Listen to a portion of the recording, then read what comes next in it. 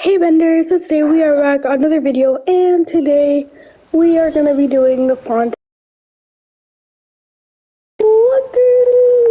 I was here crafting some handguards for Raiden, and she's still not. I was going to use Fragile if I had enough, but I don't, so I was like, okay, I'll just wait for my Resident to drop in. But wait, I'm just gonna see, make sure I'm live because I don't want to have a haul. The only reason I want to do the reaction because I already know Farina's not the archon, and I want to see my reaction. I want to see if I'm gonna cry. I want to see. I want because I want to see my own reaction. Like in the future, maybe I want to come back to my own reaction to this. So yeah, I'm in the last one, Masquerade of the Guilty. Although wait, if I have some resin, okay, I'll just do 2 boss runs for Raiden, and then we can do that. Just so that I can assault her. Or later on. With the wind. And after the stream, maybe I will sleep, or maybe I will, I don't know. Ooh, in like 2 hours, I can't eat anything because of Ramadan. No. It's fine. I ordered food.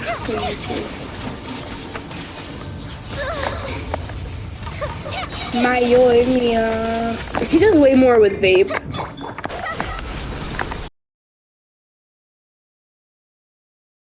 It's not the best, but it's pretty good. Here, you guys will look.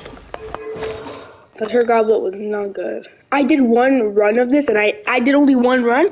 Well, I did multiple runs, but the first one I did, I was like, oh, I want to get some. I really want a Pirate Angel goblet for her. And then I immediately got like, oh my god! I remember I got a double crit one, but it did not roll very good. I got a 4-liner double crit Shimanala fire damage. It did not roll very good.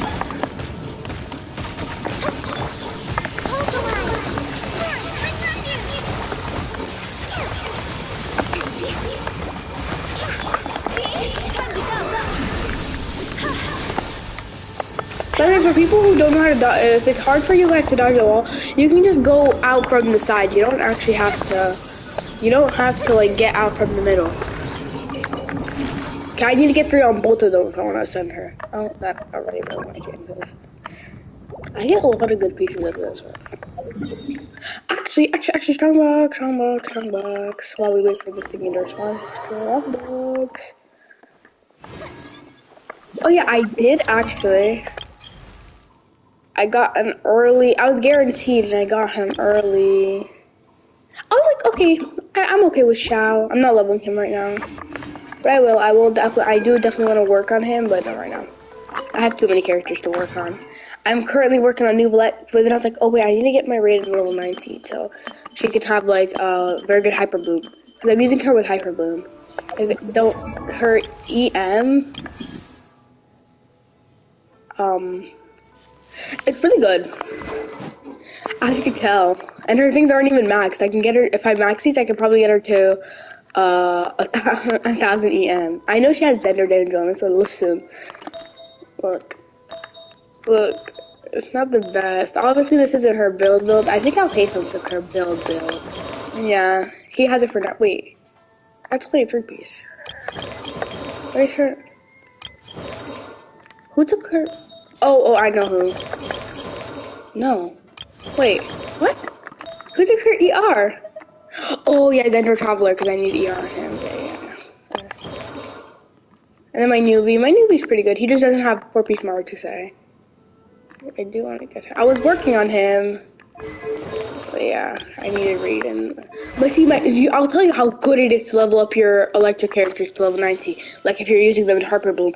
So my Hyper Bloom was doing 11,000 when my Raiden was level 70, not Ascended. I ascended her and leveled her up to level 80, and it went up to 6 for Hyper Bloom. Like I think it's only your electric characters. I'm not sure if your other characters matter. I haven't heard of that. I've only heard level up your characters level 19. I would assume so. It's your. Oh, I don't want to use those more because I want to use it to level up Raiden. She needs the M, bro. She needs to. Already? This is not going to be better than my Korean one. Now she has no more If we've got nothing else to do, Why don't I write you a song? Anyways, let's strongbox and then we can actually do the archon quest. Oh yeah, I was gonna strongbox and I was just gonna see if I could, and then I put them all in like so. I was like, oh okay, and then I clicked, and then I actually did it for a bloodstain. I do want a 4-piece for my Hu-Tao. The thing is, my Hu-Tao is so good, it's gonna be really hard to replace her artifacts. At least my best artifact on the account is Crimson. I guess let's just do it.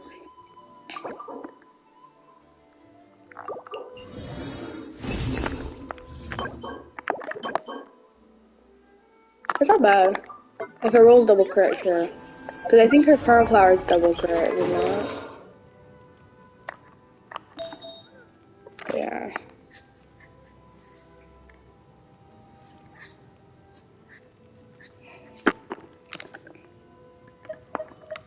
I definitely will do, but this is my best artifact.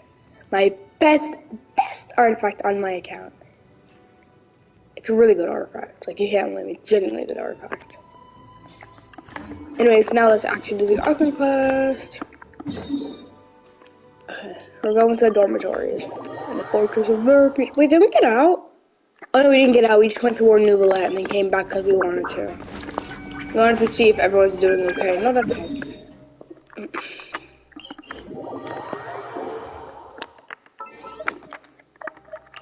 Okay. Let me put my Yoimiya team, the team I normally use for in the Fortress of Merpy because it's annoying to get around.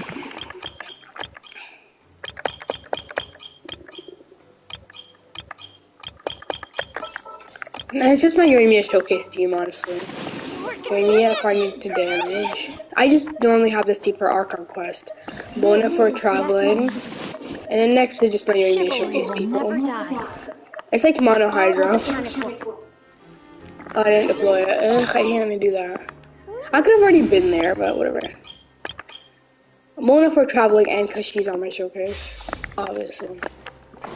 And the thing is, my Yoimiya hit like 67k, and my Mona damage boost was not, it's not maxed because she's level 50. So, I could bump up my Yoimiya's damage, and I did double crown my Yoimiya. And her alternate is like level 1. I'm not leveling that up. It's not happening.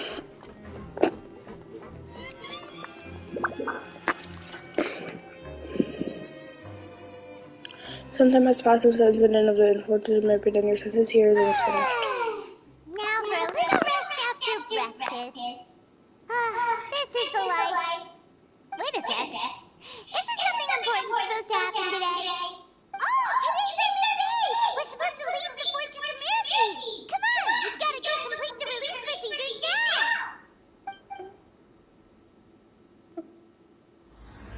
Masquerade of the Guilty.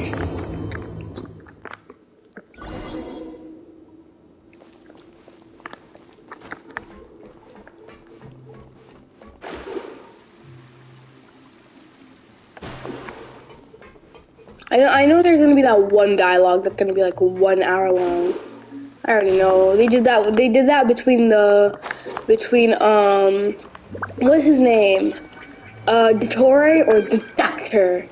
The Doctor. They did that between the Doctor and what was his name?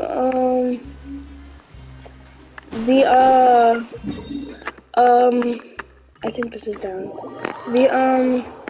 Nahida! There we go. I forgot Nahida's name. I'm sorry. And she's my favorite. No, actually no. Farmina's my favorite Archon. But she's also the most annoying character in the whole entire game. Nahida's my second favorite. I really want Nahida, but guess who came and said it? I got a purple haired Nahida, guys. Let me show you my purple haired Nahida. Look, guys. She's just my purple haired Nahida. Yeah, I already had Nahida, and I just got C1 of Nahida, see? I got another purple-haired Nahida. See, my Nahida's just special. Please help me. Where am I going? This isn't probably even the right point. Probably go here. Doctor, we'll see you. Is that what Baidu Snake says?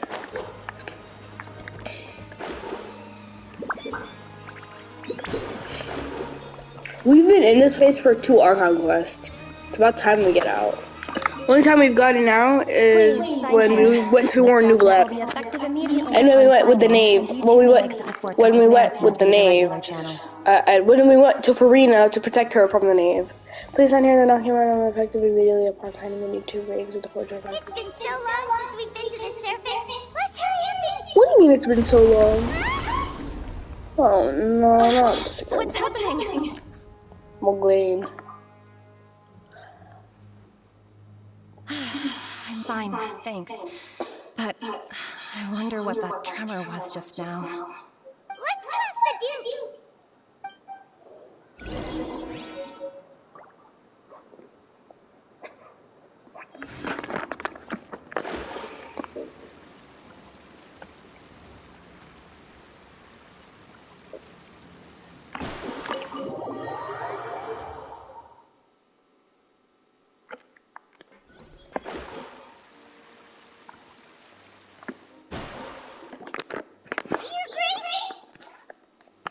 Ah, good to see you two. Is there something you wish to see me about? Yeah, what was that earthquake just now? Ah, that. The tremor didn't originate from the seafloor. In fact, it seems it came from the surface. Over the years of serving as the warden here, I have developed a sense for distinguishing between what occurs on the surface and what occurs underwater. Besides, won't fail so easily. So the fortress is okay? If you recall our last incident, if there really were a problem, there would be crowds of inmates in a panic right now. Huh, you've got a point. Okay, seems we need to get back up to the surface and ask about what happened. By the way, do you know what day it is today? I believe today is this month's pipe cleaning day. Wait, seriously? Ah, yes. Have you completed your release papers? Yep. It's you two. Are you leaving now? I can't wait till she's playable. That's right. Today is our last day in prison. But now that Will she be a better healer than Coco it Man? doesn't feel like we were confined here. It's actually been pretty nice. Oh yeah, Paimon feels fond of this place now. Then be sure to come back and visit. I'll miss you. I'm pulling for you. Papers, then you're free to go. The guards will escort you out. You're not going to see us off? I knew you'd ask. All right, sure. Let's go. Well, you actually agreed. No worries, you must be busy. Paimon was just joking. Ah, so you do have a polite side, I see. After being down here for so long, I imagine you must feel like you're lacking companionship. Shall I come along too? Yeah, don't worry, we'll come back to see you. Paimon really likes the cafeteria here. The chef's We'll let Seedring come. I hope you won't be here as convicts the next time I see you. We'll do our best to stay out of trouble. Well, it seems our work in the Fortress of Mirabane is finished. That's the end of another chapter in our journey. And since Nervlev was the one who asked us to come here, we should probably go report to him now. Next up, the Palais Pneumonia. Oh, I remember, oh, it's not done. Please pass on our kind regards. I'm sure just your regards will do, no? I believe it would be the polite thing to do. You're right. I've heard the Palais has been terribly busy these days. Tell him that I hope he hasn't been overwhelmed by the recent string of trouble. Oh, anyway, I'll tell you, like, before the other quest ended, we saw, like, Child in, like, the place, like, he was underwater, and he was in the place where the all-devouring narwhal is. It was so cool.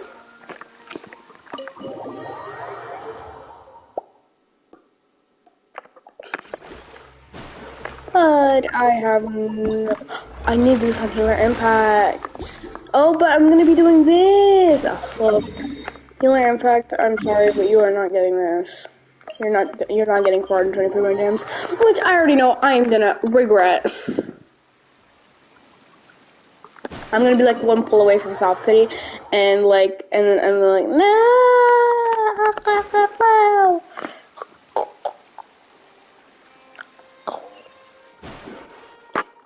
The Fountaine Harmonia sure is buzzing with activity today. Halt! Oh, it's you two. Apologies. Monsieur Neuvillette did say you'd be welcome at any time. Excuse me. Would you mind helping me take a look at this report? I'll be right there. Sorry, I've got my hands full here. But you can see yourselves in. Everyone's so busy. Seems a lot has been happening. Yup.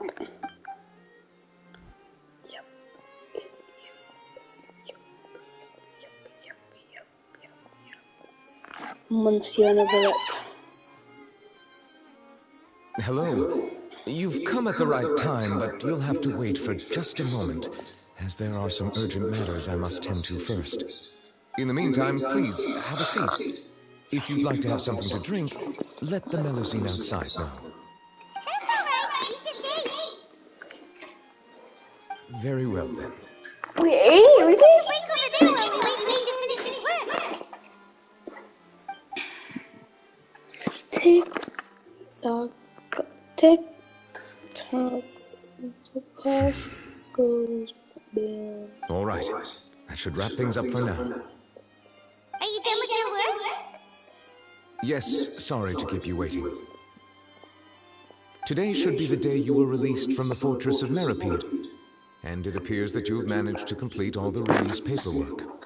That's right, and we came here to see you right away.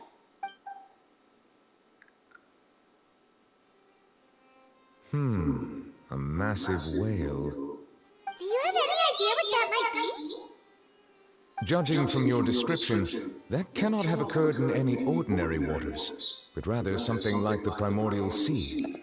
A whale of that size and shape cannot usually be found in the waters of Tevat.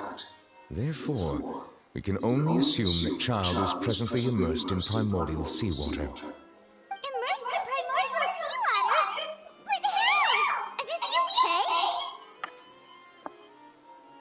Most people wouldn't be capable of entering in the first place. I'm not completely sure how he could have gotten there myself. Yes? What is it? Oh, right! Paimon felt it too!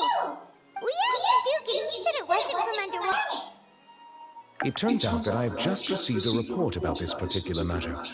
In fact, that's exactly what I was busy with a moment ago. The source of the tremor stopped, the water levels in the Poisson area rose at an alarming rate. The water levels rose? Oh no! What about all the people there? Fortunately, the water levels only rose for a short period of time, and have already returned to normal now. However, I still have a bad feeling about the whole phenomenon. If the change in water levels is connected with the leaking primordial seawater, then the situation in Poisson may be much worse than it appears. Navia should be in Poisson, right? We need to go check on her!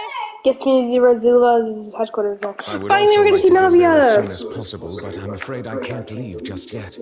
We must immediately formulate disaster prevention plans for the surrounding coastal areas to avoid potential catastrophes.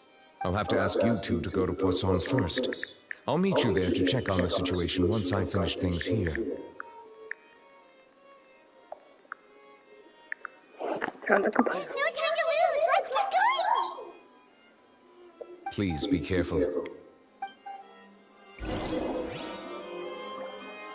We're finally gonna go see Navia!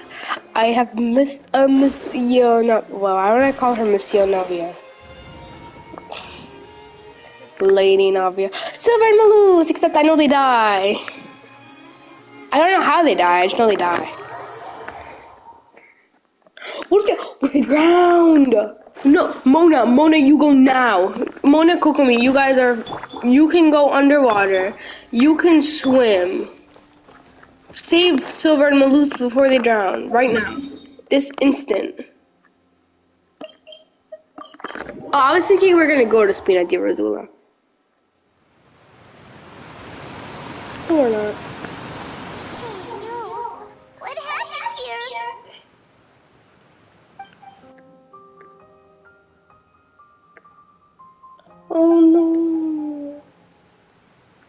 There's nobody around. Where they all dissolved? No, let's not assume the Navia worst. should be around here, right? We need to make sure she's still... Oh. Hi, that means we need to check on her.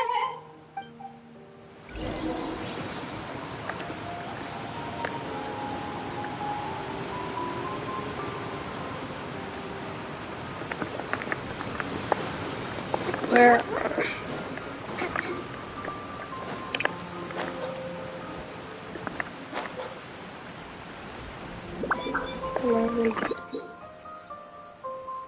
We haven't seen a single soul all the way here. Oh, this is getting scary. What do we do now? Look, there's someone on the roof over there. Just stay put. We're coming up. Watch your balance. All right, just hurry.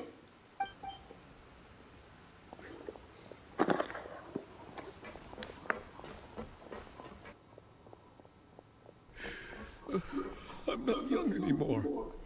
How will I survive on my own? My Desiree! He looks pretty sad. My leg! My leg! How could this have happened? It hurts! Just hang in there. Help is on the way. You can hold my hand if it makes you feel better.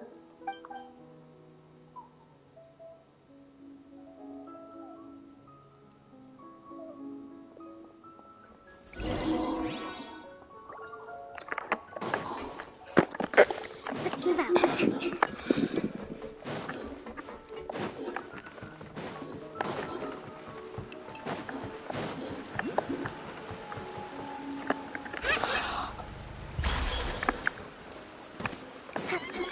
I didn't want to plunge, but I guess I did. Oh, it's Navia. She's over there. Okay, good. Hey, Navia, are you okay? Please tell me that's over on Maloose, please.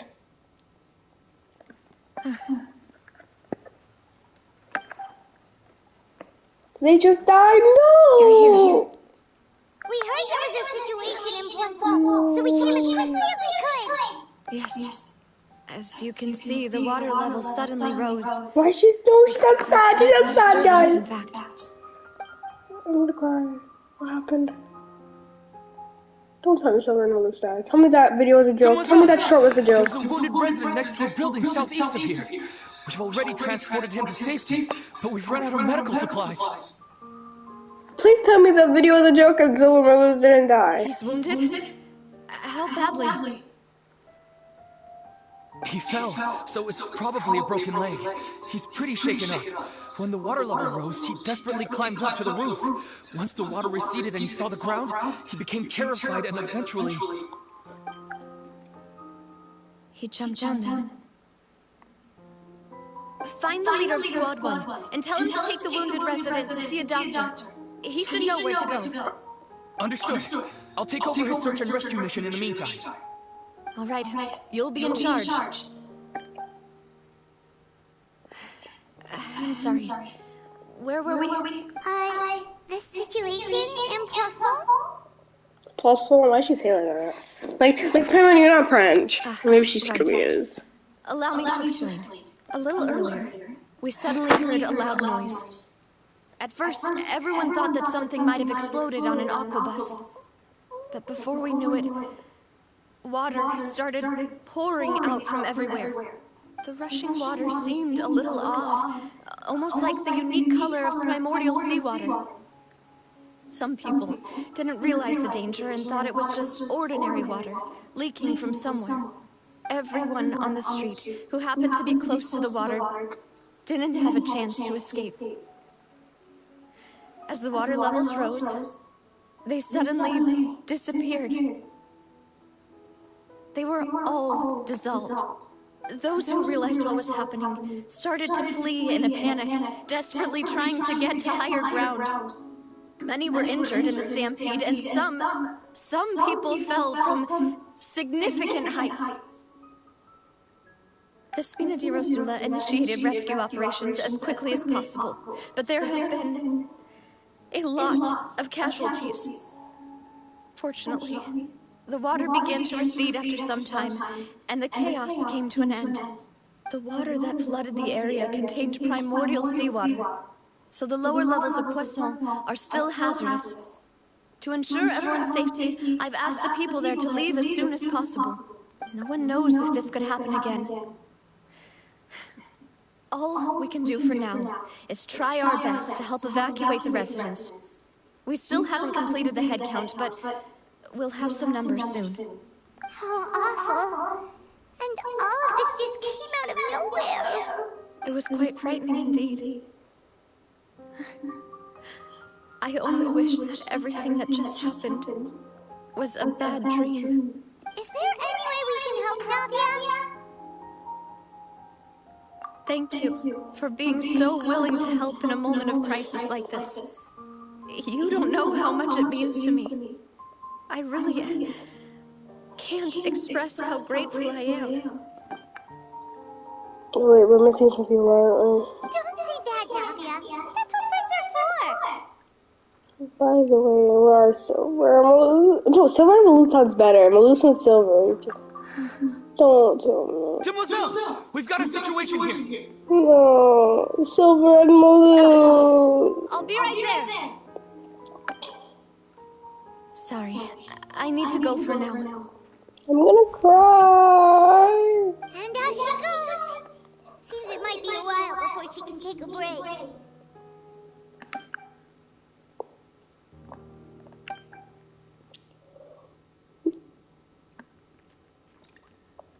Okay, the wounded are being tended to, and we finished a preliminary head count.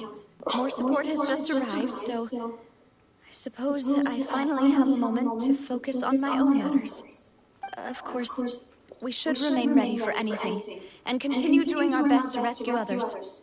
I'll be sure to have everyone at the Spina di Rosula ready to render assistance. Traveler, Paimon, would you two accompany me to my father's grave for a moment? Huh? Right now? Thank you.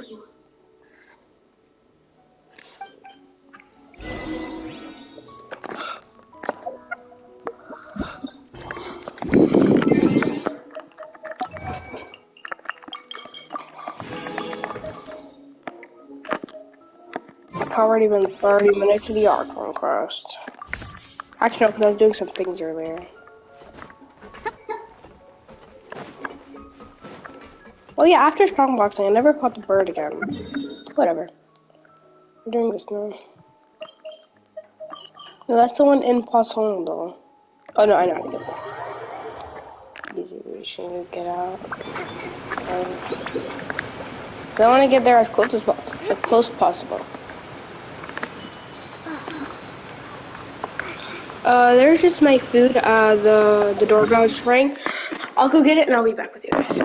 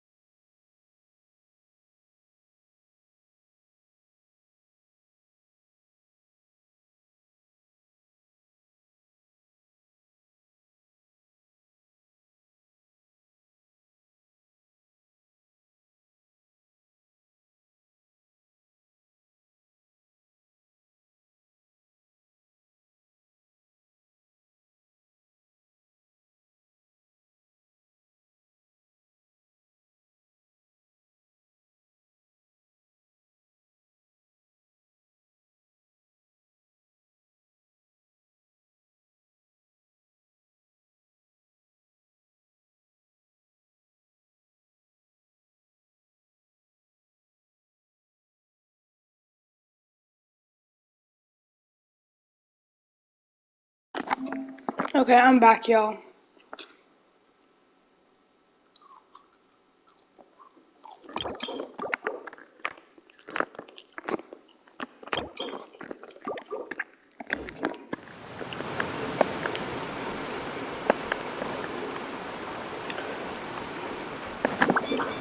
So this is how we got into Poisson.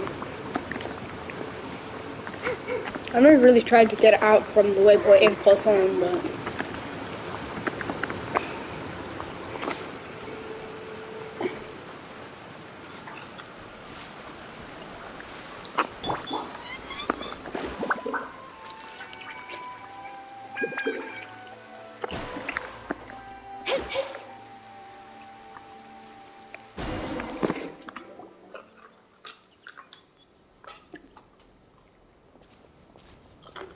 Not a lot of people here, huh? Well,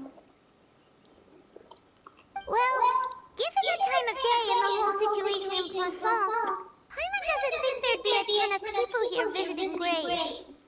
Right. That's how things are now. The living are so exhausted that they've no strength to spare any words for the dead. Navia?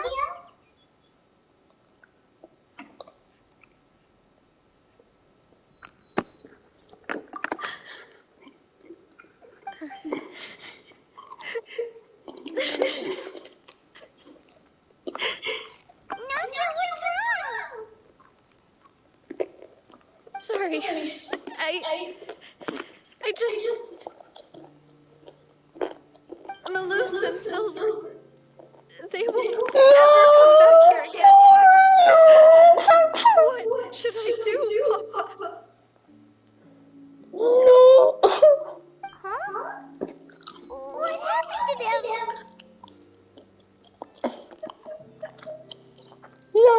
Everyone agreed on the rescue plan, but still... I was the one who initiated it. They were helping evacuate the residents, but they couldn't leave in time. And they were caught in the seawater.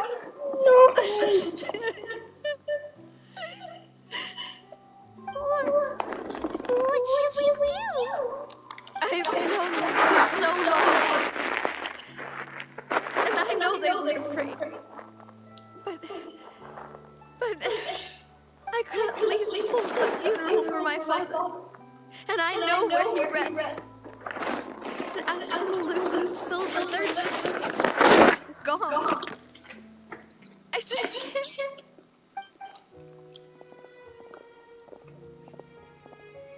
Everything looks so clean after it rains. Even the gravestones. I didn't expect that you'd enjoy a glass of red wine in front of Master Callus's grave. I can understand. Besides, the scenery here isn't half bad. See, it's not just me. I always want to bring something when I visit Papa. Perhaps we might even have a picnic. He wouldn't be angry, would he? How could Master ever be upset with you, demoiselle? Yet the cemetery is the home of those who have passed, is it not? Everyone ends up here sooner or later, no matter who you are. Buying yourself a plot in advance, are you? No need yet. But when I do, I hope you'll let me be buried beside Master Callus, demoiselle. Hey, stop joking around. I'm quite serious. That way, it will save us both the trip to see each other whenever you visit your father's grave. That makes sense. In that case, could I be buried on his other side? After all, besides you, demoiselle, the two of us could certainly be considered Master's closest companions, no? Personally, I believe we fill those shoes just fine. Why are you bringing this up all of a sudden? Seriously. All right. I'll remember your request. But I'd really prefer not to talk about this stuff. And what do you mean by saving me a trip? I'd make the journey even if I had to visit you two somewhere else. I'd promised to let them rest in peace here. But here I am breaking that promise. I'm sorry for letting you see me in a mess like this. I don't usually cry, really. Paimon doesn't know how to help you feel better. But, well, she understands how you feel. I had always thought I could make my wishes come true. But now that I think about it, that never solely relied on me. Many things can only be accomplished with someone else's help. Moose and Silver have helped me so much. I'm eating so aggressively because I can't eat in like an hour and 30 minutes. I could do nothing for them. I'm so sorry. You can spend as much time as you need here, Navia. We'll stay with you.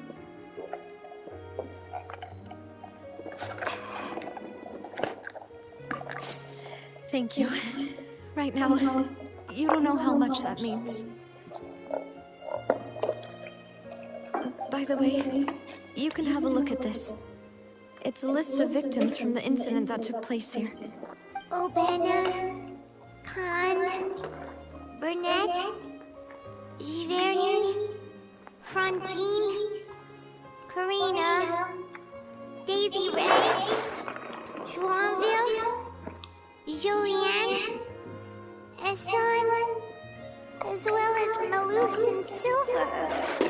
So, everyone else is safe. But still... It's okay. I know what you're thinking. And you're right. We lost Malus and Silver. But we were able to save more than we anticipated. The overall outcome indicates that the cost was worth it. No one sacrifices true innocence. Silver and Malus. I'm gonna cry. Navia.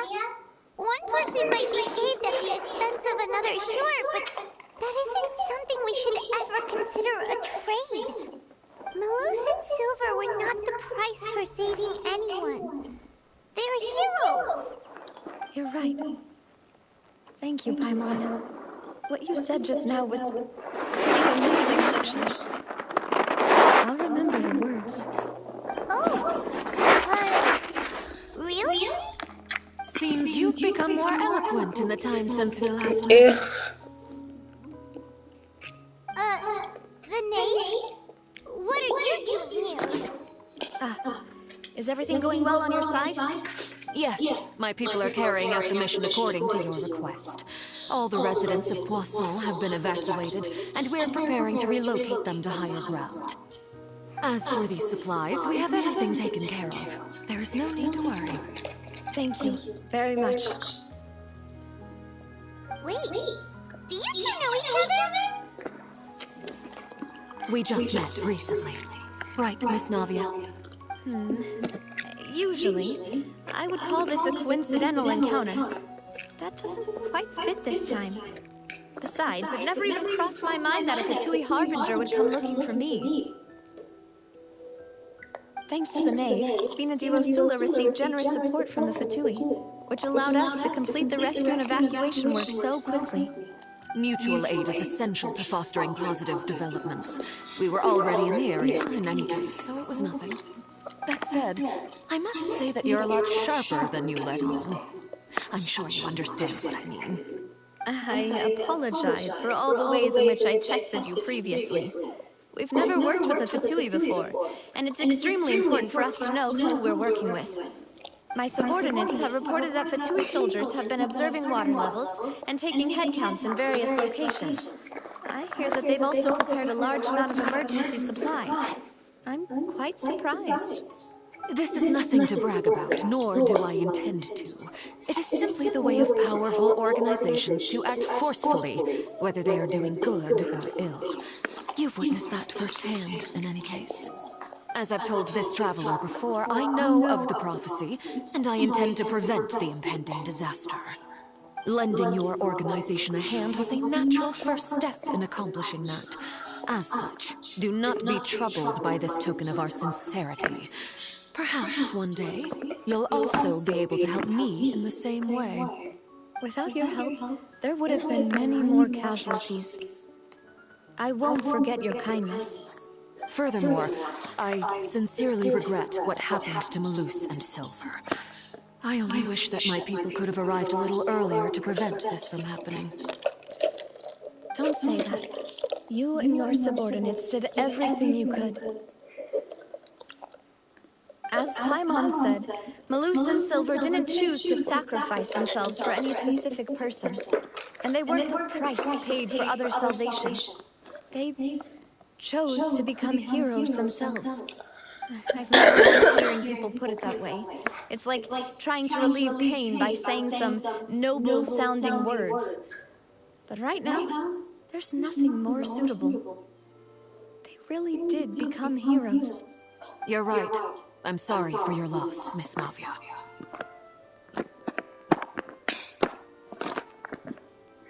Water is life to Fontaine's people, and it also spells disaster. It's no wonder that people always say that prophecies represent fate.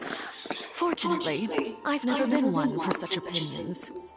So, you're one who will try to change fate, then? Of course. That is why I'm going to Hotel Bouffe de Terre. I still have some things to take care of, and the children need my attention. By the way, Traveler, Paimon, one more thing. Alright, then we'll just... This isn't right. Paimon thought you would ask us to walk with you for a moment so you could tell us something in private. That is a clever and useful conversation technique, which I do like to use when necessary. But there's no need today. It would not hurt to have Miss Navia listening in. Traveler, I'm sure you remember that I said we could work together when we had the chance.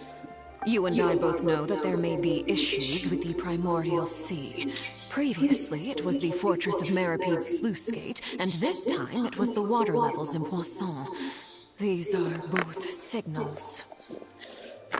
So time for jolly cooperation has come. Indeed. Allow me to share the latest intel I've received from the House of the Hearth's intelligence network with you. During some recent investigations, a child claimed to have discovered some ruins near Poisson. The ruins date back to ancient times, and seem to be worth investigating in many ways. Judging by the dating of the ruins, they may be related to the prophecy and the coming crisis.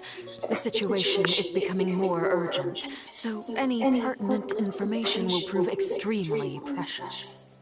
My people initially came to prepare for ruin exploration. Unexpectedly, this disaster struck. And at present, we're all busy prioritizing the rescue effort. So that's why the Fatui were already in Poisson. I wanted to take the children along, but unfortunately, Linny, Lynette, and Fremini have all been dispatched to higher ground to assist affected residents. Linny told me that outside of the house, the person they trust most is you. Which is why I want to give you this task. Are you sure this will be okay? Can you trust an outsider like me? The House of the Hearth's members see each other as family, but Linny, Lynette, and Fremini said that they also see you as such, even though you are not from the house. I'm sure you already understand how earnest they consider their friendship. That vocabulary word this year. I forgot what it means. The intel I just shared about the ruins could fetch a high price. But since the children consider you family, it's only natural that I freely share it with you. Got it! So all we gotta do is go to some ruins, right? We can handle that. Excuse me, but may I tag along? You wish to join, Miss Navia? But are you sure you're up to exploring some ruins? You need to rest.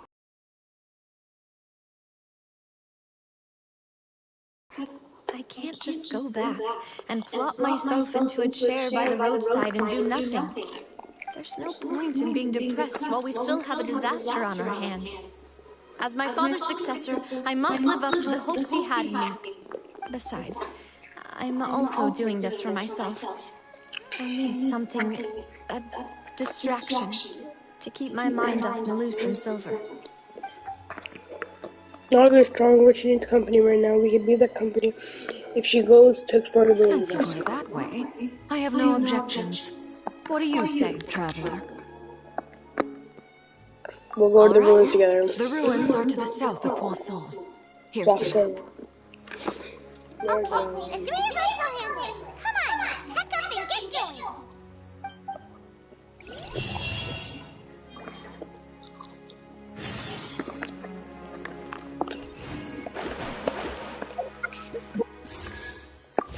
We're in the banner, so.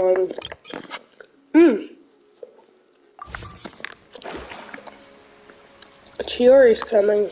Well, I don't know.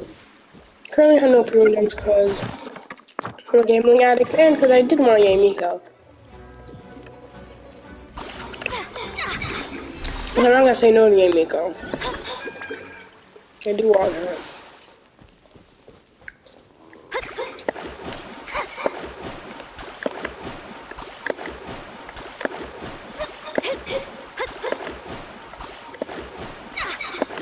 What am I doing? I like how there's like red marks everywhere we go. There look all this red marks. What the? It's kind of long, dude. It's my first time buying the battle pass. I need to level up. But what? Oh, it's going in 2 hours. Oh, I actually need books. I genuinely need books. I just logged on my phone, but I do need books. I desperately need books. What can we do? What can we do? Mine 10 items. We can mine 10 items. We can mine 10 items. Oh.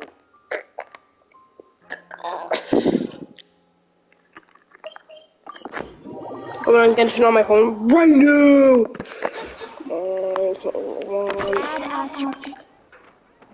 Thank you. This is how much I need books. That's not what I. That's not what I wanted. Best character. Dispatch again. Then I need to go on my phone to claim the Battle Pass rewards.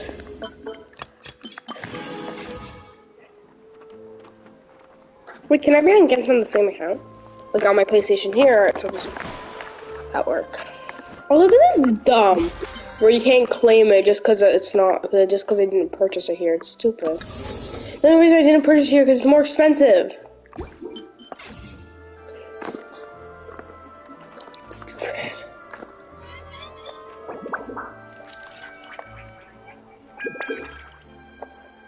I need to clean my phone.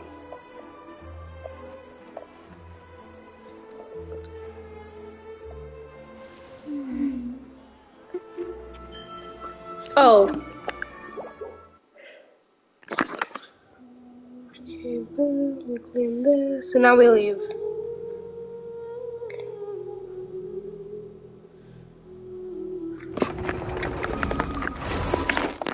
I have to do that, yo. I need it for reading. I needed those books for reading.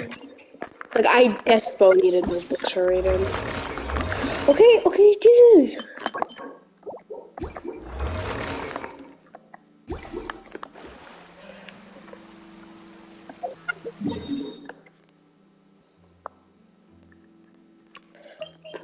Oh, this is underwater, though. This is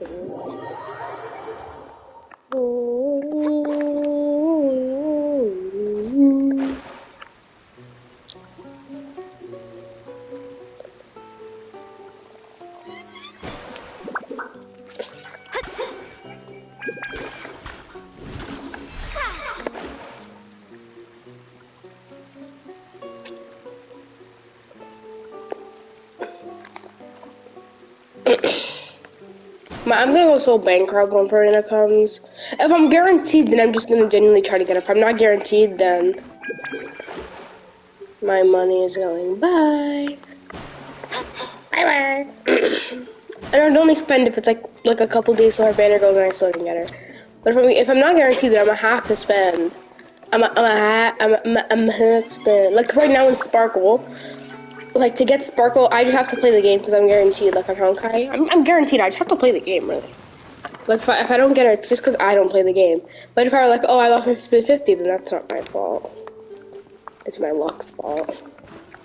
See, I was guaranteed, but Chow came home early. Very early. I'll show you guys. Well, actually, no, you can't see, but I'll tell you. He actually came home and I was only on 1 pity. No, that's a joke, obviously.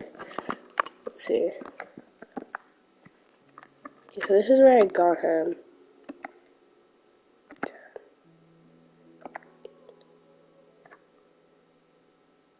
I got him at 19 pity. He was the 20th. I got him at wait, if he was the 20th pity, would you say that you got him at 20 pity, or would you say that I got him at 19 pity? How did that work?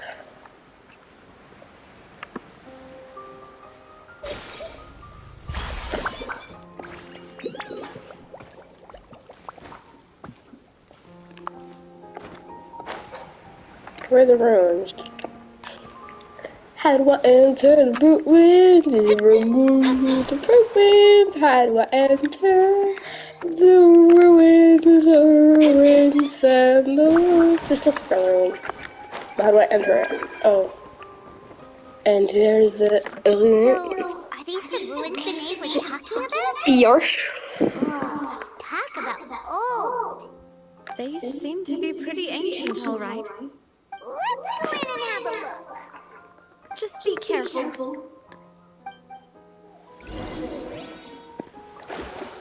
I am your mother, you listen to me. Stop all the mansplaining, no one's sitting. Speak, I am your mother, you listen to me, you just tell me. Wait, is this like primordial seawater? I'm pretty sure it is primordial seawater. I was gonna jump in and see what would happen, but then I realized I'm not from Fountaine. So, wait a minute. Oh, there's battle in here. They should give us no. Oh, but Nupia wasn't released. That's why they'd probably give us Nupia if she was released. Oh, she wasn't. Because I'm scared of her dying.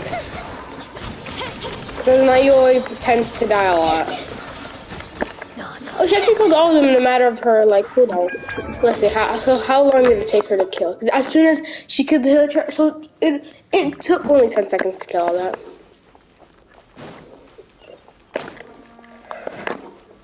Oh, but in the abyss, see, that's different. Oh. I want to be, but your life again. This place has also been contaminated by primordial seawater. This place has also been contaminated by seawater. And a lot of it, too. A Fountainian would most likely dissolve the moment they fell in.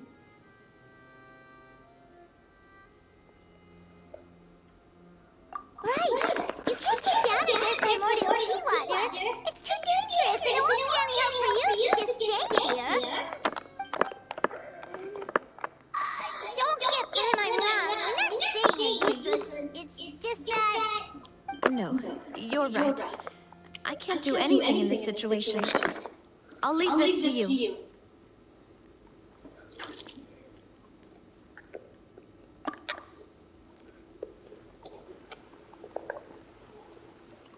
That complicates things. Maybe the only way left is forward. In that case, do you want to wait for us here? The water levels here are unstable, and there's a chance the water will rise. So staying here wouldn't be safe either. I'll go together with you. Perhaps we'll find the exit just up ahead. All right. Come with us for now, then. But please be careful. I love how they care about her. Linny hasn't had a rerun. I really want to get Linny. I felt once when I made the Rev Up Power Up edit, I really fell in love with Linny. I really love Linny. And he's a good character, but I didn't pull for him. I wanted Yelan. But I got a Pyro Claymore Sword user. That his name is D-Luke. Why can't I go in? I'm not from Fountaine. Anyway, yeah, D-Luke. I got D-Luke. Oh, I'm supposed to climb. Because I was like, why can't I go in there? Why can't I go? Yumiya is not from Fountaine. None of my characters are from Fountaine. Yumiya, you want to explain? She has a grid and you want to explain yourself, Yumiya? Yumiya, would you like to guys, I think Yumiya is from Fountaine. She died from primordial seawater. Clearly she's from Fountaine. Traveler and Yoimiya, you'd like to explain yourself. I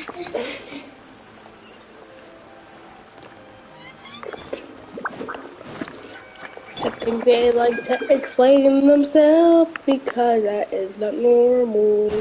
That is not normal. That is not normal. I love her like thingy, her animation too.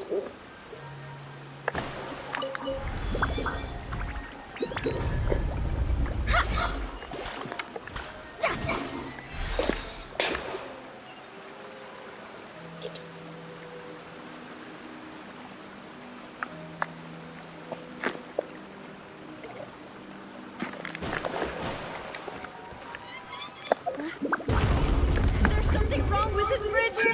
Run for it! And remember when I got D-Look on Neon's banner? I didn't pay. I didn't pay. It was all like, what's happening? I didn't pay. It was all free to play, so like so sad. No! No! No! Oh, Traveler speaks? Rare moment. Navia! No! No! No! No! I'm gonna cry. Don't tell me she died. So sorry she died. Demoiselle. Huh? Demoiselle, what are you doing here by yourself? Would you be standing here till dark if I hadn't come to get you? Maybe she just wants some time to herself, Malus. Hmm?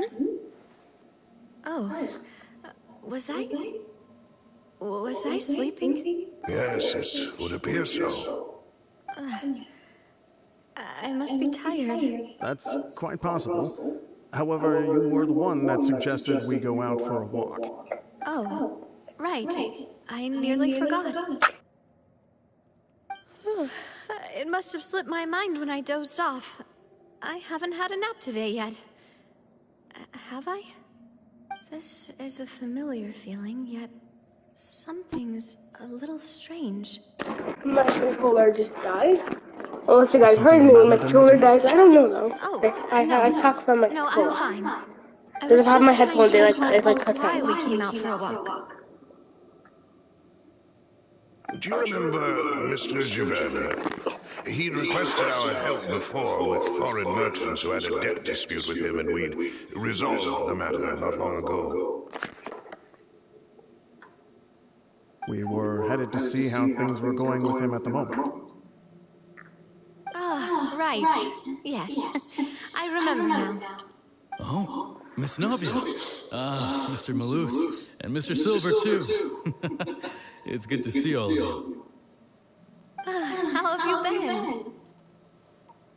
I've been great. Thanks to your help, those bothersome merchants finally realized that I wasn't the one they were looking for. Why, I wasn't even the guarantor for that person. They were knocking at my door day and night. Even my neighbor, Obina, was getting fed up with them. Sometimes force is required to calm someone down and get them to listen to what you have to say. That's right. Oh, by the way, Burnett, what was it that you wanted to give to Miss Navia again? Oh, yes.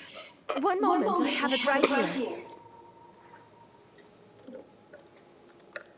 Miss Navia, these are some flower seeds that I prepared. Please take them. They're a very good variety, and they'll become very big and beautiful once they bloom. I don't know what we would have done without your help, so this is a little token of our appreciation. I swear, every Fountaine girl has this hair, like NPC. Did you cultivate them yourself? Thank you so much. I'll certainly take them. Malus, we do still have some empty flower pots at home, right? Why, we can have as many pots as you'd like, Demoiselle. Perfect. In that case, we'll swap out some of the decorative plants for some of Mrs. Burnett's flowers. Very well. Wait. Something seems to be off here. Excuse me, madam. If I'm not mistaken, your name is Burnett, correct? That's right. Is something wrong? No, it's nothing. This is the first time we've ever met, but your name seemed familiar to me. I must have heard it when I was discussing things with your husband previously. I've heard this name before. Sometime recently, I'm sure of it. And why are there so few people around here? Where did everyone go? We must mind the time, demoiselle. We still have important things to attend to today. Huh? We do? Like what? Well, now, did you forget? Miss Nadia, here you are. We've been looking for you. Please, come to the opera house. Your trial is about to begin. My trial? Wait, why would I need to go to the opera house? Yes, she's right, demoiselle. It's just about time now, so we should get going. Oh? All right then.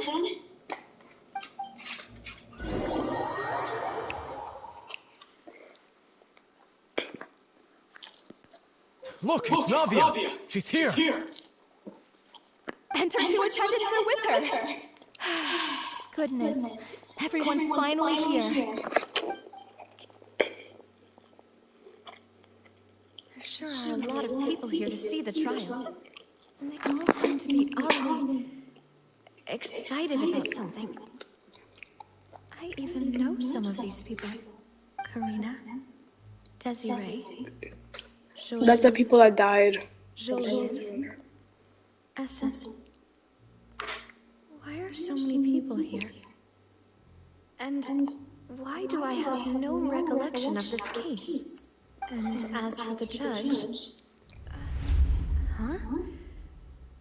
Where's Monsieur Neuvillette? Please sit in the defendant's seat.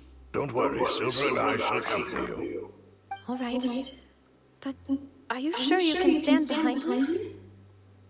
Typically, it wouldn't be allowed, but today is an exception.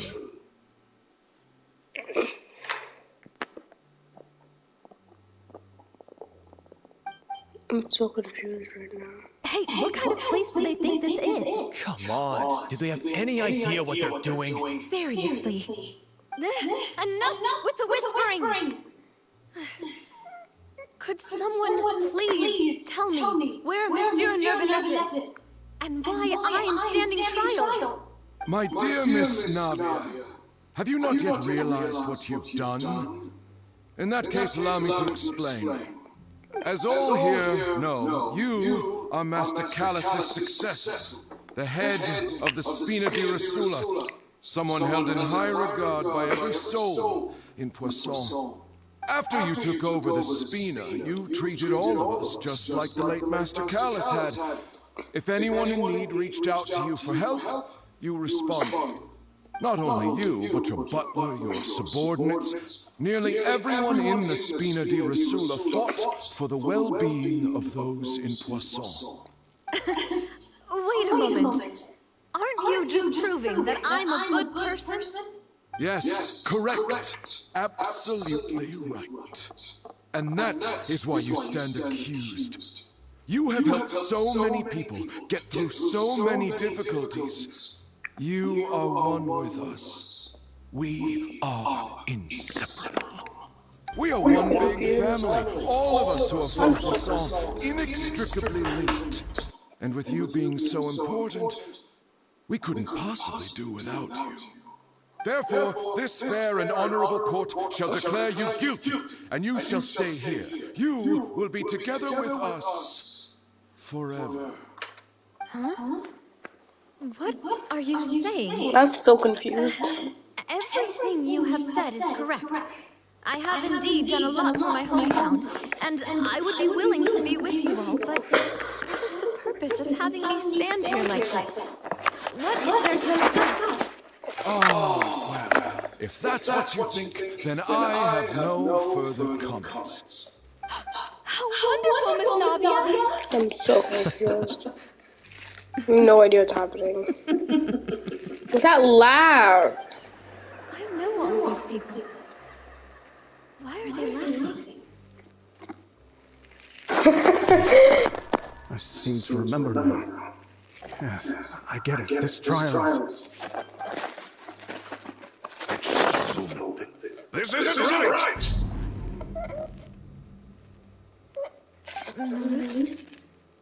What was that, Mr. Malus?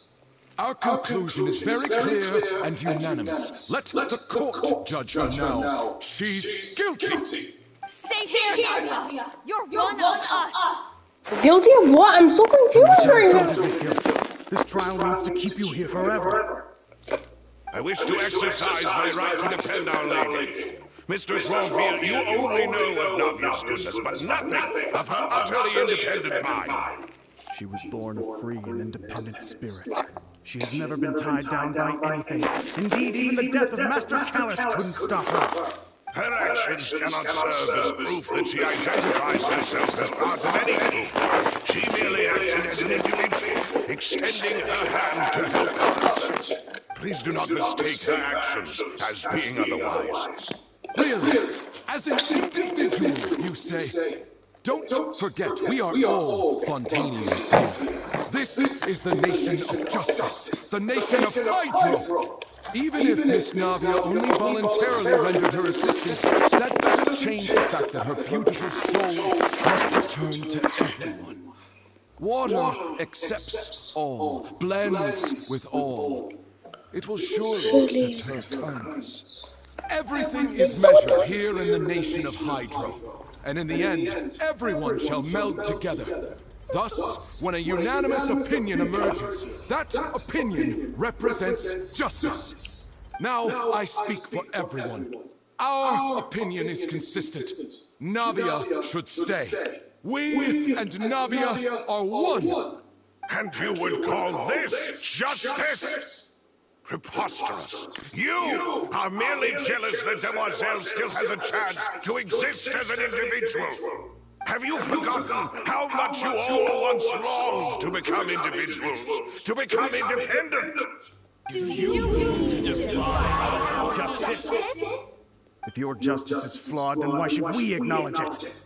As you said, we can also have our own justice. Silver and I shall defend Demoiselle.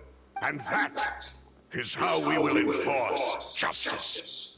My head... It hurts. Demoiselle. Silver, it hurts. My head is spinning. All I can see is stars swirling in front of me. I remember now. Everything that seemed odd from the very beginning.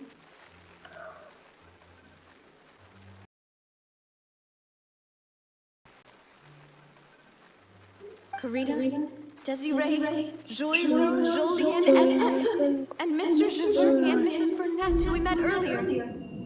Even Malus and Silver. I don't want to admit it, but they're all dead. That's what I thought. They're all the dead people. I said in the Don't beginning. be I was afraid. like, And don't admit guilt. We will protect you to the very end. Absurd! Who are you to say that she cannot be judged? We are the majority, and in the nation of trials, the majority is absolute justice. We are the will of all. Don't let them escape! We shall keep Navia here with us! Mr. Malus and Mr. Silver, must you be so stubborn? How could the two of you possibly hope to stand against the collective? Do not resist. This judgment is fair and just. Navia belongs to us. After all that happened, she should not be left alone in Poisson. What are you saying? No more excuses! She says we're jealous. Jealous? How could she possibly be an independent individual? What's with these people? Who's jealous of her? She belongs to us! Miss Navia, she... Silence. Movie. That's... I'm just gonna know Monsieur, relax. that. Such commotion is prohibited in the court. The accusations you just presented are nonsense and cannot constitute a proper trial. The court will adjourn for the rest of the day. In this, I shall hear no objections from any unauthorized party. Our thanks, Monsieur Neuvillette. Please leave with me, Miss Navia, while there is still time. But... Go on now, demoiselle. This is your only chance to leave this place. What, can't bear to leave us behind or something? Loose. My apologies. I couldn't resist making one little joke once I realized that this shall be our last goodbye. Malus. Silver. Quickly, you must come now. Like, I'm like confused and I'm sad, and it's just so weird because we started by her falling in the water, and I was sad because I thought she died. But Just a second. wait, I'm confused. You're awake? Good. I must have been dreaming. Malus and Silver were still alive, and they were defending me at some insane trial. It looks like you're all right. Did all the sad feelings cause you to have a nightmare? Paimon could give you a hug. The ruins you were exploring suffered a cave-in. When I arrived, I found you falling toward the water. You were just about to be dissolved within, but I...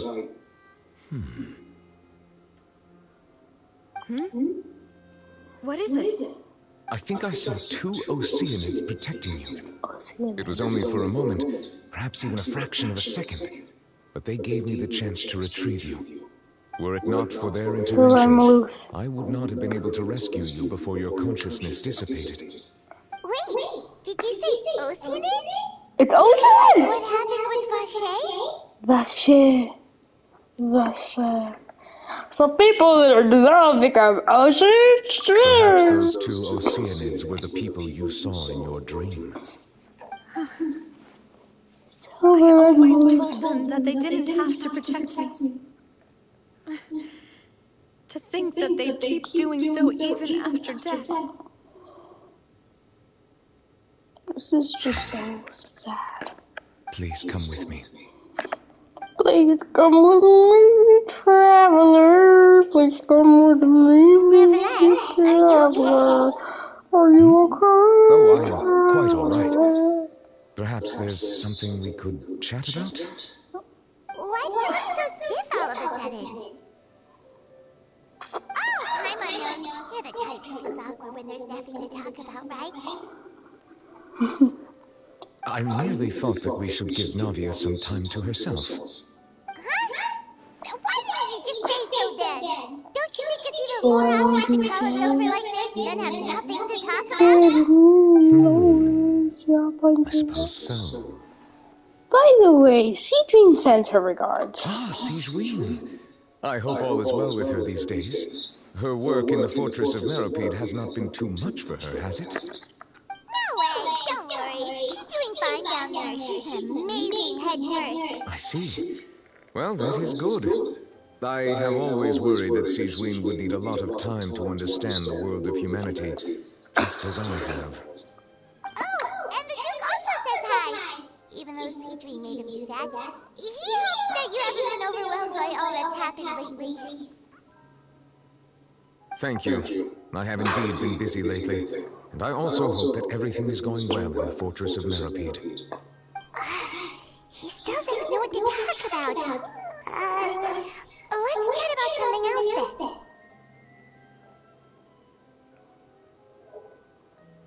You're the expert here. Paimon, what should we talk about? So, Neuvillette, you're probably quite the swimmer, huh? Yes, of course. This isn't going anywhere. Let's try something else. How did you find these ruins? Did the knave tell you? Yes, in fact. I had arranged to meet you in Poisson, but when I arrived, I discovered that the Fatui were helping the residents evacuate. They had even transported a large quantity of supplies to the area.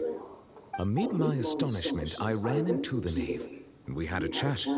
She informed me that she had asked you to investigate the ancient ruins here. Yeah, we originally planned to meet up with you, but we thought you might still be busy with all those official documents. We didn't think exploring the ruins would take very long, and who would have thought you'd wrap things up so quickly?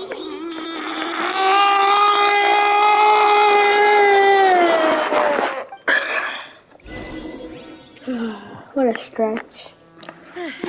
I'm sorry to have kept you all waiting like that. I'm feeling much better now. I guess we should get going again. Will you come with us, Mr. Nervous? Wait, where is she? Where is she? Yes, Navia! if you wouldn't mind my I think Navia fell down here. Okay. Wait, Mia, I'm not sending you back in there. You have some explaining to do. Miss Yo, no, Miss Yo, no, she's a girl. Miss Yo's for boys. I forgot what her girl is. I was gonna say Miss Yo, no. The only problem with that is he does so much damage.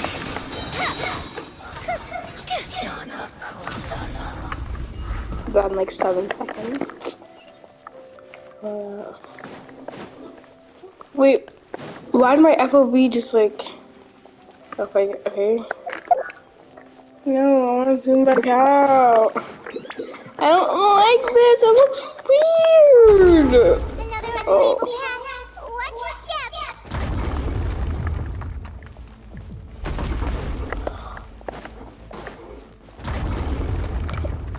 Navia, don't fall this time. If you're even here. Yoy, Mia. Faster!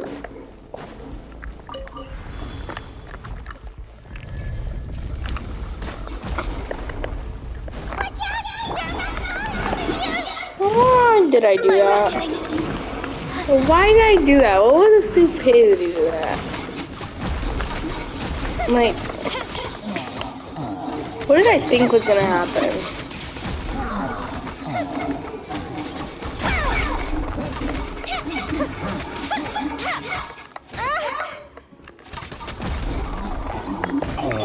Okay, let's just revive one of her, past her moving.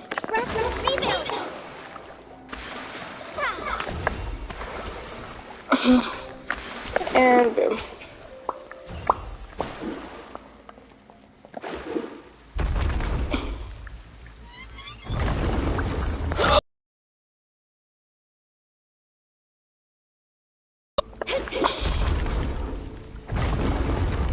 Oh, that is not very good. Again. I didn't even know we were gonna go in a domain. Finally some fighting.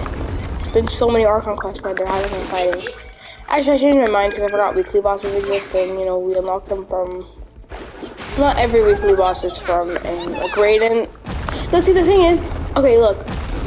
Like, a weekly boss is unlocked, for example, like, okay, we finished, actually, no, Venti is the only one that didn't have a weekly boss from story quest, because he only has one. But we unlocked the bomb, but that's irrelevant. Away, we unlocked Child weekly boss from a thingy, and then we get, from Zhongli story quest, we got Azdaha. Same with Inazuma, Raiden story quest, we got Raiden, and then Archon quest, we got Senora, and then Nahida's area, Sumeru, we got Scara, and then we got Apep from Nahida's story quest.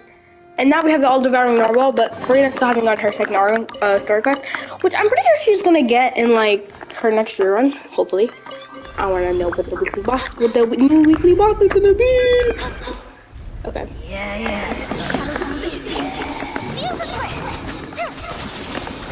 I did it again, guys. I'm not gonna kill them all in one rotation of my shot, but no, I'm not ready to die. I'm not ready to die. Oh, stop it.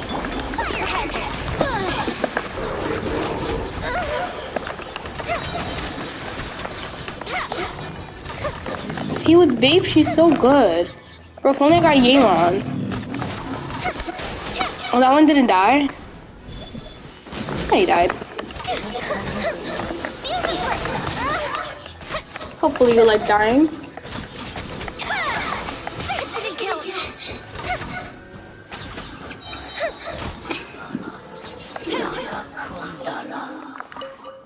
what is this like Motakundola? What is this?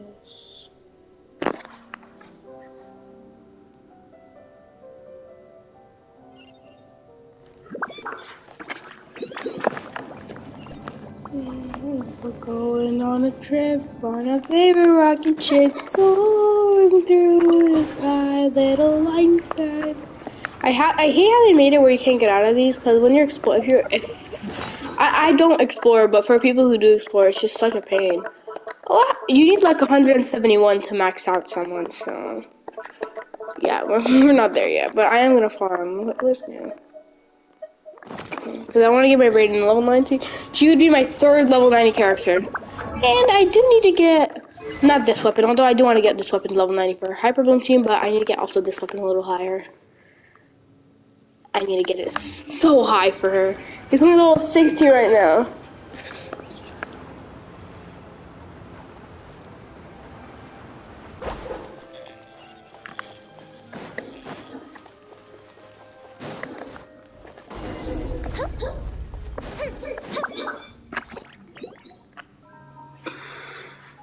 Looks like we've reached the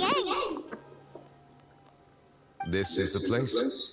There should not be any other hidden spaces in the vicinity. The path sure had some twists and turns, but it turns out that this place isn't actually that big.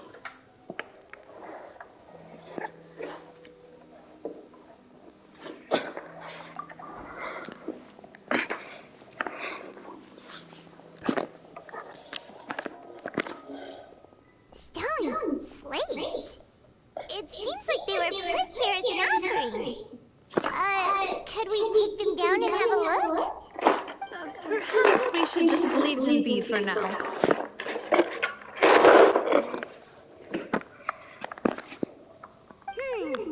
There are 4 locations in total, but only 3 stone slates. The slate that should be in the first empty spot is missing.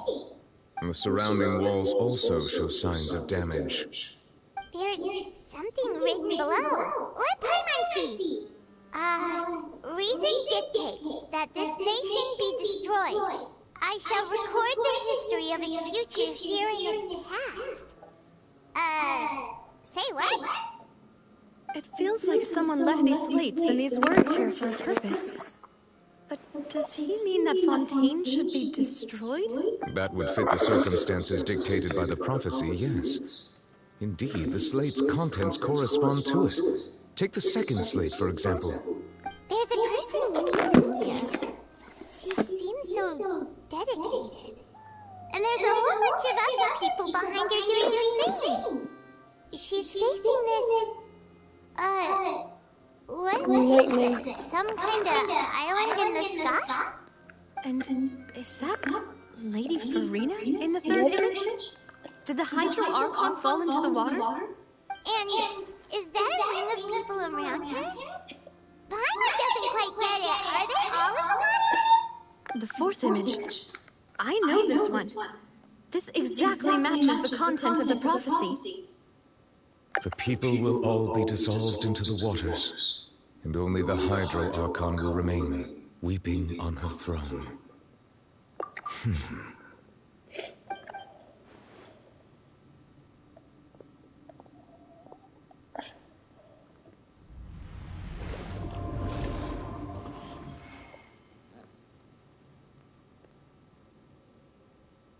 More information should be hidden in these slates, but I fear I cannot easily uncover it, most likely due to us missing the first slate.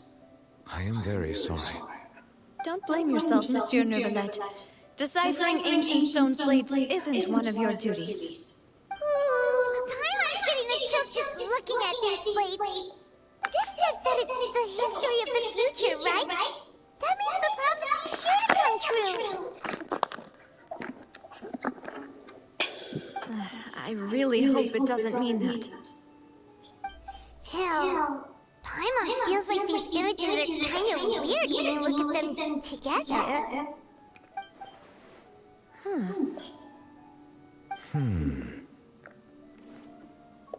I get what you mean, Paimon. The issues in the order of the third and fourth images, right?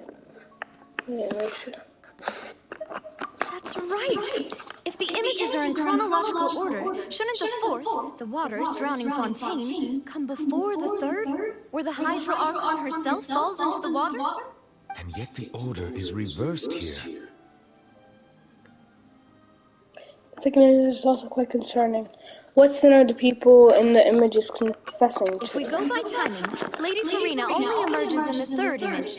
That means that the person in the second image might be the previous Hydro Archon. Which I forgot her name. Egeria, then. Yeah. I had never met her, but her appearance here does match the records.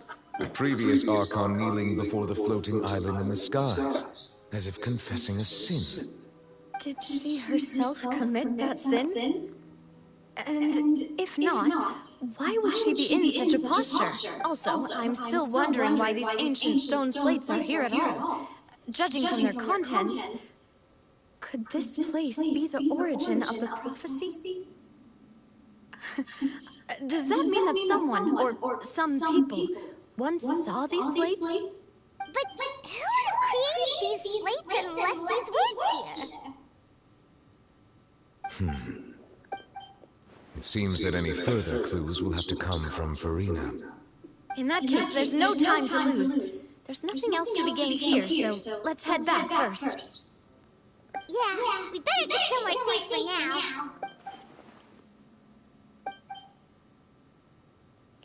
now. Honestly, who created the slates doesn't matter now. The real question is whether things will truly play out as the prophecy foretells or not.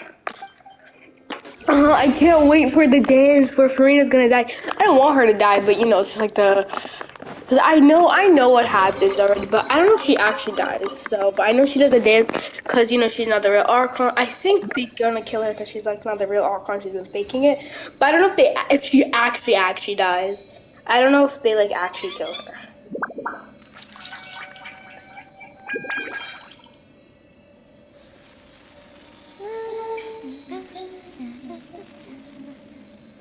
Anyways, we are not close to that part in the Archon quest. I just checked the walkthrough thing. We are not close. Not 1 minute are we close. Let's split up here. I'm going to check on what's happening with the Spina. You know how it is. There's some things you just need to be there for yourself. Okay, guys, I'm gonna go to the bathroom.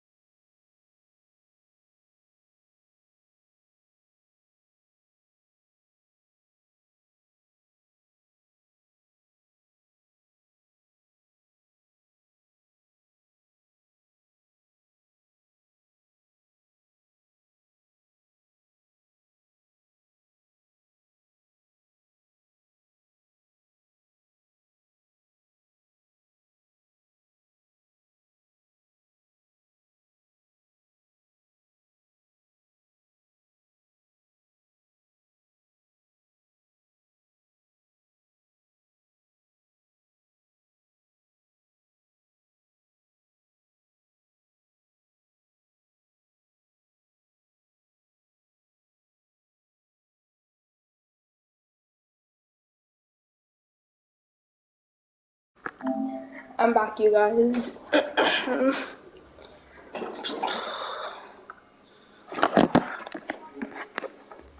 I'm going to check what happened with Spina. You know how it is. There are some things you just need to. You still have energy for that now?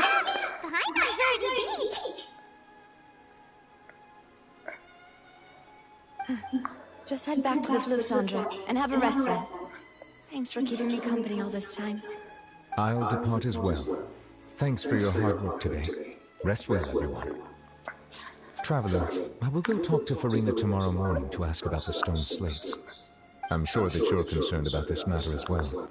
If you have time, drop by my office. I will share the results of our discussion with you. Are you really gonna talk to her about this directly? Will that be a problem? Paimon's getting a little scared now that it's come to this. She has long been harboring secrets and will not give them up easily, which makes it all the more my duty to ensure that she understands the present situation. Alright, we'll leave it in your hands then. You're probably the best person to talk to her anyway. I will be carefully considering my words tonight. Traveler, Paimon, our safe house at the Fountaine is always open to you, as ever. So please don't think you're an imposition. All right. I'll be on my way then.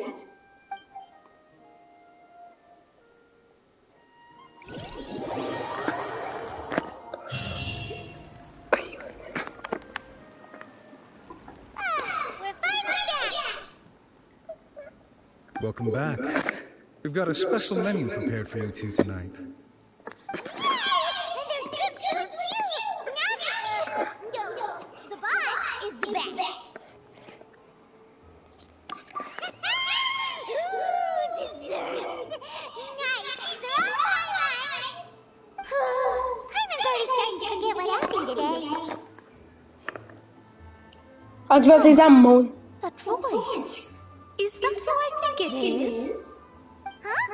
Because Moon is like technically from Fountaine or something like that.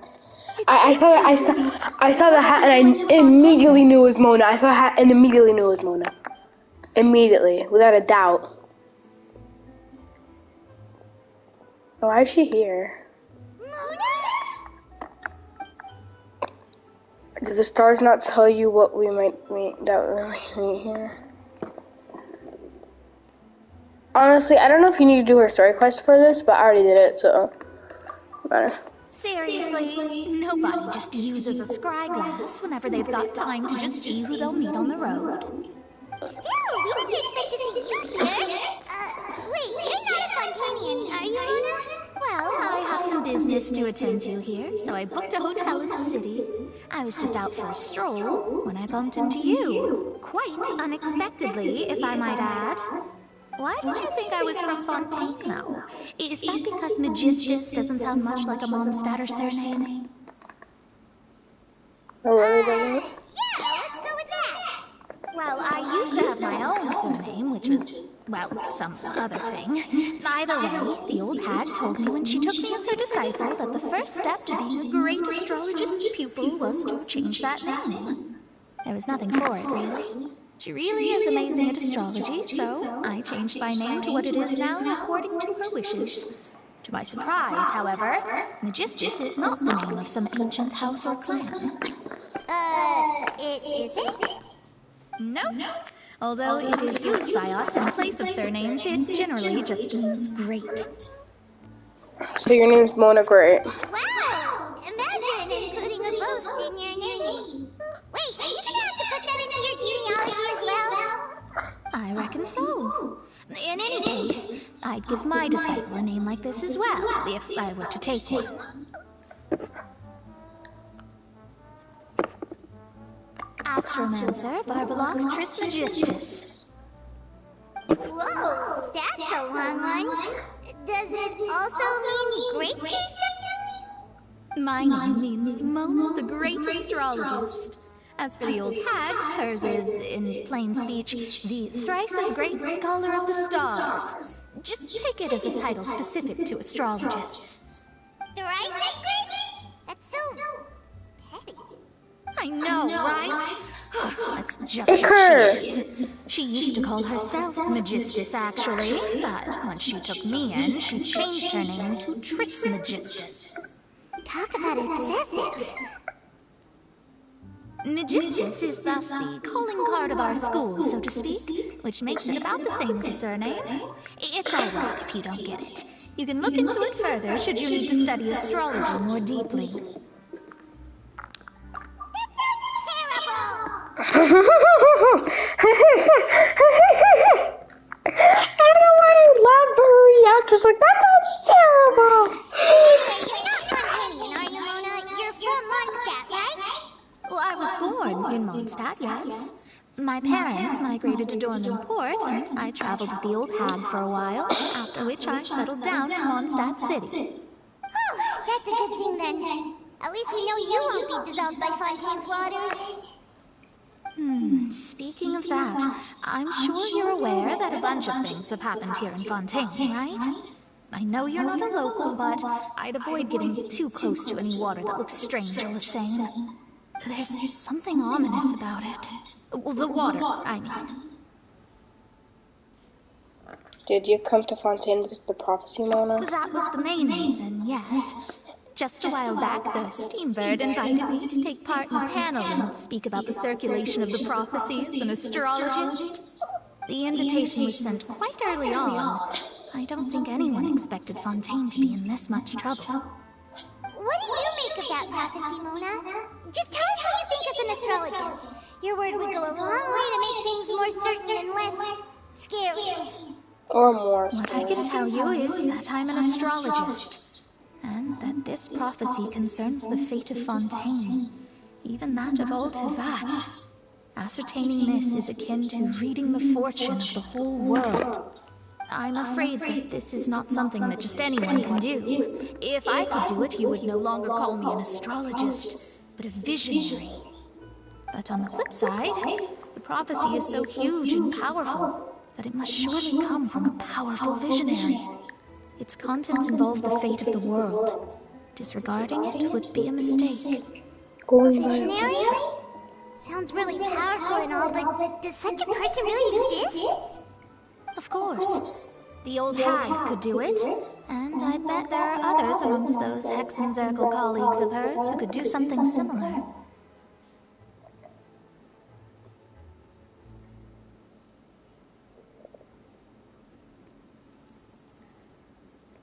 Sorry. I'm still shocked that Mona's here. I need to ascertain the accuracy of the prophecy. Could you help me get in touch with your master? Are you sure? All right, I'll help you. It isn't often that I see you with such a serious look on your face. I'll tell you once I hear back from her. Thanks, Mona. You're amazing as always. Oh, well, this is something only I can do after all. So yes, your praises are quite welcome. That's the greatest of astrologers for you! Indeed. That's the spirit. Oh, sorry. I came to see what all the commotion was about. If there's anything you need, do not hesitate to inform the Spina di Rosula. Oh, whoops. Guess we were getting a little too carried away there. Well, I'll go tend to my own business now. If I receive any news, I'll be sure to come find you two again. And there she goes, quick as rushing water. And here we are with the Spina guy giving us suspicious looks. Right, but we were able to recruit Mona's help, didn't we? Our Fontanian friends will thank us someday.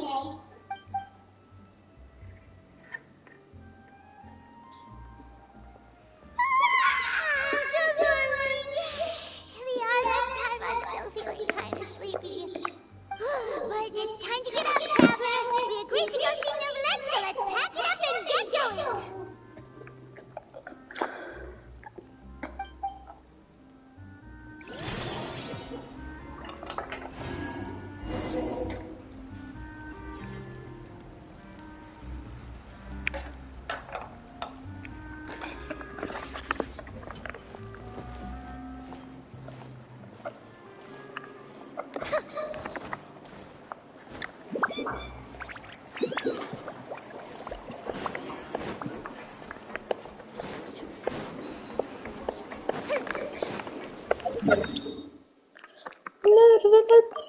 Waffles, we have to go to Nervalet's office. That's how Paimon said it. She's like, Nervalet! See, Palesia. Oh, normally the people in Mondstadt are like scared if I shoot them. Oh no, she clapped. No, because with some people they're scared. With some people they're like. I have to keep an eye on the deployment of guards at all times. Yeah, I'll be scared with sword on people with water. Wait, but you're from Fountaine. What if right now I shoot you? See, I'm an astrologist. What if I shoot you with primordial sea water? Wait. Let me scry. You're gonna dissolve and probably like a day, since this isn't a lot of seawater. Actually, no, I'm gonna shoot you with a lot more seawater. So yeah. And like here, yeah, you're gonna dissolve in like 5 minutes. I better not see you outside in 5 minutes. No, sorry, like in like 1 hour.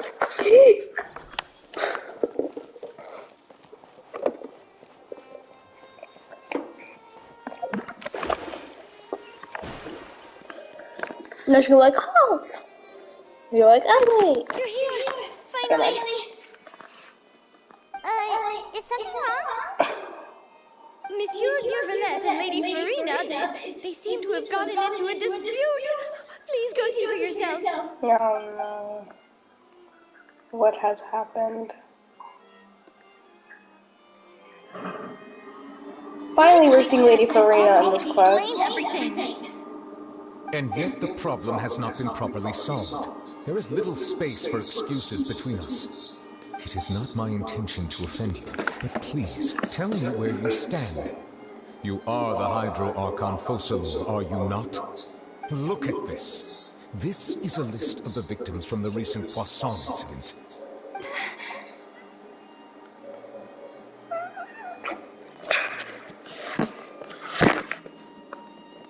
You mean they're all... We did not arrive in time to avert this disaster, and I will not have it happen again.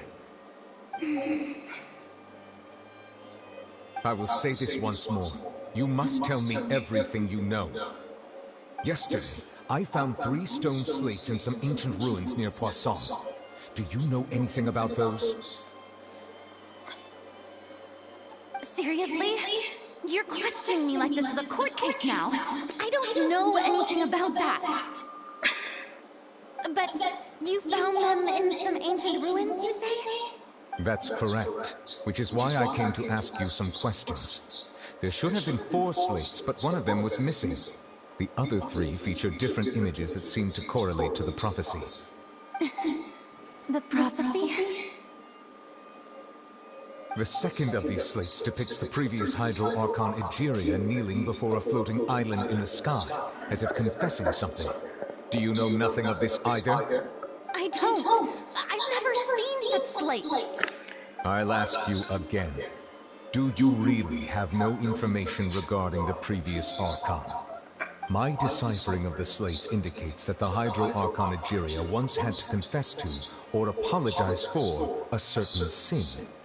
If anyone would know about it, it should be you. All gods don't have the same secrets, you know. She was herself and I'm me. Is it really so strange that I know nothing?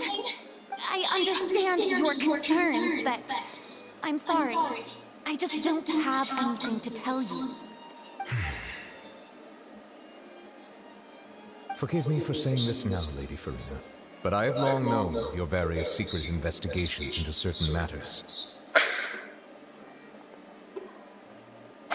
There are several indications that you have been investigating the prophecy on the sly.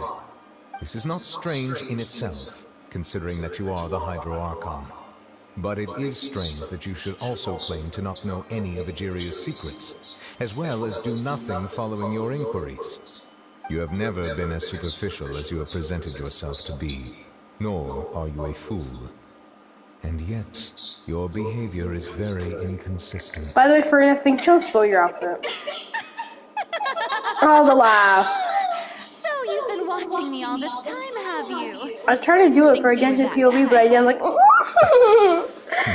like, I couldn't do it. It sounded like so weird when I did it. Then You can go watch that, but I mean, you don't have to if you don't want to. There's no point questioning It's or hilarious. suspecting me. You're the Unix, but you're still my subordinate. You should be following my lead. Just trust in me. You're archon, and do as I say. Never mind whether you can truly convince yourself to or not. It'll all turn out fine. That's all I have to say. We do not discuss this matter again. Oh, the opera's about to start. Toodles! I knew how she was gonna say it. That high-pitched voice. She's so annoying!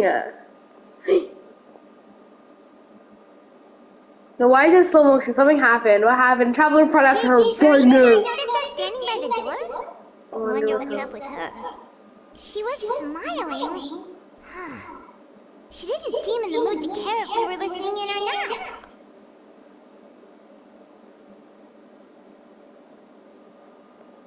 She seems deeply troubled. So I were we assume listening you've in? been outside for a while now? Oh, you noticed. Seems Farina didn't even realize we were here. She was in a great panic, though I cannot discern the reasons. Our discussion reached impasses time and again, a state of affairs that we cannot allow to continue.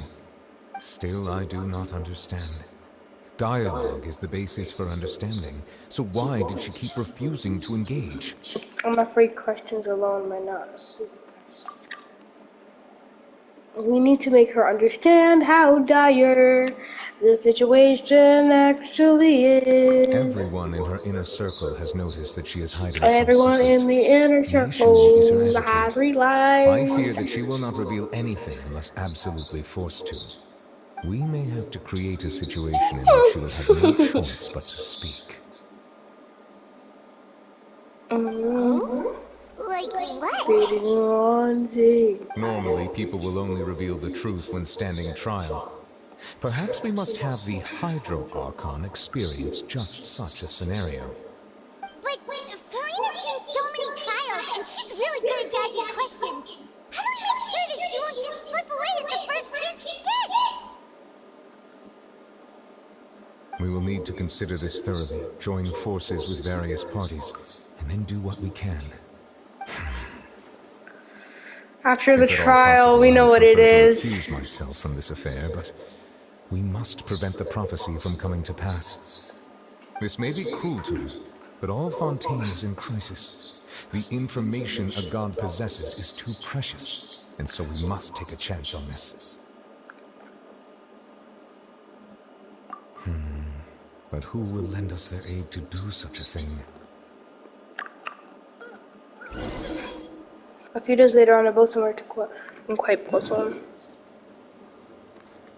Well, that's everyone, huh? Speaking of which, it was pretty smart of you to think of hiding here. Poisson was just involved in a disaster, so it's presently devoid of people. That naturally makes it the best choice. And here you are drinking tea like it's the most natural thing in the world, huh? That's what families should do. Sit and enjoy a leisurely time together. It's nice to enjoy tea here, you know? Care for a cup? Where's her minute? Lend me your ears, everyone. Or perhaps one of you might like to start us off. How about you, friend? Me? No, I don't think I can. Then, how about you, good sir? I fear that I will cause the mood on this boat to become as somber as it is in court.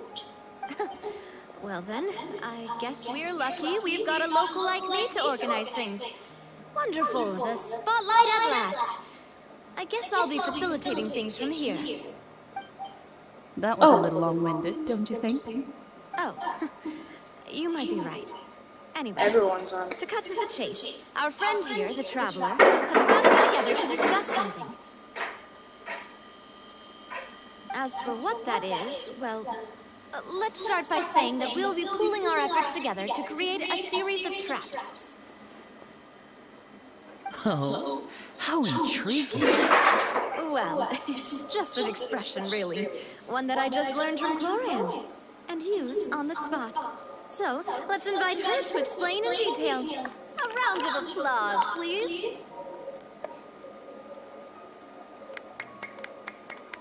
Huh? Didn't you say that you would be facilitating this? Oh, come now. Your work doesn't involve much public speaking, right? This is a good chance to practice. You might even pick up some fancy oratory tricks to impress your boss with in the future. I see. And what does my boss say? He is glad that you consider him your boss. Do go on.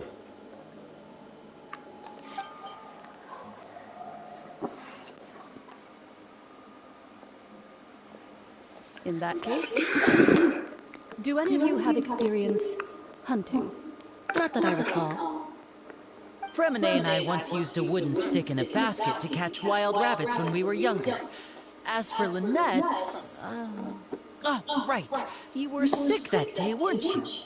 I've also gone diving to catch some fish before. Does that count? I'm afraid not. You may or may not have heard, but Fountaine once played host to a group known as the Marechaussee Hunters. Though that was their name, they did not hunt animals, but rather various monsters left behind by the ancient dynasty of King Remus. Today, Fontaine's monster population has already thinned greatly, so the hunters have blended back into society, taking up arms in other lines of work. They even left a unique methodology of hunting in their wake. A trap comprises of the following components: bait, a trigger, and a containment device. Sometimes a lethal implement will also be necessary to deal with the prey. So, if we were to build a trap together, right now, what would you choose to build it with? For me, I would prefer something basket-shaped. Pigeons and rabbits will see the bait and naturally enter the snare. Our line of work requires a deft hand, and we're some of the best in the industry, so you can count on our techniques. You used some of those techniques while moving the people of Poisson, didn't you? My subordinates mentioned that you even performed some magic for the bawling children. Yes, and I even managed to gather some intelligence in the meantime. I'm quite the multitasker if I do say so myself. I'm afraid I can't claim that as my strong suit. I prefer more stable methods, like placing bait in the water and waiting for the fish to come within reach. That's the kind of method I would count on. Calm and steady. Exactly the kind of person who would catch loads of fish. And I can be their assistant. With discretion, I'm sure. I'd probably use some sort of mechanical animal. Papa once bought me some small clockwork squirrels, mice, and such. When placed in the forest, they can attract others of their kind. I remember that you liked those too, didn't you? I did. And that would be a good way to go about it. If they're realistic enough, animals of the same kind will follow them all the way to the trap. What about you, Monsieur Neuvillette? I fear I do not have any related experience. That makes sense. You usually solve problems directly, without the use of any such tricks. But I do have one more question for you, Monsieur. If we were to create a trap now, how would you design it?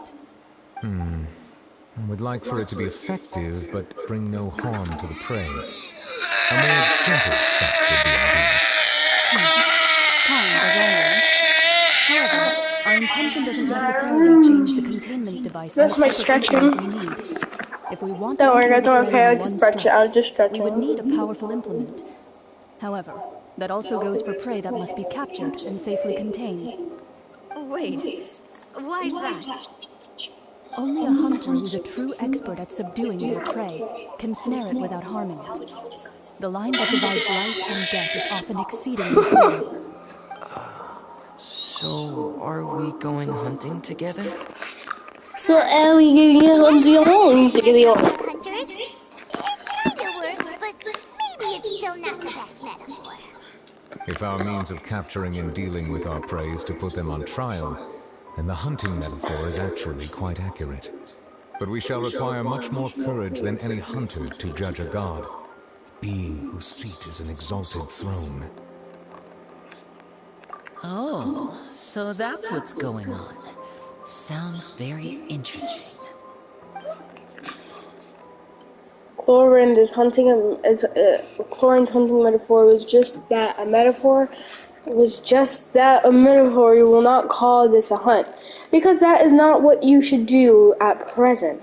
Nor has the relationship between you and Farina reached such a dire state. What you need is simply the secret she is keeping.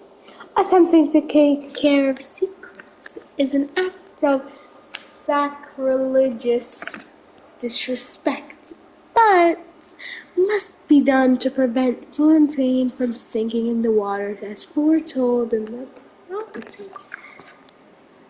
There is neither hunter nor prey, but there must be a trap. That is what you will need. And now we go to the Spina di Rosella. Okay, I get it. Woo! Happy? Oh, yeah. Okay, when does the fun part become? When do we go in court to the opera house? And we're like with Lady Farina, like going against Lady Farina, all that stuff. When does that happen? Isn't this where we met Mona? Or maybe we're gonna use her help. Here, Mona. I'm still shocked that we saw Mona, honestly. Now probably like, Mona! It's been a tough few days, hasn't it? So much has been happening. Those meetings sure did make me hungry. Paimon didn't think the meetings would go on for so long, but everyone seemed pretty fired up, huh? Paimon thought they'd be at least a little frightened. Well, from me was, now that Paimon thinks about it, but everyone else just looked a little surprised.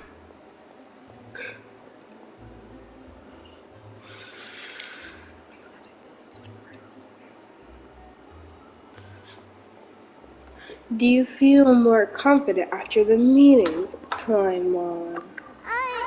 Well... It's hard to say. Paimon doesn't have any experience with this sort of thing. But with you around, Paimon sure will do great. After all, you're the most reliable person in the world, aren't you?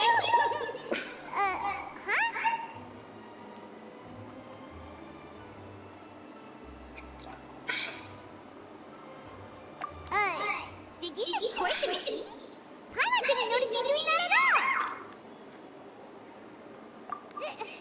Then what's that? Mona. I've never seen that cup before. I should know it's Don't be Mona. frightened. I'm just joining you two for tea. I told you. I merely refrained from saying anything till now. Who's that voice? But there's no one here. Aw, have you forgotten me already? You are familiar. You're the voice we heard from the sky in Sumeria. Wait, what? The voice from the sky, I fear that description is wrong. Though, not completely wrong. I don't remember any voices from Sumeria. You're feeling lost now, just as you were feeling previously. I sensed that confusion and thus came to you. Guiding people is an irresistible hobby of mine, after all. Who are you and what do you want with us? Consider me a passerby, just accepting a commission from my friend's disciple on a whim. Friend's disciple. So this is one of my friends. So this is one of the friends of Mona's master, the enigmatican of the Hexen Circle. Allow me to ask you, Fountain's prophecy. The prophecy. Yes, what has been prophesied will be fulfilled. You may view such things as the history of the future. What? Then is there any way we can stop it? I believe you have witnessed a failed attempt with your own eyes. Can everything in Tevat so easily be changed?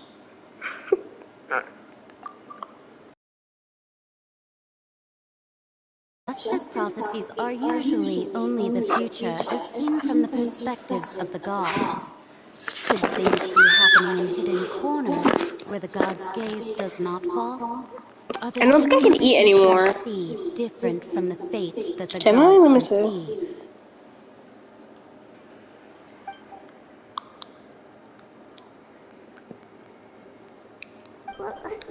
What is she talking about?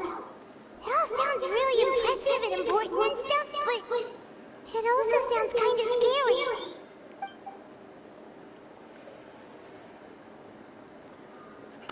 I believe that you understand, right? Some things are insignificant, but others you must reach out to change. Ultimately, fate shall serve as your only guide, no matter what will happen in Tevat's future.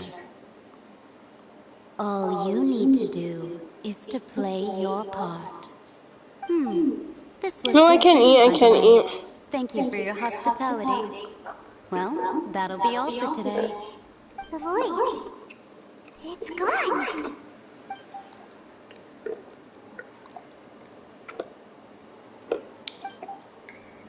Mexicans, it's a clue you're leaving us. The unexpected news leads to a complicated feeling. When you wake up, someone seems to be outside. Oh, what? I want to hear someone talking. That's what she sounds like. Yeah, a joke. You're getting more diligent, Paimon. I'm just bored now because there's nothing like fun happening. Hey, it's you who's getting lazy, okay? Well, I see I've walked in on some lively banter. Oh, there she is. How have you been the past few days? Fine, just fine. I went to take part in that Steambird panel. It turned out to be more interesting than I expected. Not all Fontainians are pessimistic about this. One journalist mentioned that sitting around and waiting for the end to come would be wrong, and that they should make their own rescue preparations. I agreed, so we had a brief chat with her. Did she have pink hair by any chance? Why, yes, it was Charlotte. You remember her, right? That daredevil journalist. I'm in full support of her view. Prophecies are very important, but how can people allow their lives to be commandeered by just a few words? That's right! Paimon's glad to hear something sensible for once. Ah, yes. About what we had discussed before. I did try, but I'm afraid I couldn't reach the old hag. I'll try again tonight, but I wouldn't get your hopes up. Actually, someone already came over. You tell me about the mysterious guest. Goodness gracious. Are you serious? She said that even the god's gaze has blind spots. Pretty bold if you ask Paimon. Most people would believe the gods to be all-knowing, right? The Hexen Circle members are certainly anything but ordinary. As for the mage named Amy, the hag has mentioned her a few times. She said that N's sense of direction is incredible, and that she loves guiding those who are lost. But I've never met her, and if she were still alive, she'd be... Well, suffice it to say that the hag's at least a few hundred now, and N's been around for longer than that. Whoa, the Hexen Circle sounds like a scary group. But they must really stay in shape to live so long. Their abilities alone are pretty terrifying. If she came to see you personally, then the problem you're facing must truly be of great importance. Well, it's not like Paimon could understand anything she said. Yes, she was quite cryptic, but I suspect she means that there is still a way to turn things around. She didn't say when or what that would be, though, so... Perhaps it is something that you cannot know right now.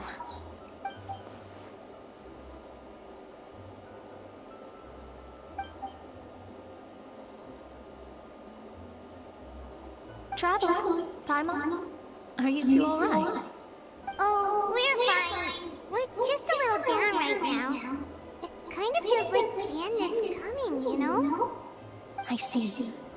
I feel that same sense of desperation, too. It's like so late right now to do like a reaction to this, like since everyone has already done one. Like I haven't done it yet, and I really just want to. So in the future, I want to come back to my reaction, and also and when Natlin comes out, I'm gonna be already done with all the Archon quests, so I'll be able to keep up with date at least with Natlin. I guess you could consider me someone who has often witnessed fate. So far as I have seen, it cannot be swayed. But even so, I still hope for and believe in miracles. Astrology is eternal and rational, but fate may not be. It is cruel, but it can also be beautiful. Perhaps that's what En was trying to tell you. Not to lose heart, and to believe that what you are seeing playing out before you is not yet set in stone. I did originally think of steering clear of all this, but I couldn't. Even if this is all futile, I still wish to help everyone. If we don't struggle to the last, then how can we face the end when it comes? Huh. You do have a point. There I go, talking about astrological principles again. Sorry about that. The moment I start talking about work-related stuff. I need to get going. Don't worry about it, Mona, and it was thank worth you. Trying to comfort you, even if only a little.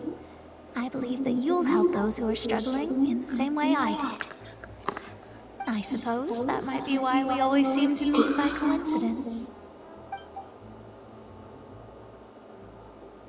Paimon feels kind of moved by what Mona said, but also kind of sad too.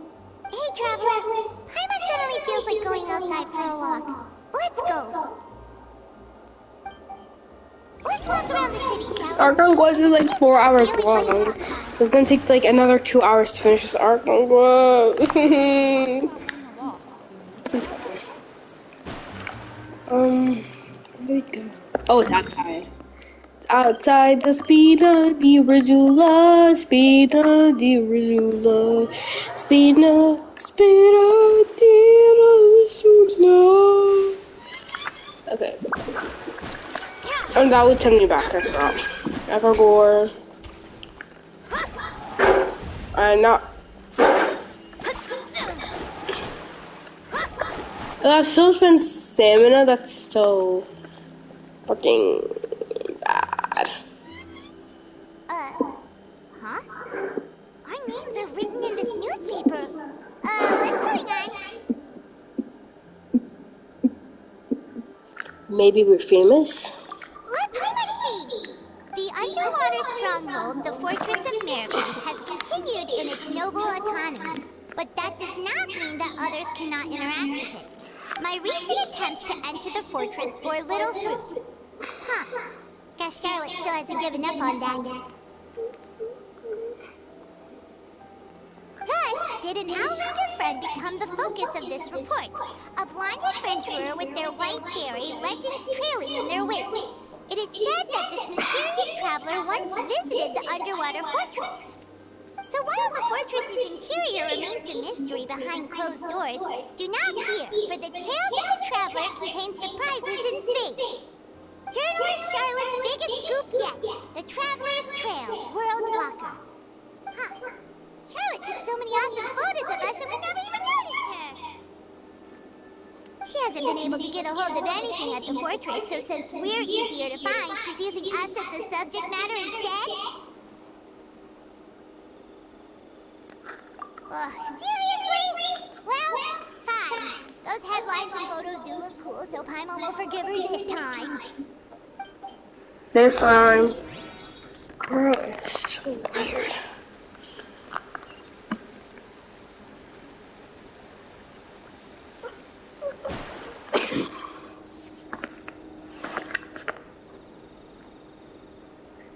We're here! Paimon's hungry. Should we go in and get something to eat?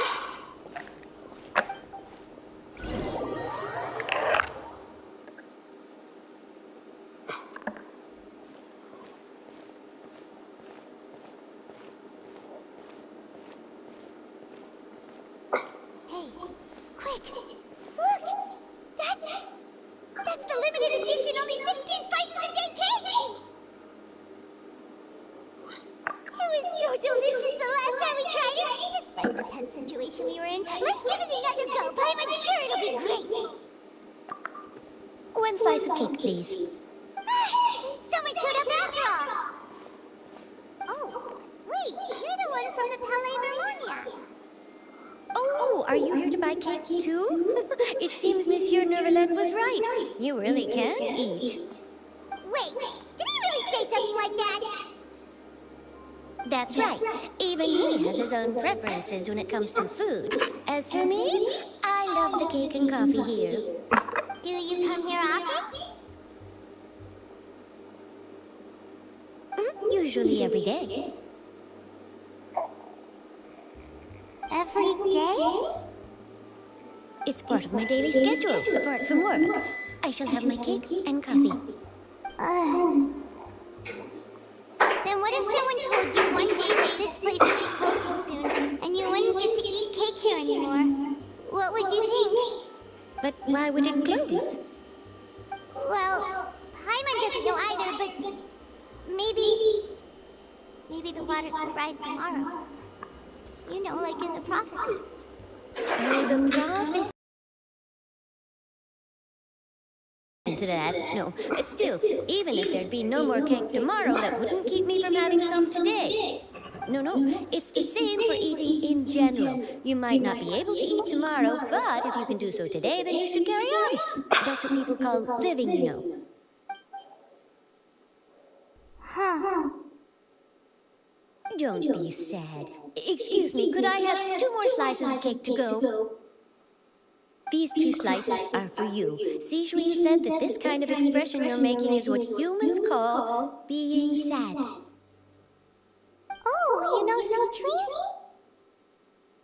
I sure do. She was born before me, and she sometimes comes to the surface to teach us things about humans. She said that humans are creatures that are saddened easily, yes, and you can only lift their spirits by feeding them delicious food. So please try the cakes here. I've got something else to do, so I'll be going now. You do try to stay in a good mood after eating, all right?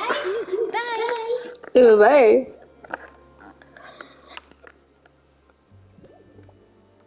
And there she goes. All right, let's dig in.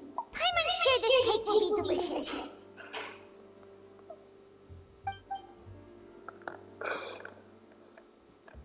It's more delicious than last time, and the flavor gets even better with a sip of tea. It sure would be nice if we could come again tomorrow. Sure would be nice if we could always eat delicious food here.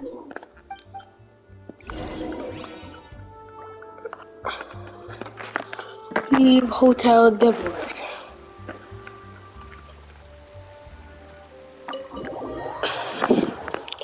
Ever since goes on. We're near the secret office. Let's go look for Charlotte and have a chat.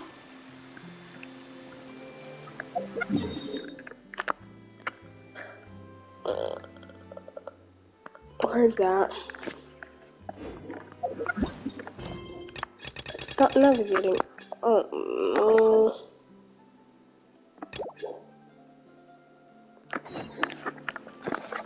Wait, hold up.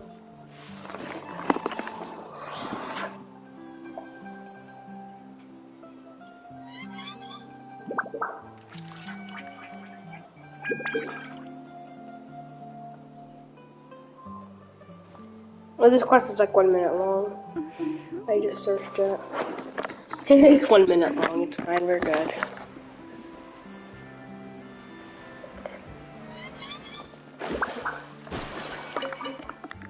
Yeah, I do get some more reports.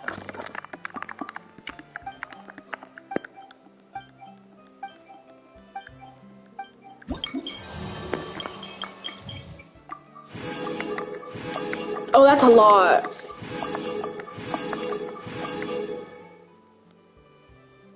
And I will be able to get to level 2 sooner or later. Ooh, such pretty. I'll be able to get to level 2 after we finish that Masquerade of the Guild. And I guess I'm doing bounty, but I'll never probably do that. Anyway, that's not what I'm here for.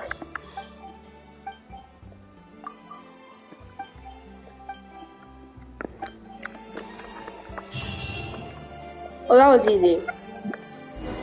Oh, actually, we can get to level 2 right now. That is it not? Oh. Then we can finally start with the conquest. I like how I could finally, as if that took so long, but it didn't even take that long. Wow! If it isn't the Traveler and Paimon! Have you seen the article I wrote about you? You've got some nerve! You just used us to make some quick mora! Oh, you needn't worry about that. I heard that you were in Poisson some time back, so I sent you a letter to discuss just that. It appears you didn't receive it, though. It's all right, though. I've set aside the amount intended for you. I've even set the table with some food. Really? You're almost a little too easy to win over, Paimon. If I were a journalist with ulterior motives, you'd be in trouble now, you know. Why is it always so shiny on the screen? Still, Always like so here all of a shiny. sudden. Were you looking for me? When Mona mentioned you, we thought of coming to see you at work. I see. It seems you've already bumped into Mona here in Fountaine. So she mentioned me? What did she say? She said that you're a real daredevil of a journalist. Nice. In which case, can this daredevil journalist dare to request an exclusive interview with the legendary Traveler and Paimon? Huh? So your article in the paper today doesn't count? Oh, of course it doesn't. That was more like live photography. What I'd like to do is dive deeper and ask you to talk about the things you've seen and experienced. Yeah, are we even qualified enough? Why not? If I say you're worth an interview, then you're worth it. But not right now, of course. I'll need a few days to prepare. Oh, in that case, we'll just chat when you have the time then? Oh, so that's a yes? Ooh, splendid! I'll tell the editor-in-chief immediately. I'll have to apply for lighting, a venue, some props, and... Whew, so much to get done now. Talk to you later.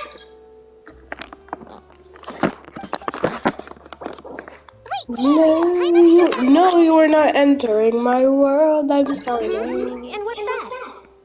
If, just for example, Fountaine were to be flooded tomorrow, what would you do today?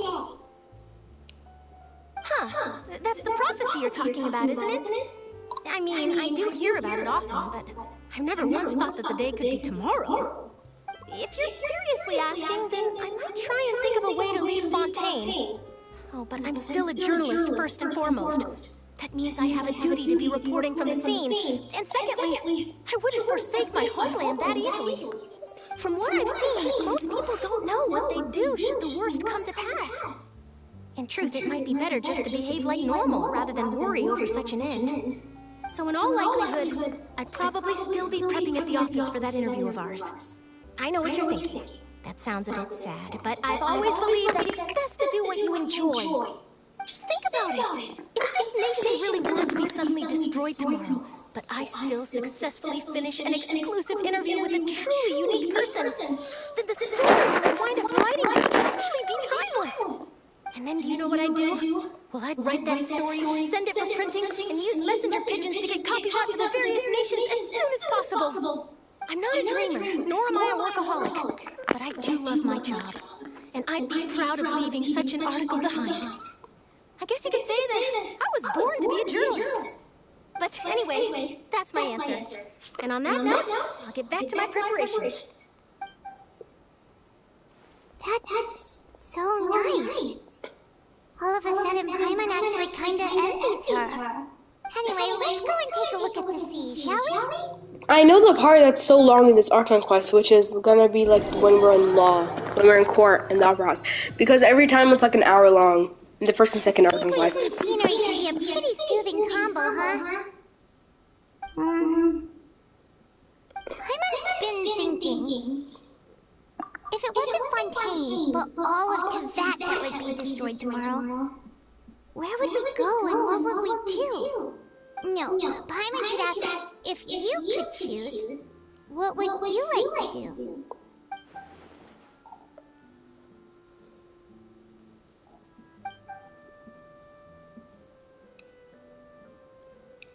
We've always been moving to the next destination, so we haven't spent much time thinking about these kinds of things. We didn't have to either, with us always being on the road and whatnot.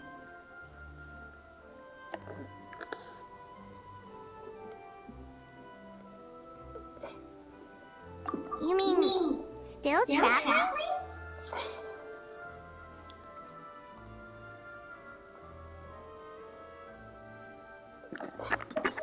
Huh. Wait, isn't that what we've always been doing? The banter goes back and forth between the two of you as time slips by. As night falls, you return to your accommodations and ends busy day. The next few days are just as calm. Charlotte comes to find you and conducts the interview in the Spina di Rosula, safe house at the Faluz Condiri, right? I don't know, like Sunday. How am I supposed to know? Navia, having finished her business in Plossel, even drops by to take a photo with the two of you. All goes well.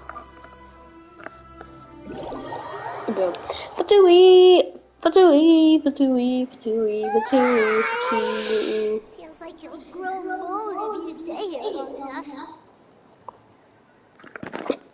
But it's still better than the Fortress of Mirapede, that's for sure. It's not only damp there, but salty too. So the two of you are still here. Wonderful. Oh, you're from the Palais Verania, aren't you? Yes, I'm Isadora. Monsieur Nervillat sent me to look for you two before. I heard that afterward you went to the Fortress of Mirapede. So are you under the impression that we've been wanted criminal? We might be wanted criminal? Not at all. I'm well aware that you're friends of his. Actually, I'm here to pass along a message from him. Well, let's hear it. Yes, inside the Opera House. The Maréchaussée Fountaine has declared the incident a small-scale riot. A riot? Well, that said, I don't personally think it was that serious. Lady Farina was watching a performance at the Opera House, and while she was resting during an intermission, some other audience members suddenly started harassing her, loudly accusing her of doing nothing about the prophecy crisis. And before she could respond, others started to join in. The crowd continued to grow, and protests against the Hydro Archon started to break out. So people have started to put the blame on Farina. Guess they finally found an outlet for the pressure they've been under due to the prophecy. I agree. People will naturally rely on gods, as is customary. But the moment people feel threatened, gods are also the first to be blamed. So what happened after that? Is Farina okay? Seeing that the situation was spiraling out of control and that further argument was pointless, she claimed that she'd gotten tired of this and left in a hurry. The Maréchaussée Phantom had their hands full maintaining order and did not catch where Lady Farina had gone. Only when things had stabilized did we realize that she had gone missing. So, you mean she's still missing? That's right. The Maréchaussée has dispatched many people to search for her, but we don't have any leads yet. That said, I don't think there's much to worry about. She is a god after all. Good. Monsieur Nervillat sent me to tell you about the situation, but he didn't say anything else. Don't worry, this is more than enough to go on. Thanks for keeping us informed. Is that so? Well, alright then. In that case, you two take care. I'll be heading back to the Palais now.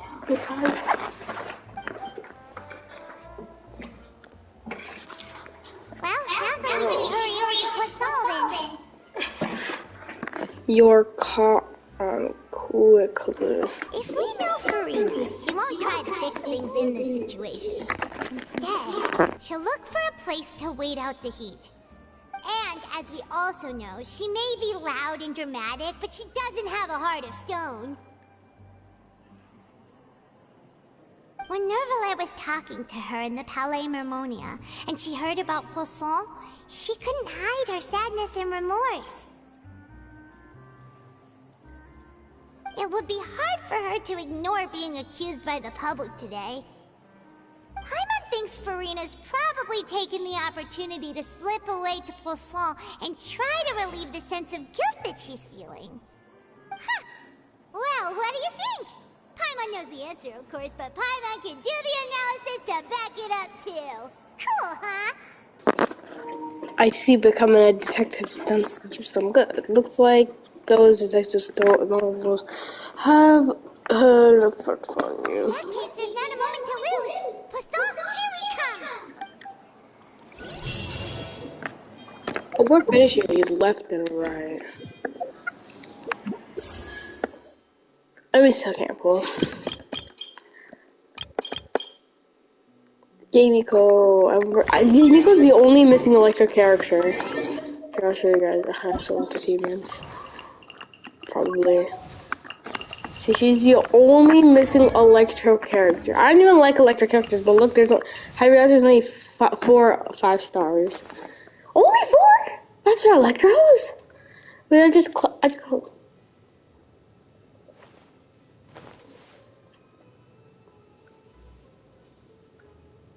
Oh wow. They clearly don't, but Animal, I do not have a lot of Animal characters. But the one that I actually, look, I'm gonna be embarrassed. And I didn't have look, guys, I started playing this game, let's see. 1/15, January 15th, but I did take a break for like a year or something. And look what I got Noel. I came back last year, 3.4. I came back on 3.4.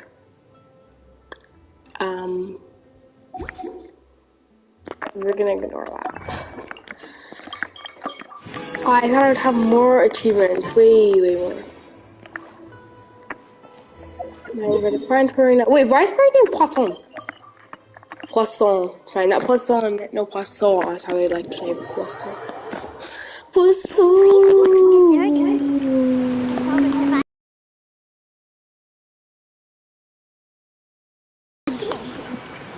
Could Farina really be here? Let's try to find her as soon as possible. Is that her? Farina! I will pull for you. What happened? That's Farina, right over there. She really is here all on her own. Oh, I'm gonna cry. See, I know I'm sad. Thank you so much. Should I just give up? This is all meaningless. What was meant to happen did happen after all. Everyone's dead. I'm sorry. I am so sorry. Give up, Farina. There's no point in holding out. I'm sorry. But what can I even do other than to repeat meaningless apologies over and over? Who's that? Don't worry, Farina. It's just us. So it is you, non-traveler from another land. Why, I almost thought you were someone from that mob of my ignorant subjects. Come to kneel and beg for my forgiveness. Farina, you were crying just now, weren't you? The tear stains on your face are obvious. What do you mean, tear stains? I remember. The show at the Opera House earlier this morning was so moving. I'm still trying to process it. Who did that uncivilized rabble think they were? Disturbing my enjoyment of the arts. They even dare to tout their art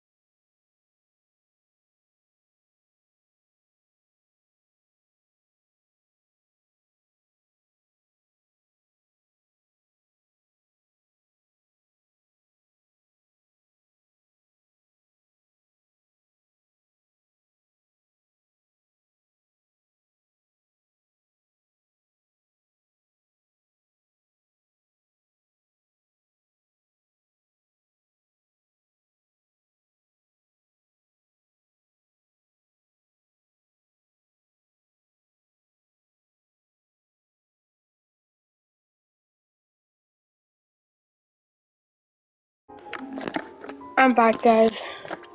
I just was gonna pray. They even dared to doubt their archon. I must teach them a lesson. I can just imagine their twisted and frustrated faces once they realized that I'm nowhere to be found. Oh, and I'm sure Nicolette and those people from the Mars Jose Fountaine are freaking out right next to them, too. What's that? Stop trying to act tough, Arena. You're acting beyond devastated right now, aren't you? Of course not. Hey, there she is! The Hydro Archon's over there! Quick, after her! Farina, those people seem to be after you. They are... They're just some rabid fans who want to cut the line because they haven't been able to meet me in person, aren't they? That's against the rules. I can't let them get their way. Farina just ran off. Wait a minute, Farina doesn't die because she has an archon quest, because she has a story quest. So then how would she be in the story quest if she's dead? We have to catch up with her. And you have to finish all the archon quests to do that.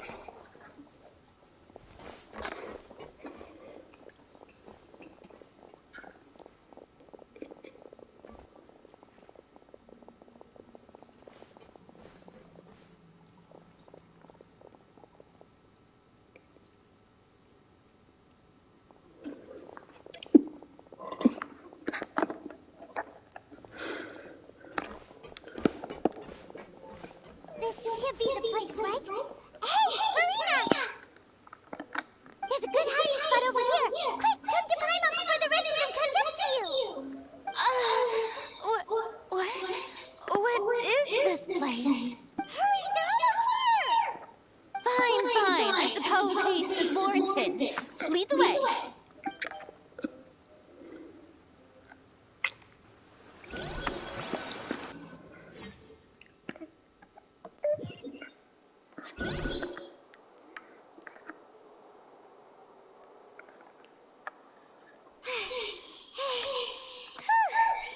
I'm exhausted.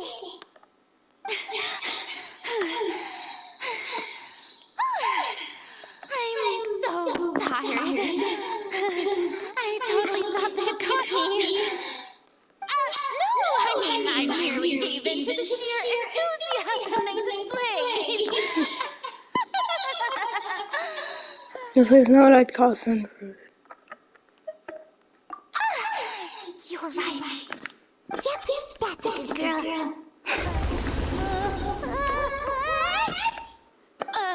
What's happening? The ground's shaking. Is it an earthquake?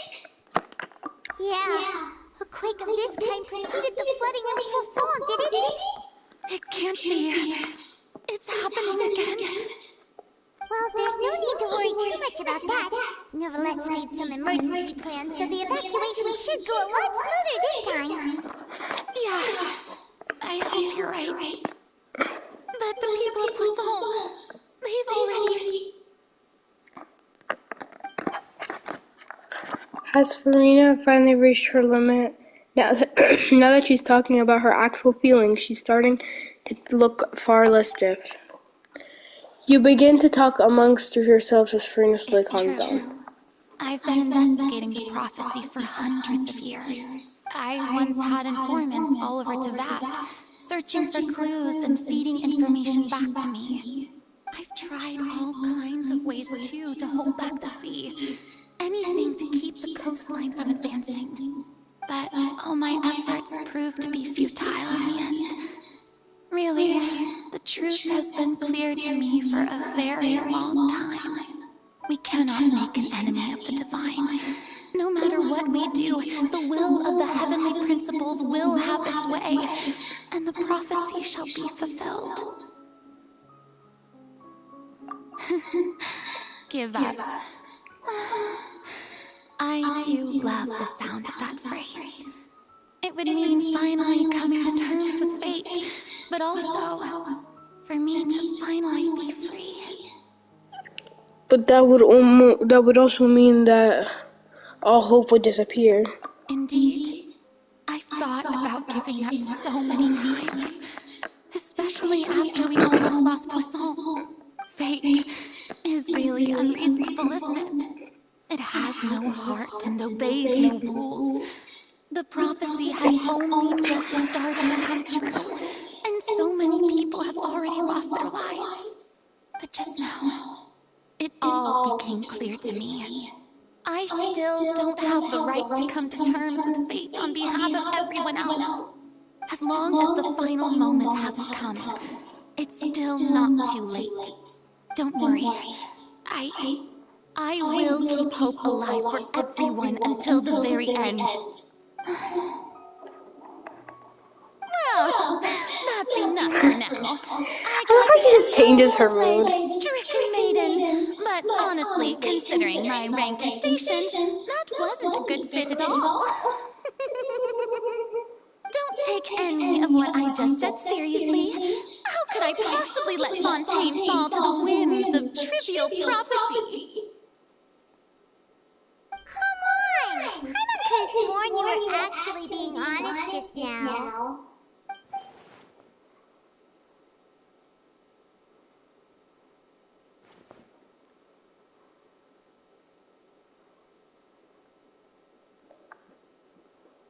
Farina? Although I don't know what you might although I don't know what you might be keeping from everyone, your people are more than willing to share your burden. Share my burden? That's impossible. It was fated right from the start that this would be my duty alone. But even if your burden doesn't need to be shared, you can still choose to confide someone. Let's share it with me. Just share it with me. I'm what you'd call a witness. A witness? Yes. Yes. I've heard that you came to that from beyond the stars, yes. In other words, you never belonged here. And if that is, in its entirety, a show on a stage, then you're just a spectator, aren't you? If that's the case... Did you just call me a spectator? There's no time left. Please, Farina, just spit it out.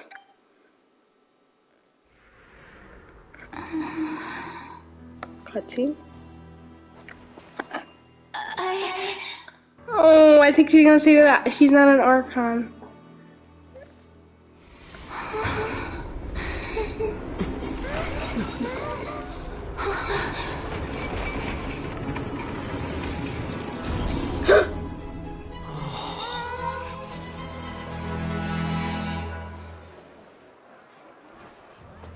When did that happen? That earthquake thing was... What? Whitney! I trusted you. Ladies and gentlemen, this concludes my opening performance. Now, without further ado, we may proceed to the trial of our god. So, this is what it is. Yes, you deserve praise for the effort you took to raise the dramatic stakes. Do not forget, however, that I am Fosalor, the god of justice, the embodiment of justice itself. Does it not strike you as even the least bit absurd to bring the very concept of justice to trial? May I interpret these words as your refusal to stand trial? In that case, you will have the opportunity to defend your honor through a duel. You would draw your blade against a god?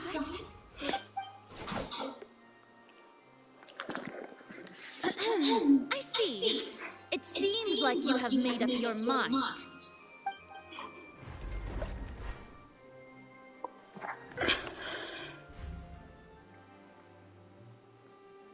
Paimon can't believe it.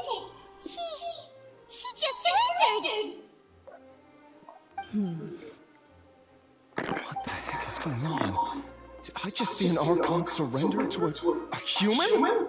Wow, how utterly humiliating. Lady Farina, what is the meaning of this? It would seem that there has been a misunderstanding. To be clear, the raising of both hands is not always an indication of surrender. Looking for excuses again, huh? I raised my hands just now to indicate my acceptance of the trial. No duel shall be necessary. I will admit that I've been running away for a long time. I'm sorry, everyone. I was unable to protect the people of Poisson. It is my duty to stand trial for my crimes. You are not the only ones to be disappointed in me. I, too, am exceedingly disappointed in myself. But now, it is time for the Hydro Archon to show you her courage and resolve. I, Farina, will use this trial to show the world the true meaning of justice. Oh, goddamn! I will protect you. Applaud and rejoice. One of the most outrageous and fantastical arcs known to the opera epiclese is now unfolding before your eyes. Mark my words. This shall be one of the most exhilarating and brilliant shows ever to grace the stage of Fountaine.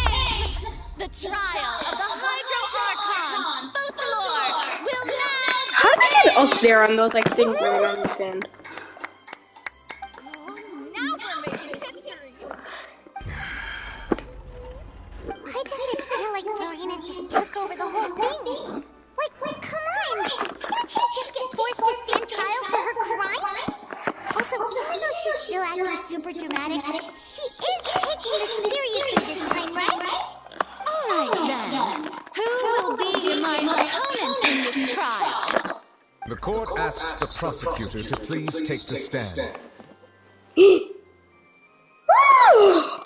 What? Okay, look, I knew, but like I also didn't know at the same time. Like I knew, but like it's still surprising. Is that so? Very well. Then please speak, witness up to that, my accuser and fated opponent. We were so close to getting her to tell the truth, and it still turned out like this in the end. It's okay though, as long as we can defeat Farina in court, we'll still have a chance to figure everything out.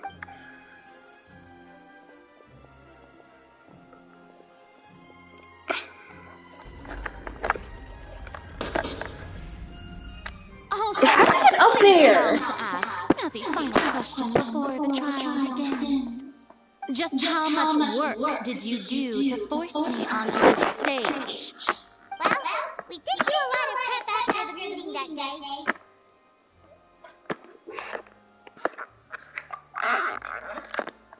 I can go over the tasks assigned to the Spina di Rosula, since they were rather straightforward and easy. Navia, the president of the Spina di Rosula. Most of the people who participated in the disturbance this morning were my subordinates. They changed into plain clothes and came to the Opera House as regular audience members, waiting for the perfect opportunity to incite insurrection against you. The people's resentment against their Archon has been building as more and more of the prophecy is fulfilled. A spark was all we needed to turn smoldering anger into a flame. Moreover, according to our understanding and analysis of you, when something like that occurred, you would likely flee the scene and head to Poisson by yourself. So, we arranged for a second group to lie in wait there. So, you mean the ones who scoured the settlement for me were also from the Spina? And their goal was to force you to step into the giant magic box so you may personally participate in the greatest magic performance. That's right. That house was a magic box rather than someone's residence. As the super ultimate version of the setup that I used when I first performed at the Opera Epiclese, the volume of the box was increased by a whole order of magnitude, and the distance it traversed was the entire gap between Poisson and Aranese. Its cargo, of course, was an archon instead of a human. My thanks, Farina. Without your help, we could never have pulled off such an extraordinary performance. You're welcome. Of course, this performance was only made possible with Father's support. The House of the Hearth spent a massive amount of labor in Mora to pull this off. We had to select a location, construct a giant magic box, dig a tunnel, and open up a path through the water. It was a lot of work for all of us. So, in other words, the earthquake that we felt within the giant magic box was just a normal tremor from the transportation of the whole house? That's right. It wasn't a sign of another disaster to come.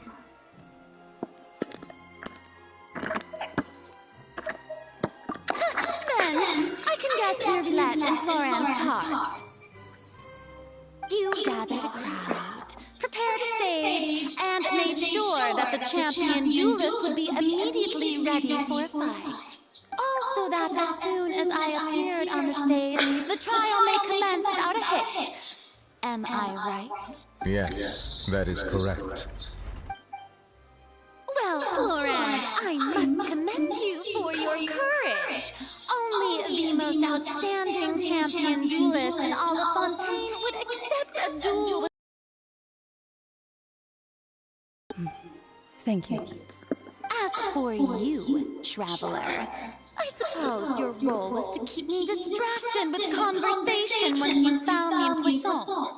You'd make sure that I didn't notice anything amiss before revealing yourself as my prosecutor once we'd arrived onto the stage. You guessed wrong. Was to give you what my mission was to one last. We hope to share your secret with us before the magic box arrived onto the stage. Is that so? Then I suppose I must have missed my final chance. It's fine. It matters not. What's done is done. The stage is already set, so there's no reason to disappoint the audience. Let's see this trial through to the very end.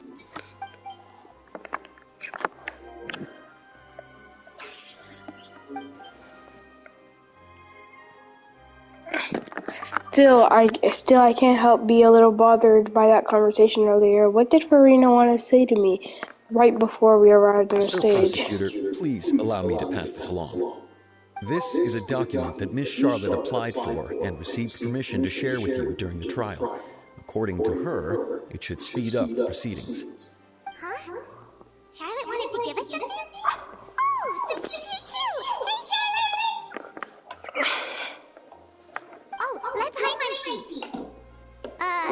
Isn't this the exclusive interview that she did with us before? So she's already finished it, huh? Wait, then that means this document is a perfect timeline of everything that's happened ever since we stepped foot in Fountaine! So in other words, we can refer to this anthology of evidence every time we want to use something from our journey as evidence for an argument! It's a super practical gift. I never would have thought of using it in this way. Let's quickly confirm the information in it. Just think of it as a refresher, alright? You defeated the Hydro Archon.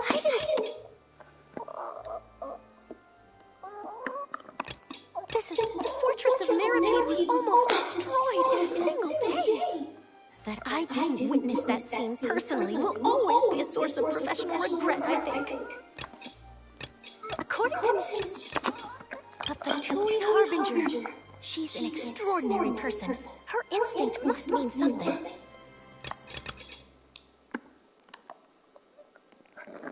You defeated the Hydro Archon in the very first duel you took part in at the Opera House. That's one for the history book. The words of someone as extraordinary as a witch. The prosecution and the defense are both in position. The trial shall now begin. Oh, come on, Nervilette. There's no need to repeat all the unimportant legalese. Just fast forward to the part where the prosecution lays on my offenses. As the defendant and the lead actress of this performance, I still haven't even been informed of my supposed guilt in all of this. Of course, It is only natural for humans to struggle to understand the actions of a god. However, you will need more than that to convict me of a crime. That's true. But my charge here is unrelated to your Traveler conduct as an talking? archon. Instead, I would like to charge you as a fraud who's never been the archon in the first place. Wait, what was that? Lady Farina's a fraud? Hey, I came here thinking that we were going to try the Hydro Archon for forsaking our duty, but did I hear that right? She's not our Archon at all? Charge accepted. Lady Farina, do you plead guilty to the charge?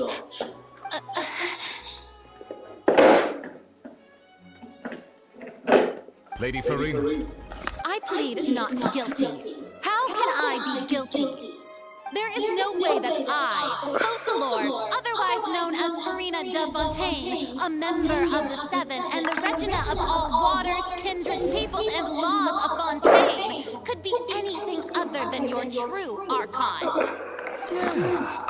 Even though Lady Farina can be rather eccentric, isn't it going too far to doubt her very identity? Yeah, I've never questioned her identity either. Sure, Lady Farina can be super irresponsible, but what grounds does that prosecutor have to make such a huge claim? I have cause to believe that common sense will prevail in this case.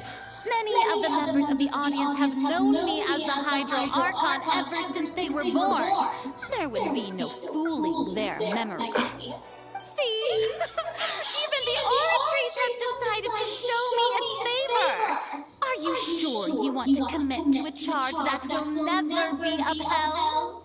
If you wish to drop the case, I can promise you as the God of Justice that you will not have to face trial for making a false accusation.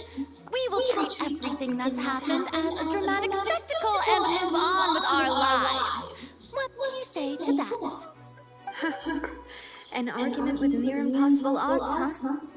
We have to not only refute Farina's claims, but also overturn the long-held beliefs of the people. The people only see you as their Archon, because that's their long-held belief. Well, I tried to give you the chance to surrender. If you must persist, then let me ask. If you believe I'm not the Archon, then what manner of being do you think I am? And if I was not the Archon, then how did I manage to live for over 500 years? I've got to think carefully. What do we do now to be special about Farina exactly? Child's conviction, the meeting with the knave, yeah. She's very suspicious of that. First of all, you may be a member of another long-lived race, which would allow you to naturally possess an extended lifespan. And second of all, even if that wasn't the case, there could be other ways to extend your life. Who gave you that idea? Was it the knave? You'd sink so low as to use a harbinger's words against me. It doesn't matter who gave us the information. What matters is the veracity of the claim. A curse. I once thought it possible that the aura of an Archon might naturally resemble a type of curse. But in light of this claim, perhaps what I sensed was not your divinity, but a curse after all. Never sensed it too, huh? So, Farina, instead of an Archon, could you just be a cursed human? Lady Farina is actually a human? Well, it is true that it's extremely difficult to tell humans and gods apart just by looking at them. It's not impossible.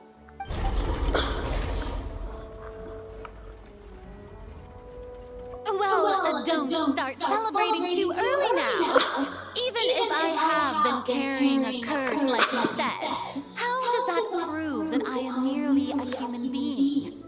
Besides, everyone knows that the main difference between a human and a god is the possession of authority. Gods can do what humans cannot. That's why they're worshipped as gods. For centuries, manifestations of my authority have served the nation of Fountaine.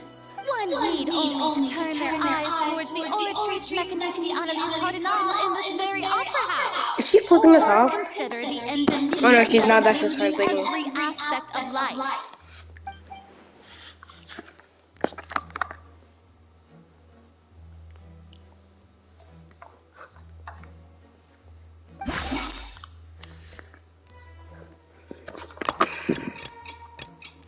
I like how it says irrelevant.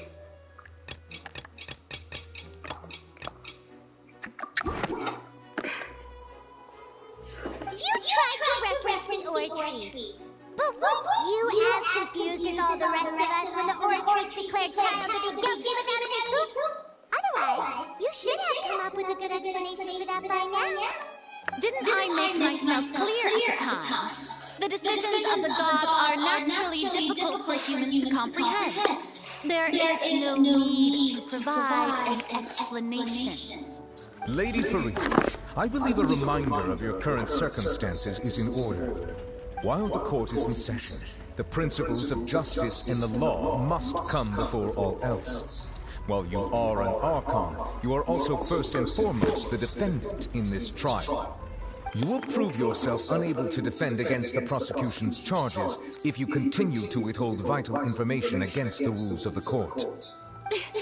I never thought you'd use that kind of rhetoric against me. That was no trick of rhetoric, Lady Farina. I've merely reiterated the rules of the court. Rules that all should respect and follow. So, you neither knew why Child was declared guilty, nor did you understand the structure and operations of the oratrice. Instead of having been created by you, the manifestations of authority you mentioned have been made by the real Hydro Archon, haven't they? The real Hydro Archon? Well, now you're really losing me. It is true that I did not know why the oratrice gave out a guilty verdict that day. But the oratrice handed out that verdict unilaterally, and it has been operating independently ever since it was first created. You can't argue that just because a divine creation is flawed, that the god behind it must also be no god at all. She's still throwing out all kinds of excuses. Seems like she's confident that we won't be able to produce proof that she has no power over the oratrice.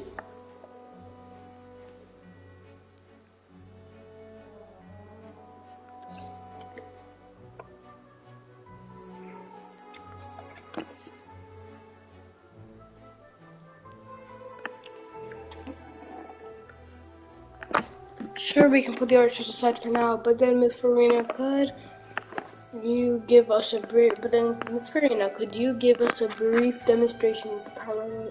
My power as an archon. There are many ordinary citizens in the audience. How can I just carelessly demonstrate the formidable power of an archon? If that poses a concern, I'm prepared to extend my protection to the audience. You don't need to go that far. As a brief demonstration of your power over a Hydra should be quite harmless. Surely an archon can at least match the capacities of a human. Aren't you the Hydro Archon? Or is it that you can't even wield the power of Hydro, much less the authority of a god? Indemnitium! Yes! It's all because of Indemnitium! All archons derive their power from the faith of the people, and I've converted the people's faith in justice into Indemnitium! Thus did I give up all of my divine power to provide everyone with energy for their daily lives! Have you ever seen a more magnanimous god? Isn't that a huge stretch? Yeah, no matter how generous an archon can be, how could they give up all their power? Can a god with no power even still be called a god? It seems like nobody's buying Farina's excuse. Hey, come now, everyone!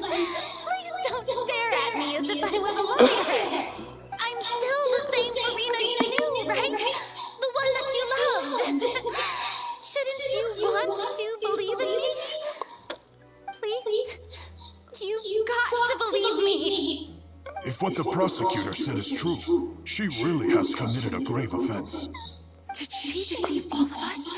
And all of our parents and grandparents too? And then all of our ancestors? Ever since they were born? Enough! That's enough. Tell me then, if I'm not the real Hydro Archon, then who is? If you have no evidence of another Hydro Archon's existence, nor can you find anyone who can back up their deal. Wow, she came up with yet another argument. How can we refute her now? Seems like she really doesn't want to give up.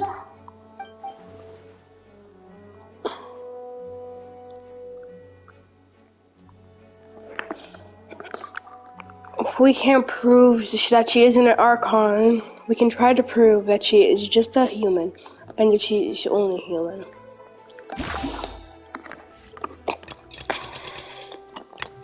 Everything is irrelevant, but this, and this. I want to put this one.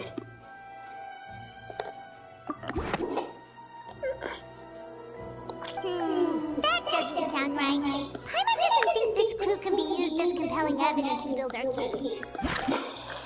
Oh, I thought it's just the irrelevant ones that don't work. Oh, it doesn't even let me use irrelevant ones.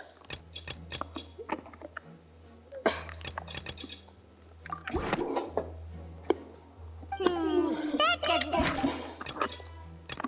The truth behind the serial disappearance of the young woman. It has been established that all Fontainians can dissolve in water from the primordial sea. And that means... Since you insist on claiming to be a god and not a human, then there's a method that you can use right here and now to eliminate all suspicions of you being the latter. Miss Navi, please apply to serve as a temporary attorney for the prosecution before addressing the court. Though you act in partnership with the prosecutor, you must still adhere to proper procedure. Super sorry, Monsieur Chief Justice. I swear this really will be the last time that I'll speak out of turn. Now, I've brought some seawater from Poisson. As everyone knows, a massive flood struck the area not long ago, taking many lives, including those of some of my closest friends.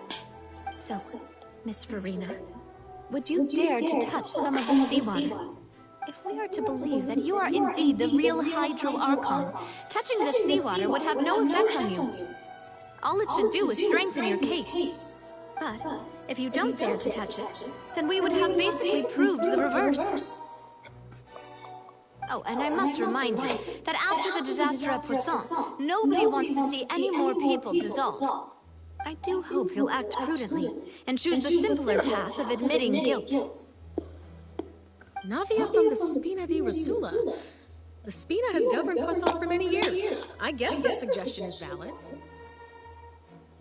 If Lady Farina is indeed just a human, she's probably Fontainian like all the rest of us. Would she really dare to try?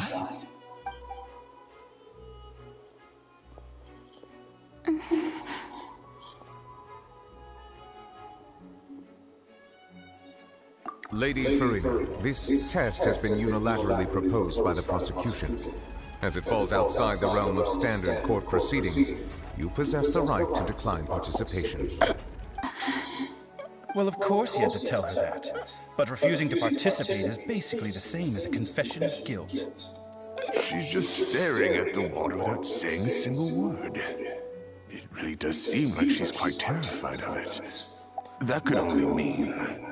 What's going on? Is she really planning to... That's not what we thought she would... Due to the inherent risk of the test, Lady Farina, you may... Hey!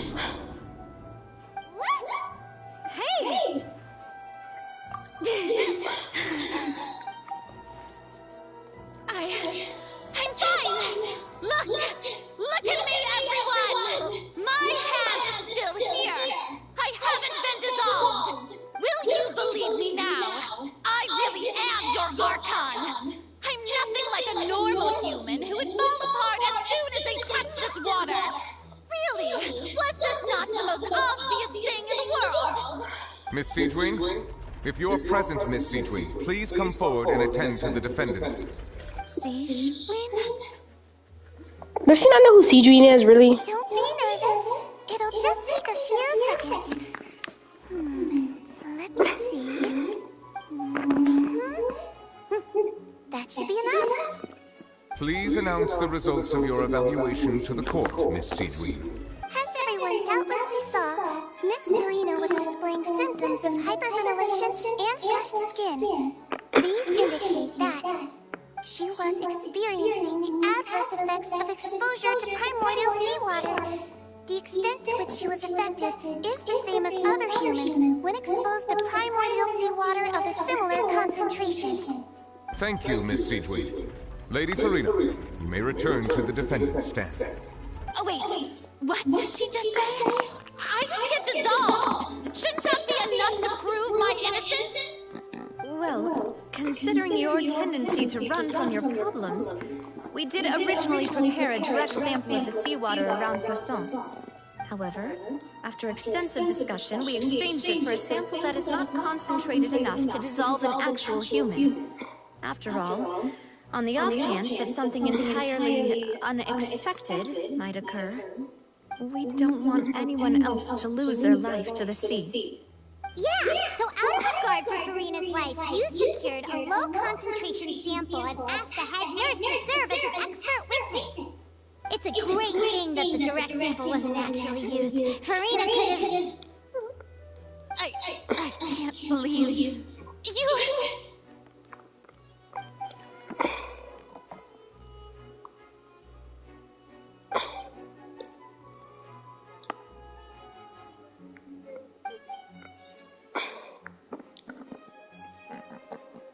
Listen to me, everyone. Please don't give me such cold and disdainful looks.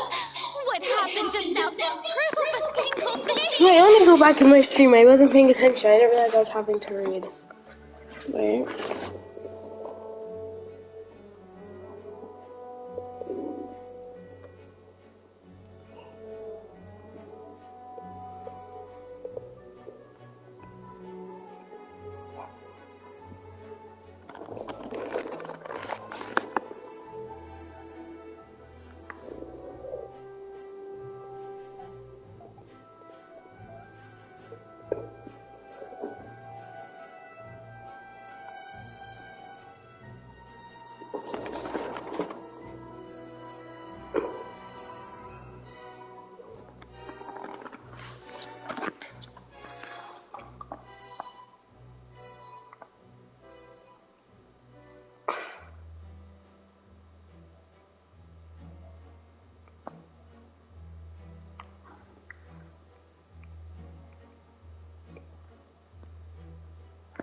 Okay. Think about it! How can you conclusively prove that an archon can't also be affected by the primordial seawater? Also, if I was really just a human, why would I dare to just put my hand in that kind of water? Girl, you a puppet or something like that. I don't know if she's actually a puppet, but I know she's not the real archon. Please, everyone, anyone, just listen to me. I swear, I really am your archon. I feel bad for her. I know she's not the archon, but I feel so bad for her.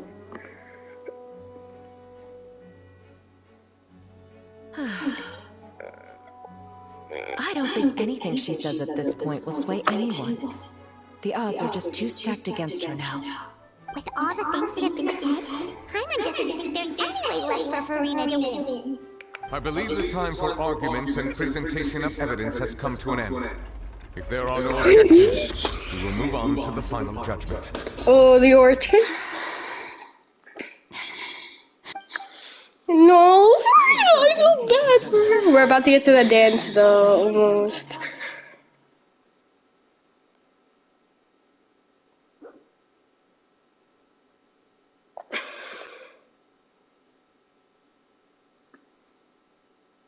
In my capacity as Chief Justice, I shall now render judgment on Farina's misrepresentation of herself as the Archon of Fountaine. As a human who knowingly deceived her fellow citizens, Farina is... But if I was like the traveler, I would feel so bad for Farina. I'd be like, no, I just like killed someone. Oh. No, it's like, actually like sad. Like, I'm actually gonna cry. Yo, I'm actually gonna cry.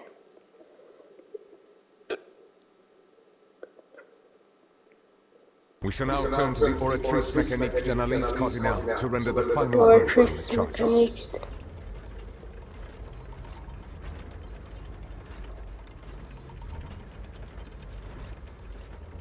Oh no, we're still we're still so much more ahead than from watching her do the dance.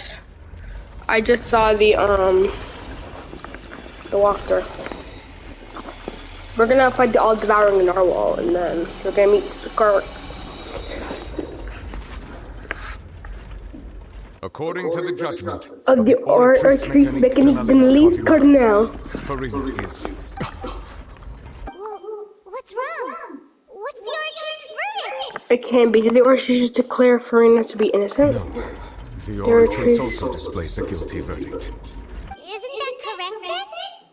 However, the exact wording of the verdict is thus: the Hydro Archon, guilty, to be punished via the death sentence. The death sentence? No. Actually, one of the available sentences? I've always thought that it was just a myth. The one and only time the death sentence has been handed out at the court, and it's been given to the very person we've worshipped as the god of justice? What an unexpected twist. Farina's been sentenced to death by the Oratrice? We just wanted to use the trial to show her the seriousness of things so she'd tell us the truth. How did things escalate this quickly? This outcome is indeed quite strange.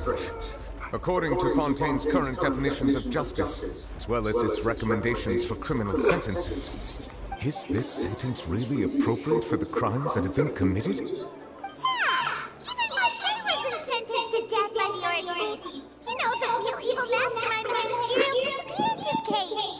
What's more strange is, instead of Farina, the Oratrice surrendered a judgment on the Hydro Archon. You know what's weird? Wait, let him finish. The very point of our trial today was also to prove that Farina has never been the Hydro Archon in the first place. But you know what's weird is that the Oratrice said the Hydro Archon's guilty. Didn't say Farina's guilty. That's a little weird.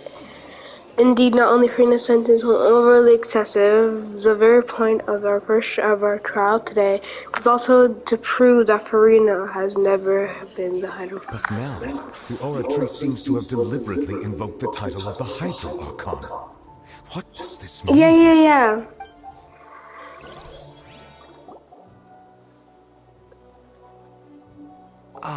Excuse me, if I may interrupt. Is the trial still going? Fremine! You finally made it. I assume this means you've completed your mission? Mm-hmm. Any mission Father assigns to me will always be top priority.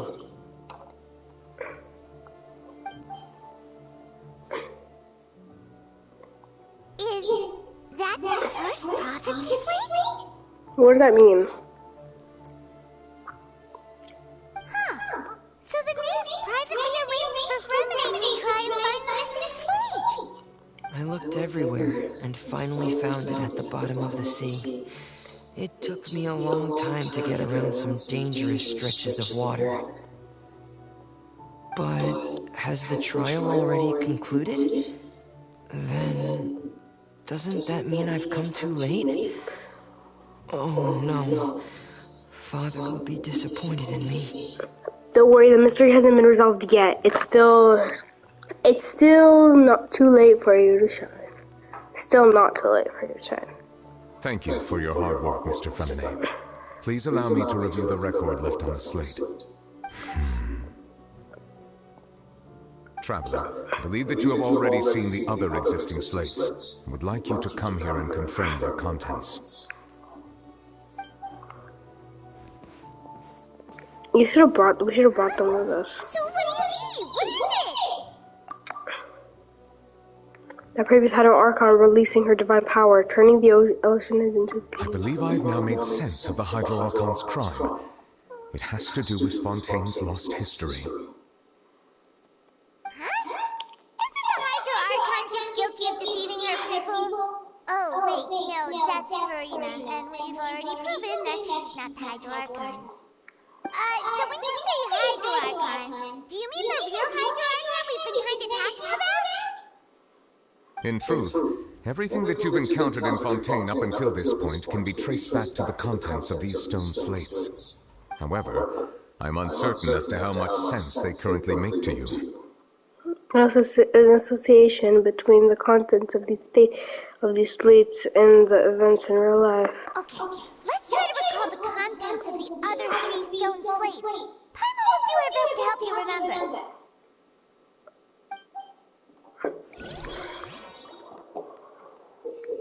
Fountaine is definitely my favorite Archon quest so far. Second Sumeru. Then Inazuma, and then Mondstadt, and then Leeway's Bottom. It's boring.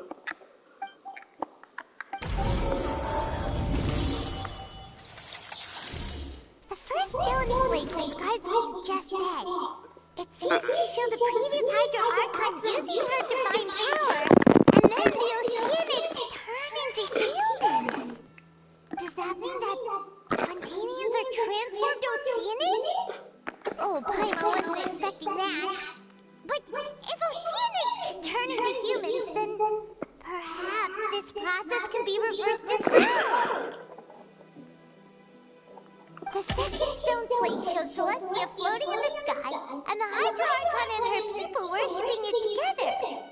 But the heavens still brought judgment down upon them. This must be the point when the Hydro Archon and the Fontainians were branded with their original sin. Does this mean that the original sin and the Hydro Archon sin are the same thing? The third slate shows the Hydro Archon seeping into the sea surrounded by many people. That reminds Paimon, didn't we also watch that happen to someone else? Well, the fourth slate is the prophecy the Fontainians have been talking about. People dissolving into the sea, the Hydro Archon crying on her throne, and so on. We didn't believe that such a crazy disaster could happen at first, did we? But after that incident, it was just a question of when and not if.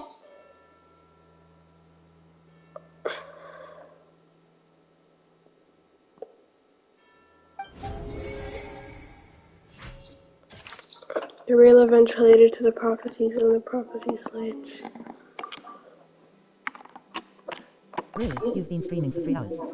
Of the serial disappearances of young women, that Fontainians can be dissolved in primordial seawater. I need to finish this quest. I need everyone to see my reaction.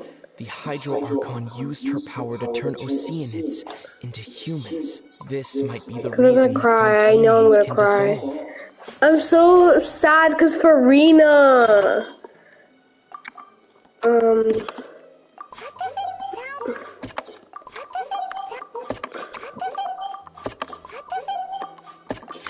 Perhaps what is about to take Everyone, I'm the only person here.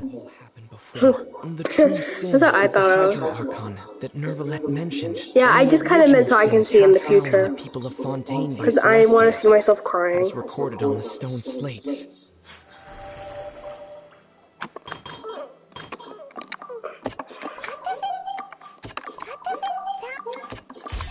It's not as simple as falling into the sea. A traveler talking is so rare. Her consciousness was subjected to judgment. The stone slates show the people gathered around the Hydro Archon in the sea. Could that be alluding to the same thing?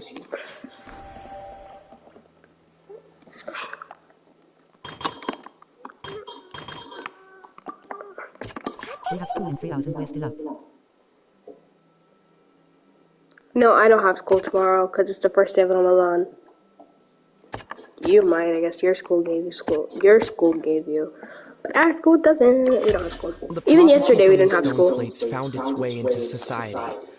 But not many people believed it at first. The fortress of Meropide was nearly flooded with primordial seawater. which we know can cause Fontainians to dissolve. It seems increasingly likely that the prophecy may come true. If we hadn't dealt with it in time, things could have gone very badly. They'll dissolve into the primordial sea but won't cease to exist. Their essence will flow in the seawater, converge, and take the form of an oceanid.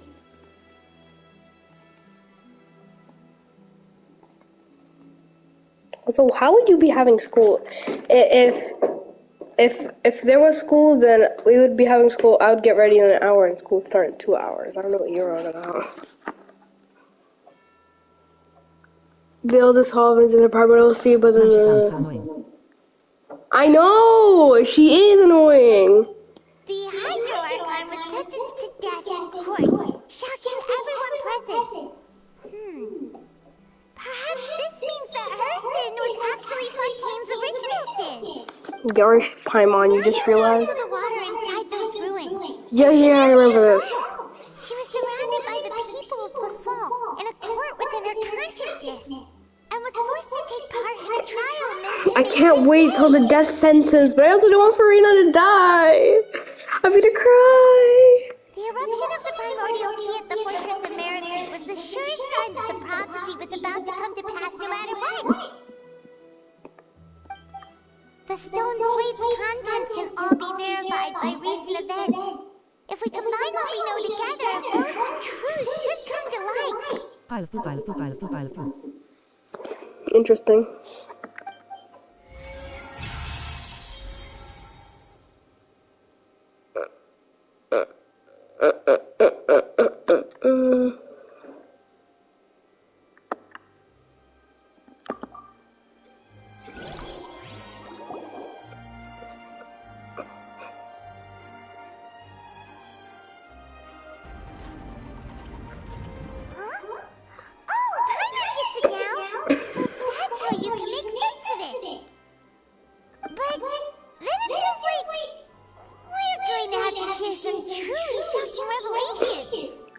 Let's hear them. Ho ho ho, backhand index pointing up, backhand index pointing up, backhand index pointing up. Okay. It firstly reveals that. Incredible! Linny, did you hear that? We're not real humans. All Fontainians were originally created by the late previous Hydro Archon, with oceanids as their basis. The evidence for that can be found in how only Fontainians could dissolve in primordial seawater, and how all the girls rushing to dissolve were also turned into oceanids. Oh, and according to Navia, when she was about to get dissolved, she also saw everyone gathered around for a trial, all of them in the shape of oceanids. Indeed. Yeah, and it follows from the content of the first slate that she probably angered Celestia by creating humans without prior permission. That could also explain why the Oratrice judged the Hydro Archon to be guilty. It's to account for that ancient sin.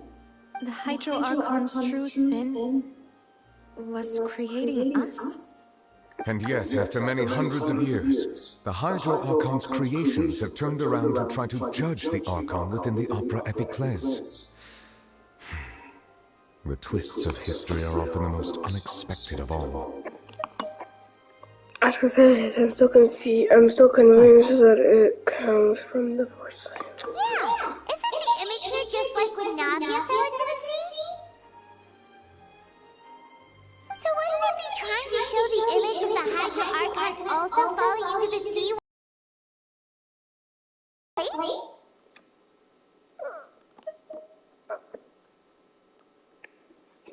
In the end, the people will all be dissolved into the water, and only the Hydro Archon will remain weeping on her throne. Only then will the sins of the people of Fontaine be washed away. Did Paimon get all that right? Did she get it all right? You've made some keen deductions. I must say, given how much you still don't know, it is impressive that you already managed to connect so many pieces of the truth. However, while you were able to decode all the information on the slates, They've also been etched with an additional layer of hidden information using a different power source. When we were at the ruins, I tried to decipher the hidden information recorded in the slates. But since we only had 3 slates at the time, I was unable to come to a full conclusion.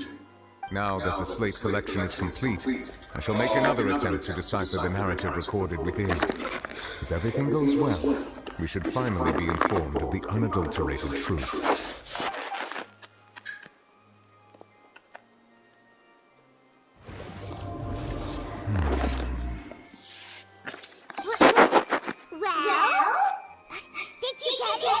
I believe I should share this truth not only with you, but with all the people of Fountaine as well. I will try to briefly summarize it for you.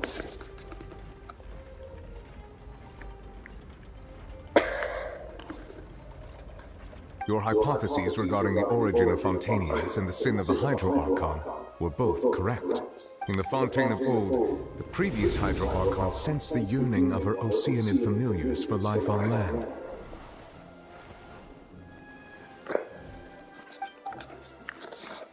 The Oceanids were enamored with the beauty and romanticism of human beings, and wishing to have those experiences for themselves, expressed to the Hydro Archon their desire to become of a similar kind. However, even though water as an element is intricately linked with the power of life, the Hydro Archon, as one of the 7, did not possess the authority to create a new form of human life. Not one to give in, she eventually found a way to create permanent humanoid bodies for her familiars by appropriating the power of this planet's primordial sea. She poured primordial seawater into the Oceanid's blood vessels, creating humanoid mimics in the process. But if Fontainians were to ever come into direct contact with water from the primordial sea, the power within their bodies would escape these artificial restraints and return to the sea. As a result, their forms would collapse, and they would be reverted to their original forms as Oceanids. Of course, the Hydro Archon never received permission from the heavenly principles to create a new human race. And thus, the Hydro Archon and all of her creations came to shoulder the original sin of appropriating the power of the primordial sea. That is the true history of how the people of Fountaine first came into being. So we were all Oceanids before we turned into human beings? That's way too much information for me. I think I'm just going to pretend that I never heard a single thing. Wait, but if that's the truth, we can't let the Hydro Archon be sentenced to death. After all, her only sin was creating us. This really might be too much information for your regular Fontainian, but it does answer a lot of our questions. Alas, your hypothesis regarding the 3rd and 4th stone slates was inaccurate. The slates' respective positions are, in fact, correct.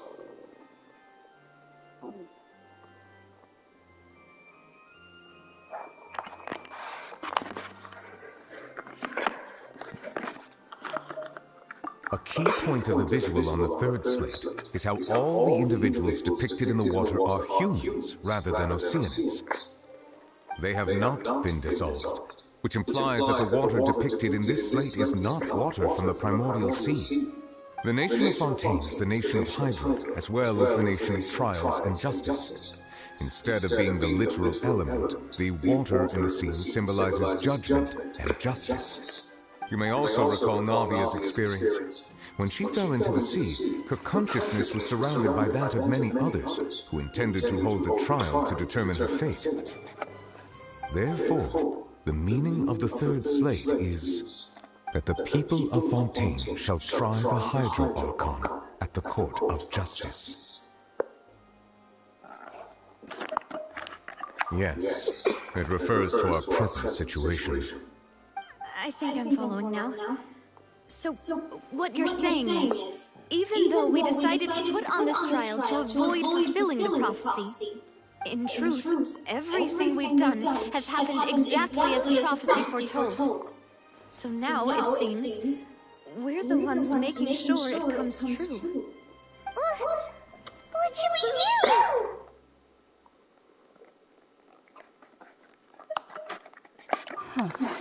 No matter what, The prophecy will be fulfilled.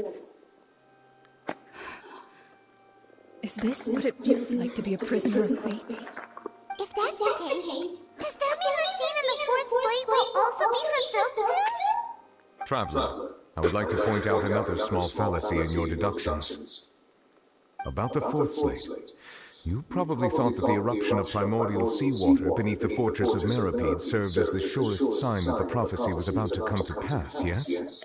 However, I believe that rather than being a sure sign, that eruption could in fact only be a small warning of something far worse to come.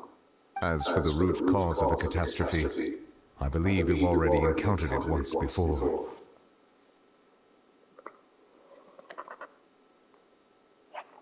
I have, wait, could it be?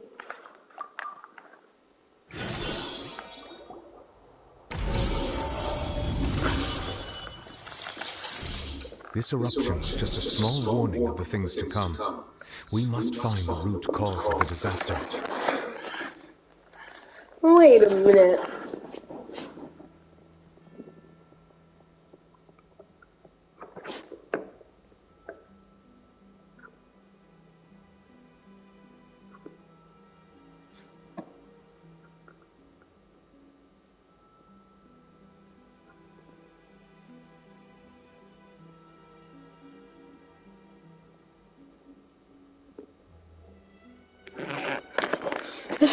There's no warning of things to come.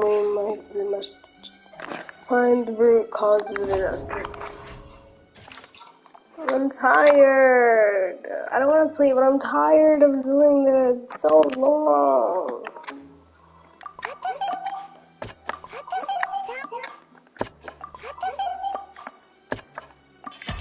It was both dream. If we're talking about a true culprit, that could only be that thing inside the primordial sea, right? The truth, the original sin, the trial, and the root cause of the disaster.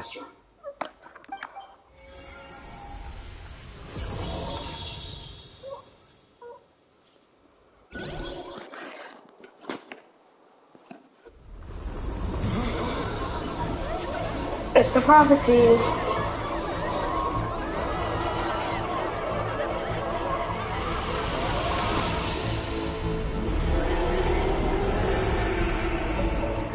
What? Why is it here? What's happening? Oh, he can teleport? God damn! Oh my god, that's actually so cool. This is epic. Oh my god. That wasn't enough. That wasn't enough. That wasn't strong enough.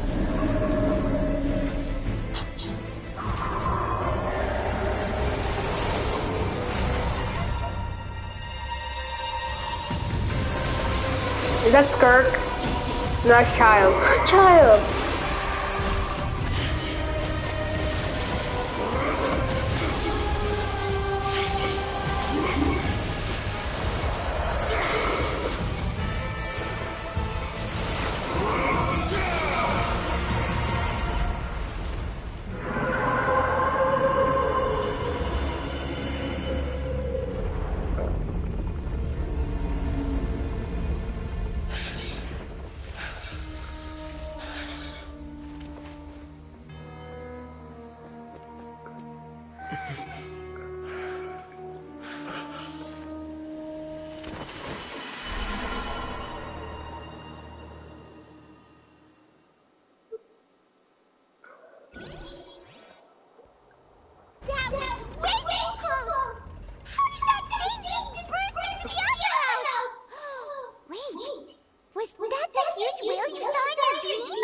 That's right. I'd wager that it's also the one that Child saw when he was young. So we've met it at last. I understand very well why it has chosen to make an appearance here. That whale does not belong to Tevat. It is a monster that has traversed the stars, weeping all the while. It has been greedily consuming the energy from the planet's primordial sea, using it to grow. That is the main cause for the rising sea levels. And once it has finished consuming all of the energy contained within the sea, its next step will be You said that when the Hydro Archon first created Fontainians out of Oceanids, she filled their blood vessels with primordial seawater. Precisely. That whale finds the blood of Fontainians nigh impossible to resist. Therefore, when it left the primordial sea, it decided to make its next stop a packed opera house full of food. Food in the form of Fontainians. We just barely managed to push it back, right? In that case, won't it come back to target the people again once it's managed to recover its strength? That is correct. Indeed, it is more accurate to say that we should thank that Harbinger for buying us some time. Without him, the whale would have likely come onto land far sooner.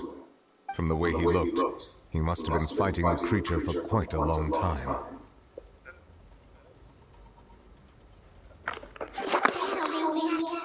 We've always known that he had a special connection with that whale, but we definitely didn't expect it to help us out like this.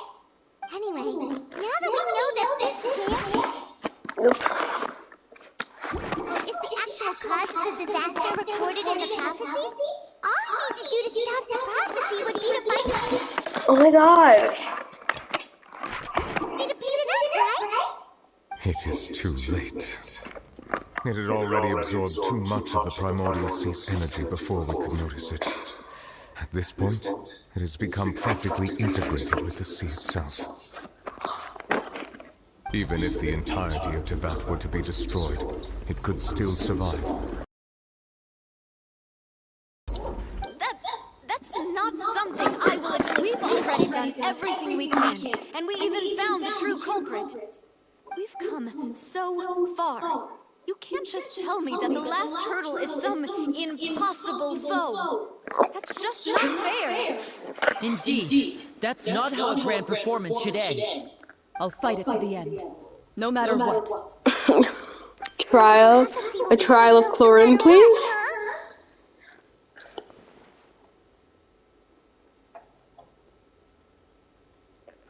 But from Fountaine, doesn't look like there's any more healers coming out other than Seedween, Healer Impact. The prophecy. Yes, what has been prophesied will be fulfilled. You may view such things as the history of I'm just glad we got Farina on that account.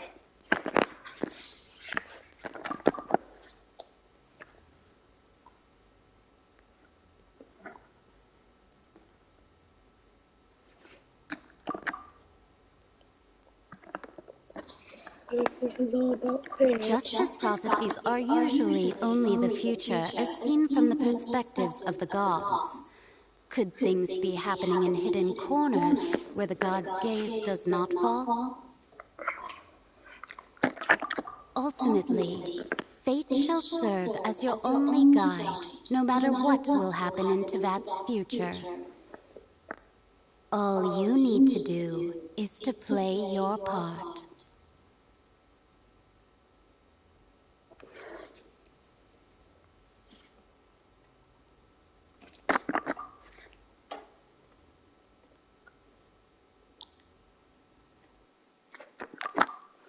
Could it be that even if the prophecy was fulfilled, there will still be a way to save everyone? Did I miss something? Wait, I forgot about Farina. What was it that she wanted to say to me at the last moment in the giant magic box? What was her real secret?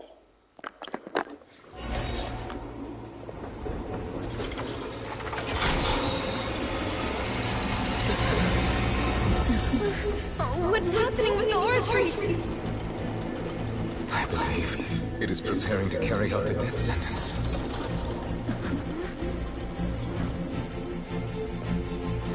Farina!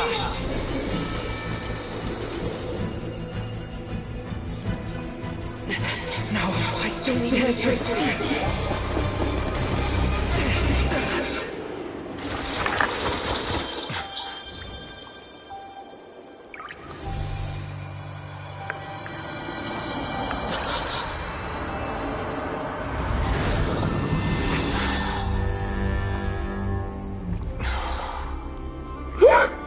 This is the place where the dance happens. This is what we've been waiting for. Wasn't that song in like Show Yourself? I'm ready to learn. Oh, show yourself. Oh my god. Finally, I can watch this dance on YouTube then. Because I've been obviously not watching it for spoilers. Why does she sound like that? Sorry. That shocked expression on your face is just too amusing. I couldn't help myself. You are not Farina. Who are you? The sweet sound of bewilderment. Marvelous. A sure sign that my attempt to deceive everyone was a resounding success. But to answer your question, I am Fosalor. You know, the god. Fosalor. Why did you deceive us? Oh, that wasn't my goal, of course. Goodness, no. But I had to fool everyone else too, if I was to stand any chance of deceiving the heavenly principles. Deceiving the heavenly principles? It's all because of that pernicious prophecy. Dreadful, wasn't it? Everyone doomed to dissolve. Fontaine condemned to be flooded. One was not amused. In fact, one was positively bemused when that problem was thrust upon me by my dearest predecessor. That's the former Hydro Archon Egeria for the uninitiated. It hardly gets more disastrous than a preordained national catastrophe, now does it? She knew full well that the prophecy would surely come to pass. And as one of the seven, she also knew full well that one defies the heavenly principles at one's peril. So yes, as you have no doubt surmised, it was a rather impossible situation that I found myself in. I spent a terribly long time mulling it over, alone on the ocean floor. And I was almost growing barnacles by the time I finally realized there was only one possible solution to this confounding conundrum. I had to outwit the heavenly principles, allow the prophecy to be fulfilled, ostensibly at least, while saving everyone at the same time. I'm a genius, I know. I can only assume that's why Egeria chose me as her successor. Although, looking back now, it was hardly the inheritance one dreams of. Between the task of saving the nation, the quotidian duties of the Hydro Archon, and not to mention the original sin of creating a new race of humans, I dare say she left me quite a colossal mess to clean up. But one can only play the hand one is dealt. I did not choose this, any more than I chose to be one of her Oceanid familiars. So you were also once one of the Oceanids, transformed into a human by Egeria's hand. Yes, I was. I always dreamed of becoming human. And I still do, even now.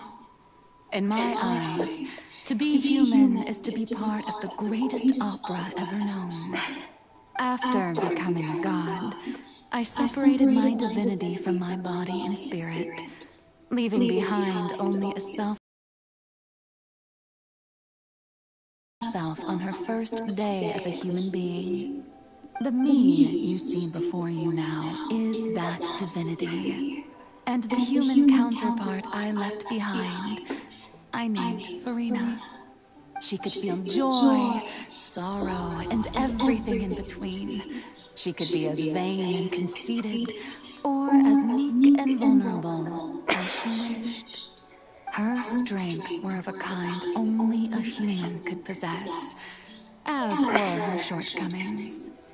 But in my eyes, Farina's humanity was what made her perfect. She was perfectly human in every way. The person I always wanted to be. Anyway, so then I cursed her. Anyway, I just cursed her. The plan to deceive the heavenly principles. Do you still remember the final scene of the prophecy?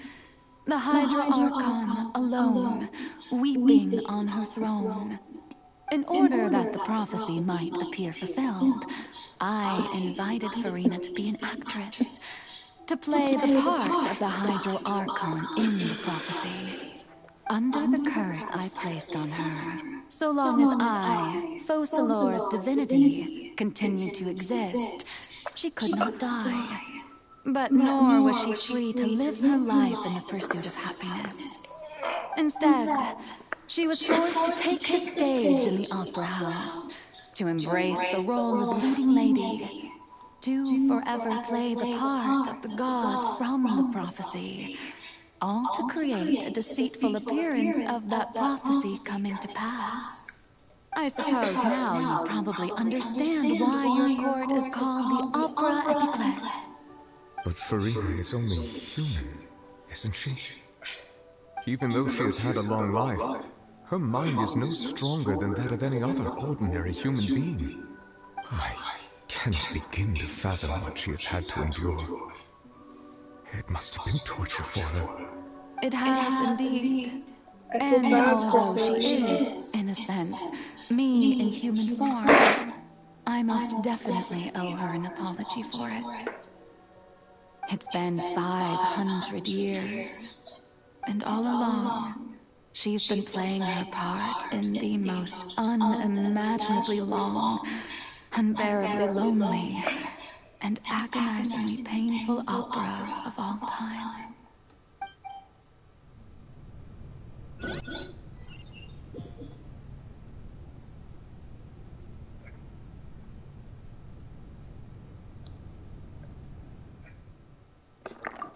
I came to connect with Farina's tears. If I remember correctly, tears often contain beings of strongest emotions.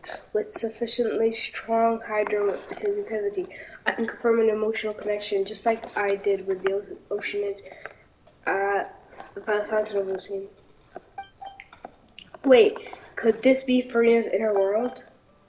Farina, what is she doing on stage? Wait a moment. That probably isn't Farina. That's likely a reflection of herself.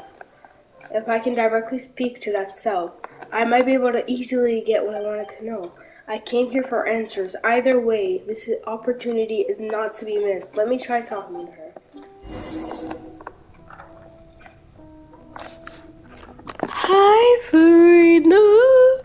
Farina. Oh, I can't get out there. How do I get out there?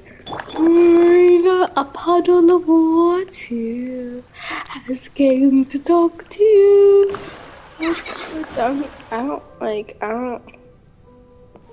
Hi, Farina. I want to be Farina in this moment. Like, I want to have my character as Farina. And Healer Impact will be able to do that, I guess. I might even going to do this quest on Healer Impact. It's going to be so long to do it all over again. Obviously, with skipping dialogue, but still, that's long. Who permitted you to come onto the stage? Now, I understand your admiration for my august self, but I must ask you to keep to the rules. Come on, it's me, Farina. All right. It is not my intent to reprimand you. There is no need to state your name. Just be off with you. Do not distract me from my performance. I don't see an audience here. Oh, do not jest. Can you not feel it? I am Fosalor. The eyes of countless Fontainians are upon me. I must, at all times, display the utmost elegance and nobility.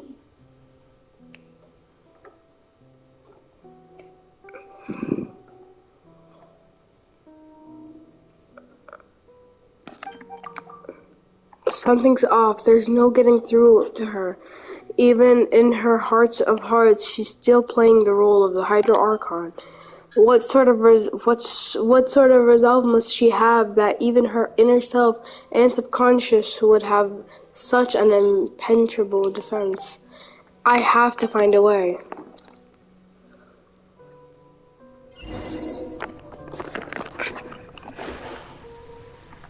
Dear audience, the performance is experiencing a technical difficulty, but worry not. The guards shall resolve it soon.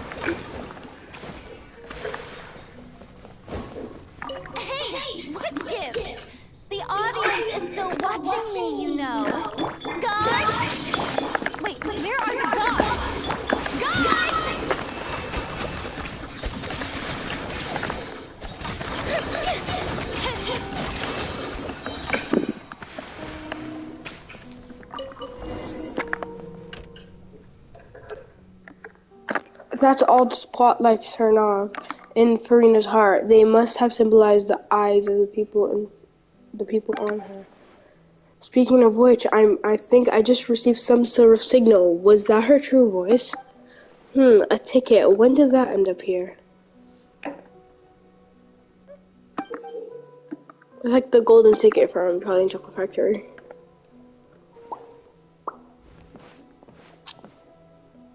Either way, looks like the show is about to begin. In that case, show me how you truly feel, Farina.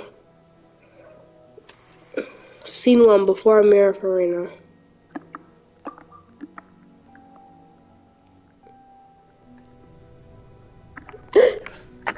I'm Farina.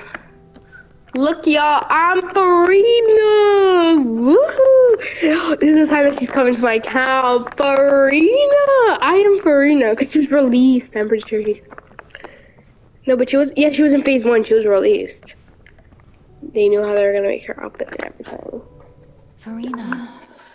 Farina. Farina. Who's that? Who's calling me? Where are you? Be not nervous. Be not afraid. I am before you. Wait a minute. You're near me? How can this be?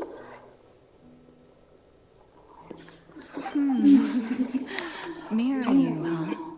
You know what? That's not bad. Let's mirror me. What do you wish to say? The prophecy. Have you heard of it? What prophecy? Wait. I know. I think... I don't know why, but it's in my head somehow.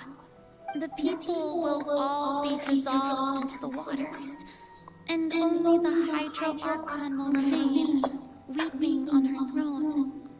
Only then will the sins of the people of Fountaine be washed away. Oh, very good. You know it well. What's going on? I can't seem to remember anything clearly. The only thing I know for sure is this prophecy. Will it really come to pass? Yes, it will. And that is why I've come to you. Disaster will come to Fountaine sooner or later. Things will develop just as the prophecy declared. There is no escaping it.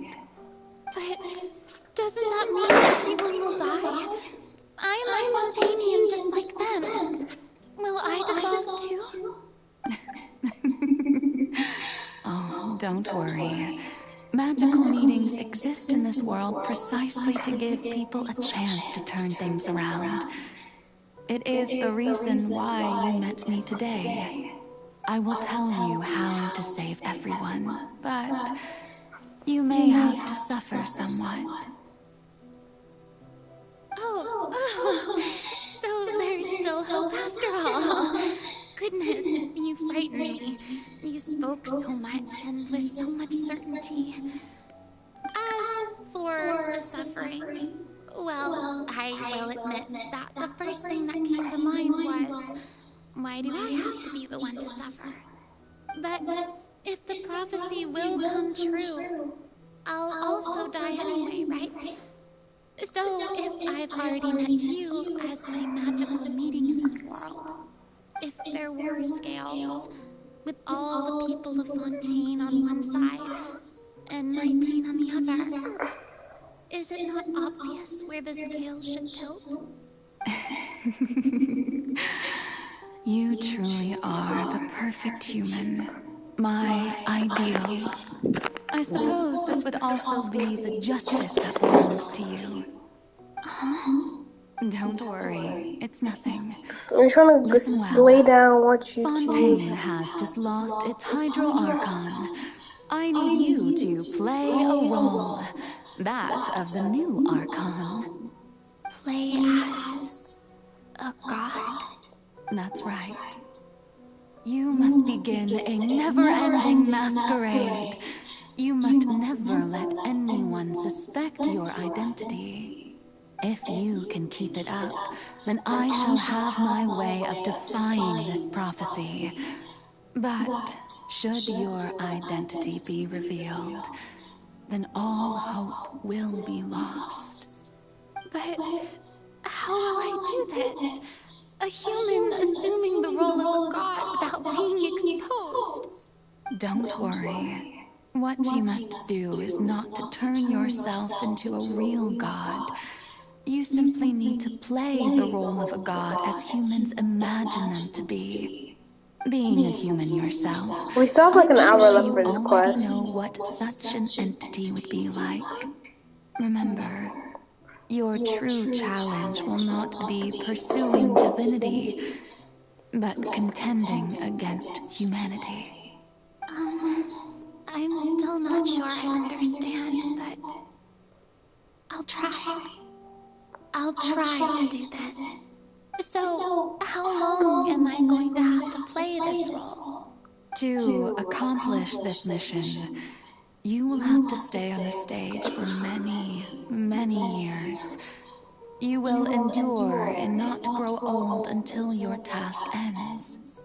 But I promise you, all will eventually end in a magnificent and dramatic trial, and everyone will be saved. So this is before she became a god. How exciting. I'll be looking forward to it.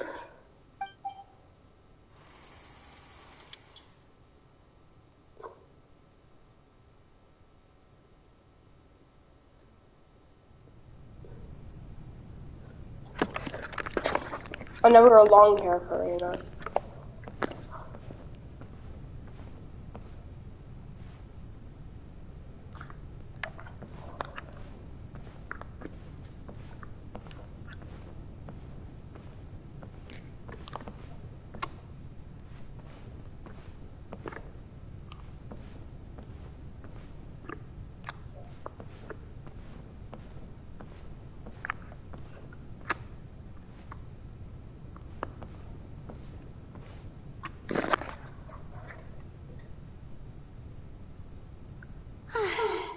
The Maison Cardinalise has announced my accession, but this is my first time facing the people.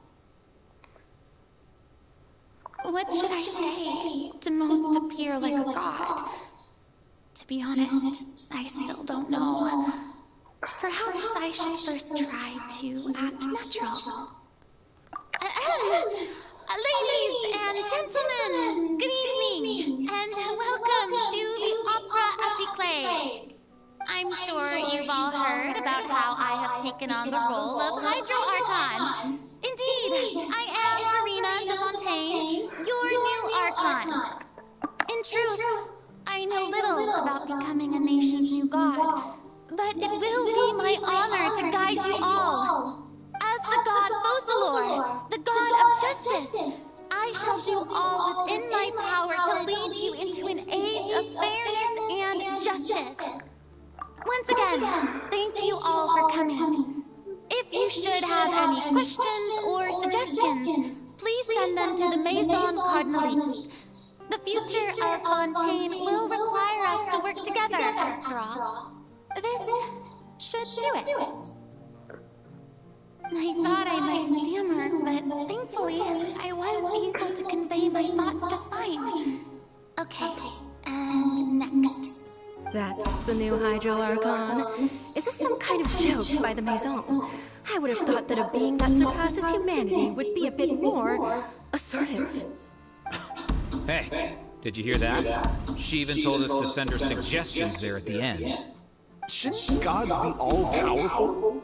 She's being so modest. What's the difference between her and an ordinary person, then? If you ask me, perhaps the succession didn't actually happen. She might just be a Maison-backed puppet. Wait, what's going on? Why is everyone suspecting me of being a fake? Oh, this is bad. If I get exposed here, there'll be no saving the people from the prophecy. Right. Mirmi said that I just need to play the role of a god as imagine them to be. Calm down, Farina. Think. What do the people want? How would they imagine a god to speak and act? Assertive, with a strong sense of presence. One who can dispel all doubt. That is the character I'm fated to play.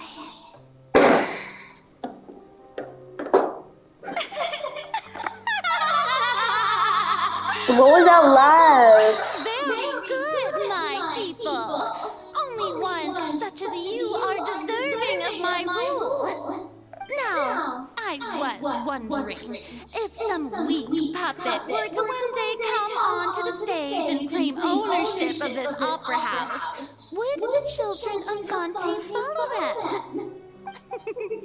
Well, it seems that you would all see right through them. Having passed my test, you are qualified to witness wondrous trials alongside my august self, here in this opera house. You may consider my previous act a door gift of sorts. I thought it was a debut that suited the atmosphere. Now then, let us be reintroduced. Ah, so that was just a performance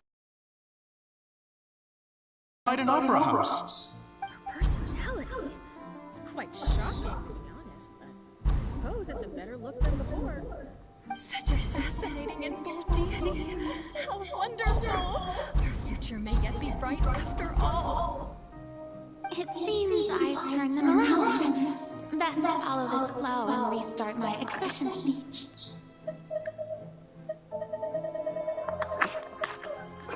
My dear people, whether you acknowledge me or not, whether you trust me or nay, I say to you, keep faith in your ardor for justice. We have heard it said that this nation's sins can no longer be washed away. Well, I say that justice is most fragrant when it blooms amid sin. No, this won't work. They'll suspect me again. I must play the role that they want me to play. The scales of justice should not weigh heavy in the hands of its god. On one side, it must carry fairness and justice. And on the other, praise and applause.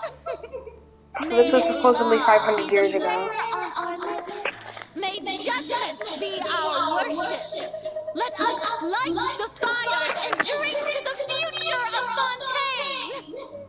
There is no trouble in this world that justice cannot solve. All that is needed is for you, my people, to believe in it, heart and soul. So long as I, the archon Fountaine, stand within the opera epiclese, so long as I stand before the oratrice, I shall even judge the gods of this world!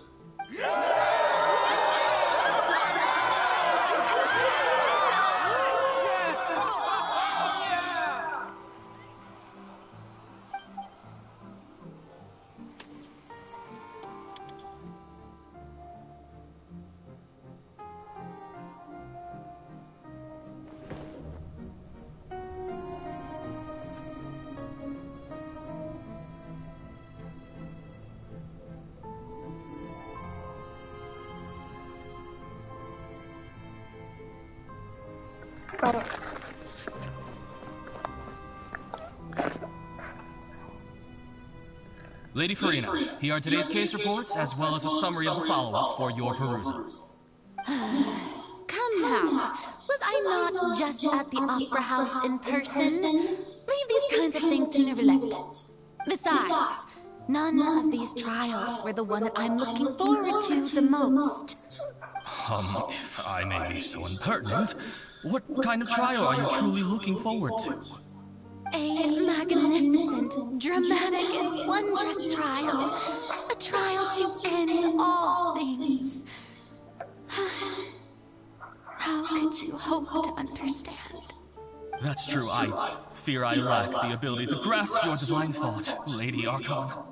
No need for fright, and do not take what I said before too seriously. Go now, do your duties. The trial I await. It will come one day.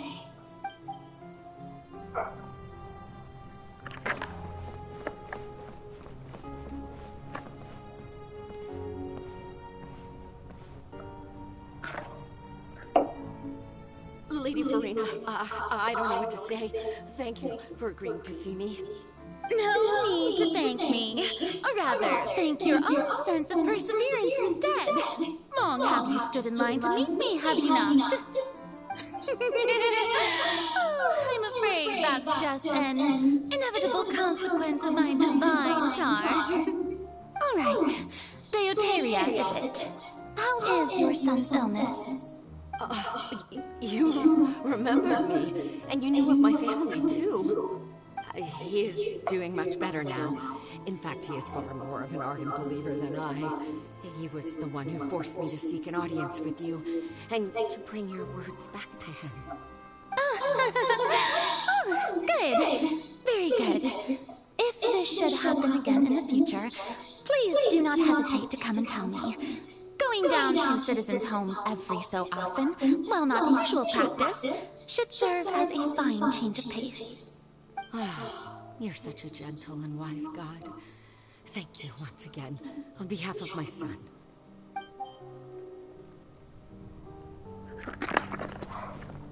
I don't want to run. I want to walk slow and steady.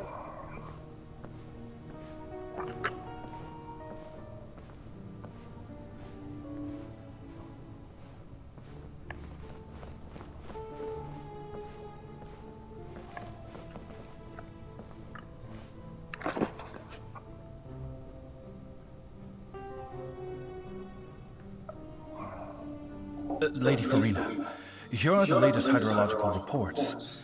As for the specific parameters you asked to take note of, I'm afraid things still don't look good. I see.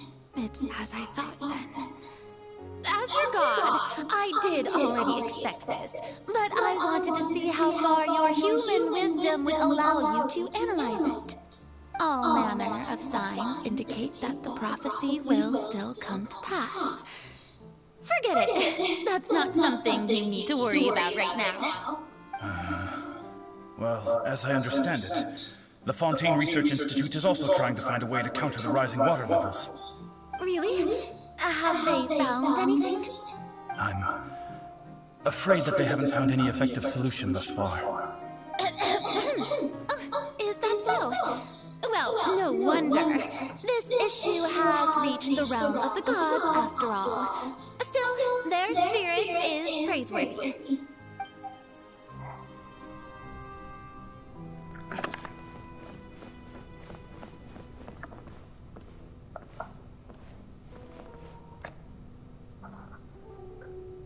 The day is finally over. I haven't had a moment to breathe this whole time. But it's good to see that everything's getting on track. There are no longer any voices of suspicion. Maybe this is fine. I just need to keep going, and everyone will be saved. Alright, Farina, don't think too hard about this. You need rest. Tomorrow's a new day.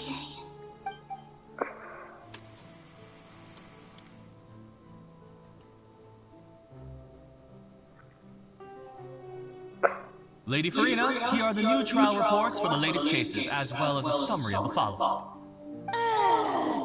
There'll be no need for that. This fight should be 4 hours and 30 minutes. It's been 4 hours and 30 minutes, but I know that I spent a little time doing other things. That's probably why. Lady Farina, I've waited so long for this chance to see you in this manner. Indeed, my dear, loyal citizen. This joyous moment is an honor for us both. Lady Farina, we're detecting significant hydrological anomalies near Croissant. Understood. Keep monitoring. Keep me informed should anything come up at the Institute.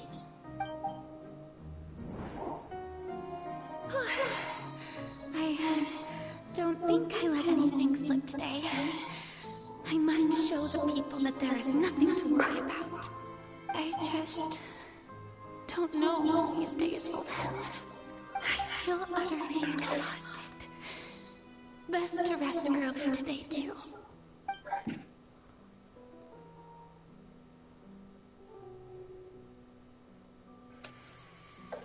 Here's to scene 5.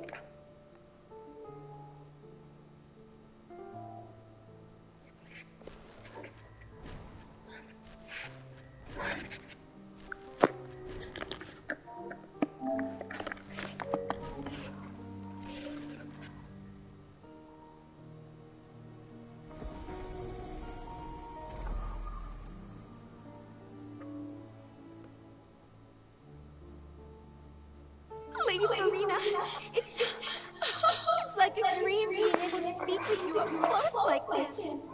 I've heard that the first member of our family who was honored to receive an audience with you was Madame Dioteria, almost 20 generations ago. And what a fine family yours is indeed. It brings me great joy to meet such a faithful believer, a descendant of a line most ardent. Surely you exaggerate, Lady Farina. My lady? What is it, good citizen? Are you crying?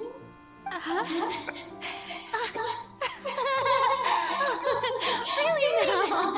I didn't even notice. This must be the overflow of hydro from my person. Well, can't quite help being the god whose dominion is the waters, can I? No wonder. No wonder. A manifestation of your power, then. Oh, Archon, I am honored to have witnessed it. Honored indeed.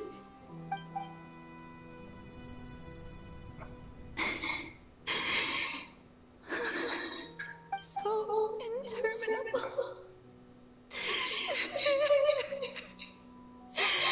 So lonely. Just how much longer? Hundreds of years must have passed by now. Perhaps the show must go on for hundreds more. I never imagined that it would hurt so much. Have I reached my limit? No. Perhaps I reached it long ago. Today I didn't even notice my own tears. I want to tell someone, anyone, about this. But would that not destroy all I've done so far? I have conducted so many investigations across the centuries, but there's not even a sliver of hope that we might break the prophecy. All I can do is keep heart. I must maintain this act. And it's the only way to save Fountaine. Please, mirror me. You have to succeed. Oh my god, another scene. Also, I feel really bad for Farina. I'm like genuinely gonna cry. Scene 182. Oh my god. But I genuinely feel like crying. It's sad.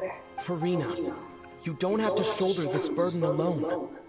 Although I don't know what you might be keeping from everyone. Traveler talking. Your people are more than willing to share your burden with you.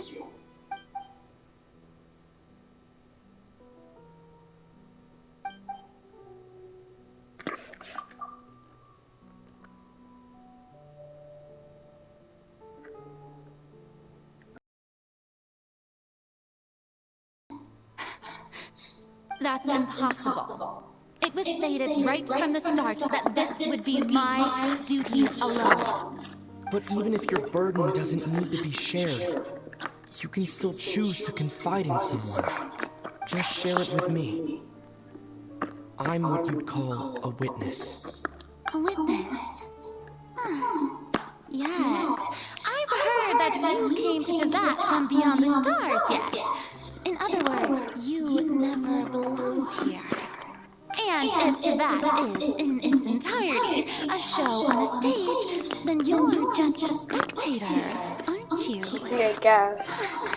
If that's the case... He's right. I could confide in him, couldn't I? But if things don't play out as expected, the people of Fountaine will be the ones to pay the price. No, Farina. You shouldn't be selfish. But what if it's really alright? Farina, you've worked so hard for so long. Surely it would be okay to put yourself first for once. Just this once. Is it such an outrageous thing to do anyway? To find someone in whom you can confide your frustrations and sorrows. Surely it could not hurt. If you let this opportunity slip through your fingers, it might never come by again. Think about it long and hard.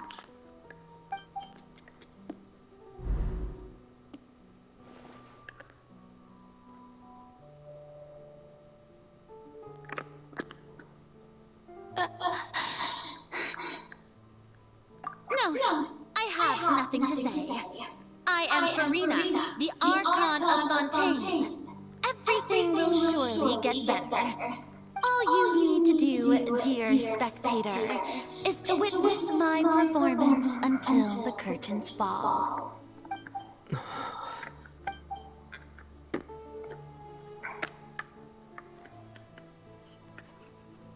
Fine.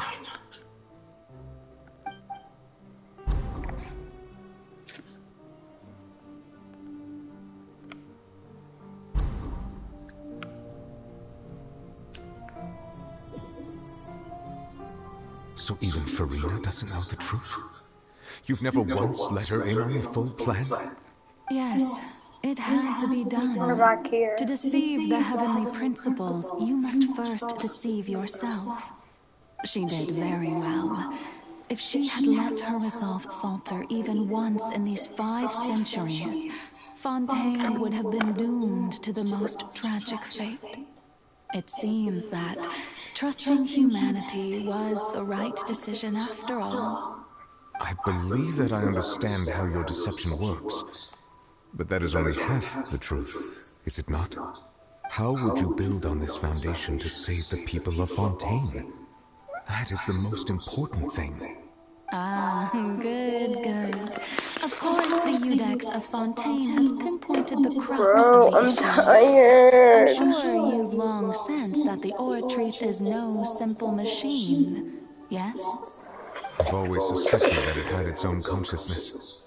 And Lenny did mention that he heard a human voice within the core chamber.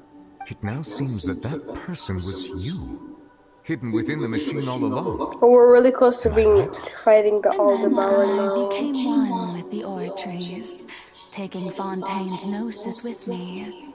Yes, it would seem so, wouldn't it? Alas, your understanding of this device still lacks sufficient depth. In truth, it is no enactor of justice. It is, in fact, a device created to kill the god of justice. I beg your pardon? Oh, you have it. And to be more precise, not only will the Oratrice take down the god of justice, it will also take down the divine throne upon which she has been placed. I mean, did you think I would be the sort to enjoy peaceful repose while Farina suffered? My work over these last 500 years has been to constantly accumulate indemnitium within the Oratrice. But really, some have already discovered that only a small fraction of the energy generated by the device was ever used to provide power to Fountaine. The vast majority has been, had to be, accumulated to enact this death sentence. It was all part of your plan, then? Both the trial and the sentence? Indeed. This power, accrued over 5 centuries, could have sustained But we've still got like 40 Fontanians for minutes of the millennia, quest. had it only been used for that purpose. Almost all of it has now been stored within the oratories. But only power of this magnitude could hope to destroy the Hydro Archon's divine throne, shaking the rules established by Celestia, and breaking through the institution that is the Seven. So the Oratrice's call for death was for neither Farina nor Focalor, but for the Hydro Archon. The destruction of that divine throne. If I do not misunderstand your intent, you must be... Returning what's rightfully yours to you, of course. In other words, this was all done to return the authority of the Hydro Archon to the Hydro Dragon of this planet. But... I always thought that this is Farina in this outfit, but it's always been fossilized, I guess. No, what?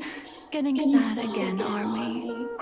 The authority of the ancient dragons shall soon be yours once more, O Hydro Dragon Sovereign. And this is the face you make.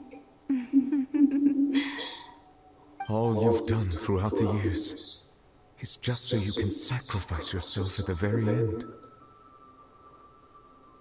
I've never quite seen it that way, you know. Even now, I'm quite pleased at how well my deception worked.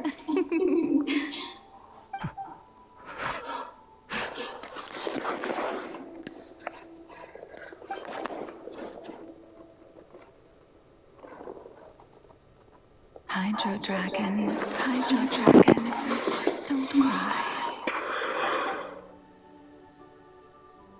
I must say, had it been within my rights, I would have loved to judge the heavenly principles themselves. Were they not guilty of essentially the same crime? Egeria stole the power of the primordial sea, and the heavenly principles stole the power you ancient dragons possessed. I, for my part, am the god of justice. And is it not just that your original powers should be returned to you? Speaking of justice, I have always believed that justice lies in the process of pursuing human existence itself. So, if the theft of the primordial sea's might was Fontaine's original sin, then, leaving matters of procedural right and wrong aside, the descent of the Fontainians as humans and their right to exist in this world would be Fontaine's original justice. In other words, existence was Egeria's justice, and to me, justice is the continuation of that existence. Oh, so low. I like whenever I see this, because I've seen like a little bit, and whenever I see this, I like immediately skip. So, or like just don't watch it. So like honestly, I've always just thought this is Farina. I never knew that it was Fountaine. We, whether it be myself or all other Fontainians, have shouldered the burden of this sin for far too long. Iudex Nervilette, the highest judge in our land, when you regain your full power as an elemental sovereign, what verdict shall you pass upon us? So when I was invited to the court of Fountaine to serve as Iudex, I see now that that was your idea too. At last, I now understand the true purpose behind this position. In the beginning, I was uninterested in human existence. But these 5 centuries of living alongside them have gradually brought about mutual understanding between us. And I have even attempted to feel as they feel. You are a devious one, Focalor. Things being as they are, surely you know that I could never declare them to be guilty.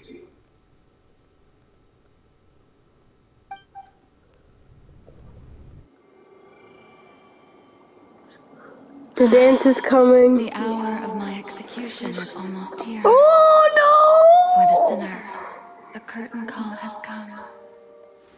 I know I'm I gonna cry, sounded, guys. but faced with death, I find myself a little afraid. Perhaps this is one thing both gods and humans have in common.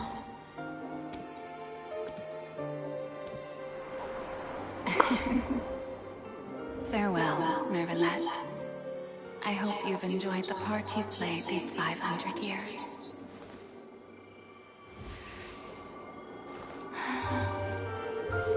The dance! I've been waiting so long to see.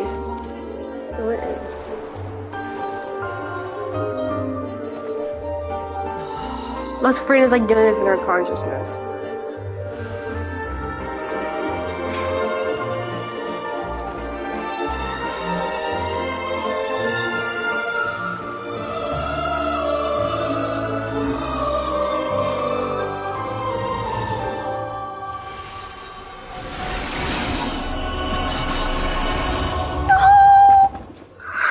What?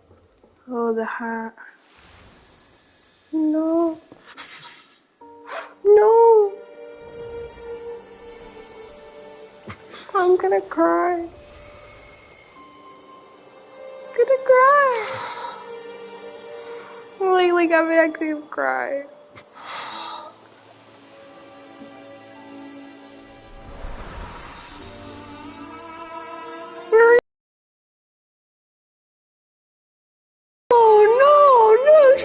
You're not dying. You're not gonna die. No. No, no, no. I wish we could. No. I'm gonna cry. I'm gonna cry. I'm gonna cry. I'm gonna cry. What's happening? Newbie, do something. Don't kill her. Don't let Marina die. I don't think she died yet, did she? Because she was just in the opera house with the bubbles. Hereby declare, people of Fountaine, your sins are forgiven.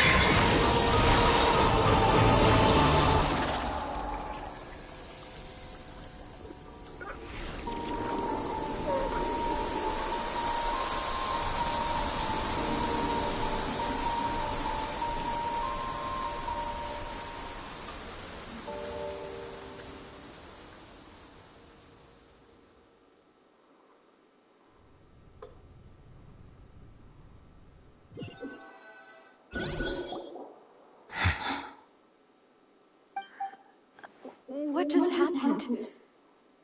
Has the death sentence been carried out? Was that bright light some sort of misdirection? I have a feeling that something huge just happened. But since we're all still alive and haven't been dissolved, I assume whatever happened was good for us. It's time to end this. We must mete out punishment to that beast.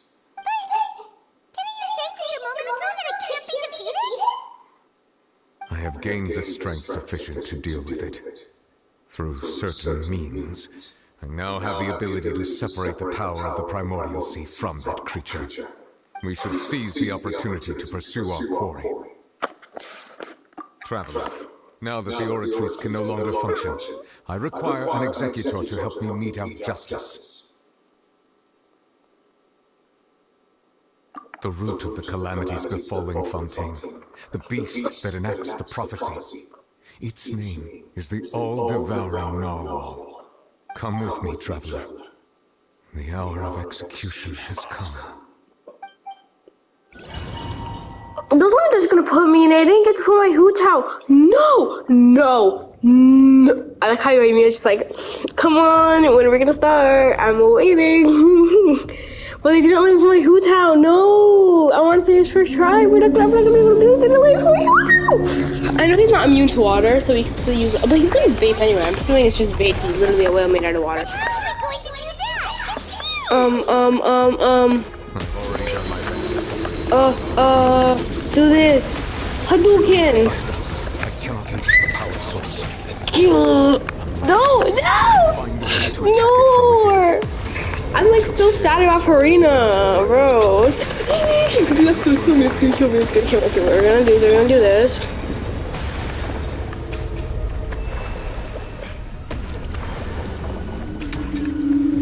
I can feel its sorrow coming into hostility.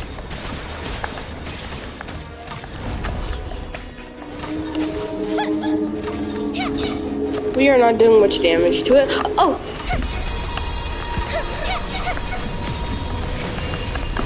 What is happening? I've never fought this thing. What is this? What is this? What is this? Continue to trigger its hostility. I need help! What is this? What's happening? I'm fighting like primordial seawater. What is this? What was that? Why was your me just like...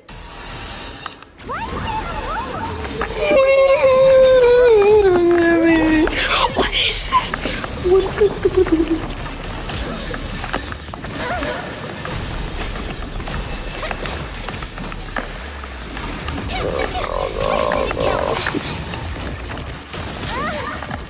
No.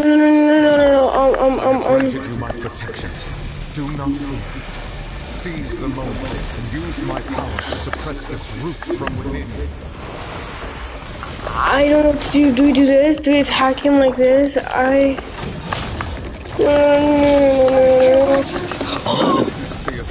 Oh yes! Go Newlet! You are amazing, newbie. Why don't they do this in Honkai Star Rail? Like with like so people when they do challenges. Oh, this is gonna be so hard for healer impacts. Unless we get more characters, obviously, but. Oh, and Siege is also gonna be hard, but it's gonna be so hard on healer impacts. It's gonna be so hard. Use the power of Numa or Osea to destroy the child's attacks. No! I swear! I'm sorry. We ran any charge attack. We ran any charge attack with that. We already used that. I don't know. Oh, I'm sorry. I'll never do anything bad in my life. I'm sorry. Yes! See, I'm so good at this game. Yes, cutscene. Okay, good. Please tell me I don't have to fight anymore. I don't want to fight that thing anymore. Oh, Farina's gonna need it. No. I like that. I like how that was so smooth. Oh, like why does that music? I don't feel bad.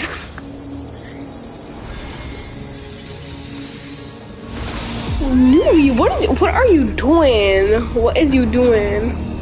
We're gonna see Skirk now.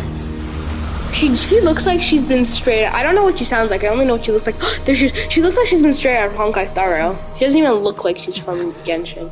When I first saw her, I thought she was from Honkai. I was like 100% from Honkai. Star Rail. I don't know about Honkai. In fact, sorry, I haven't played it.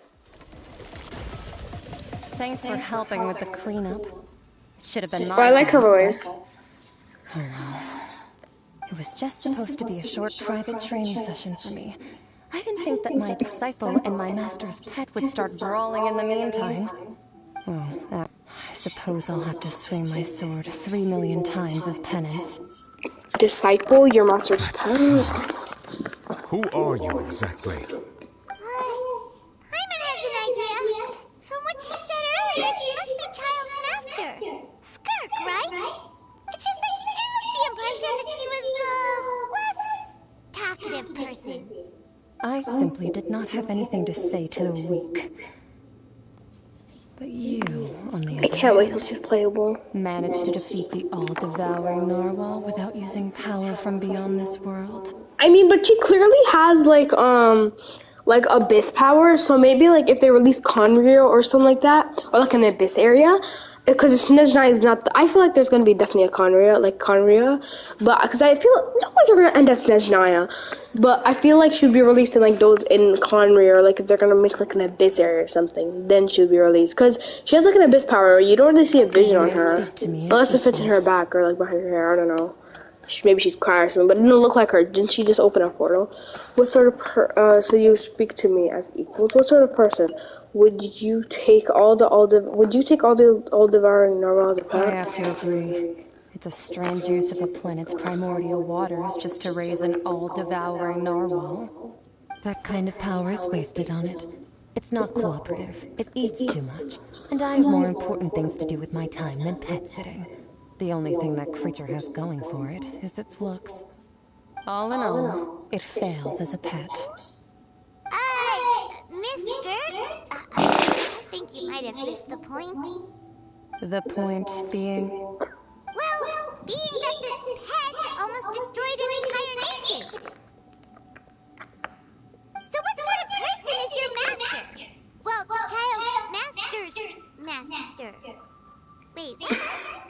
Oh, right. So you don't know him. Sorry, I assumed you did. His name is Sir Telogi.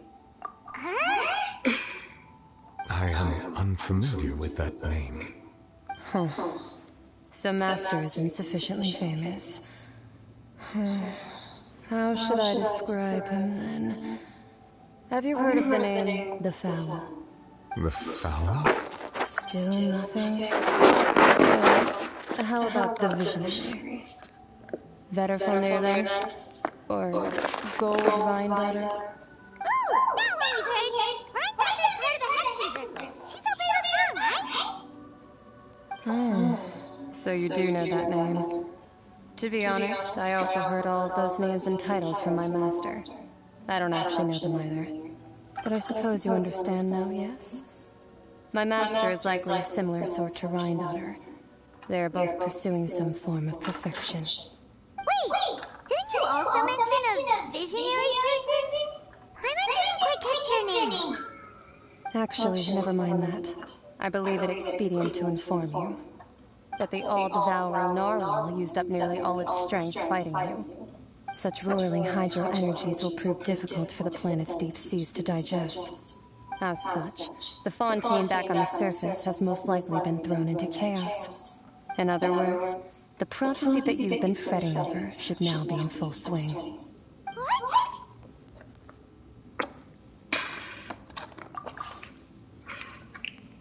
It is natural after all. The prophecy will surely come true. We knew this and accepted it.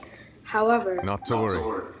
Focalor has already managed to deceive the heavenly principles.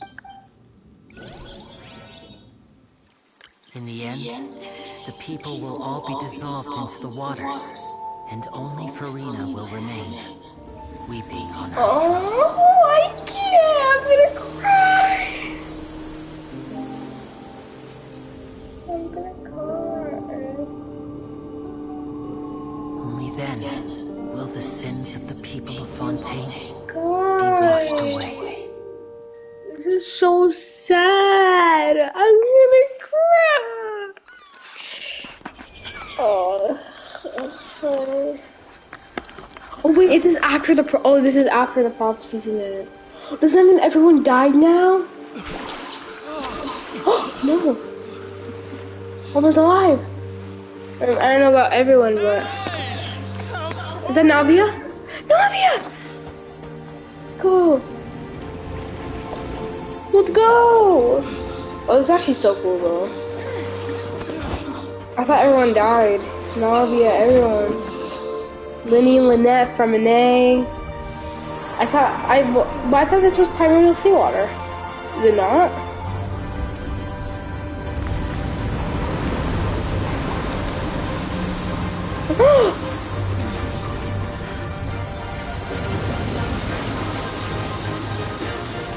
Isn't that the thingy? Where are we? Emergency rescue. Is that the fortress? I don't think it is. It's not. The fortress is bigger.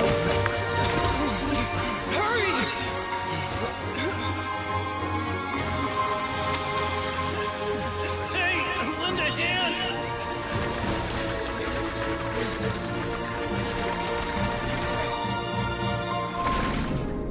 Hooray!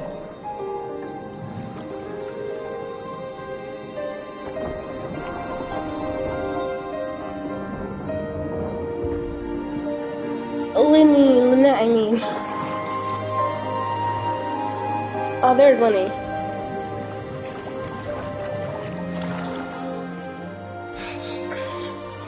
Look, the water's receding. Oh, maybe because we defeated the narwhal, it's not primordial seawater. That's why nobody dissolved. I think. Probably. So it was just normal water. But I could be wrong. We didn't dissolve. The prophecy was wrong.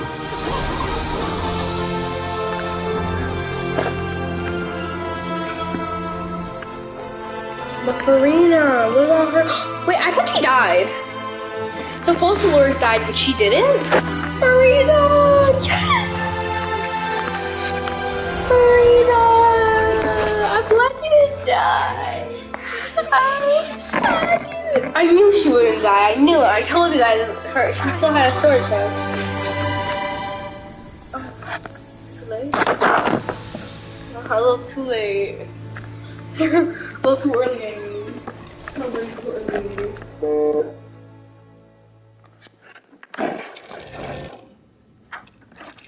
Oh, that was so cool. The solar renewed. The Spirity Rasula talks post-disaster rebuilding. I recently visited Poisson to meet with Miss Nadia, spokesperson of the Spirity Rasula, and we spoke about Poisson's present and future.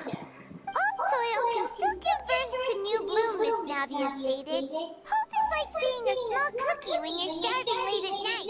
You just need a little of it.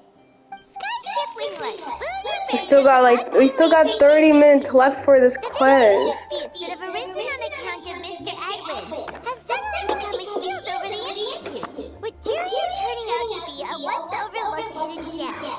People always call the first researcher mad, but few know what to call the second. And should that latter person achieve a miracle, Guys, I'm gonna go to the bathroom. to find a word with which to classify.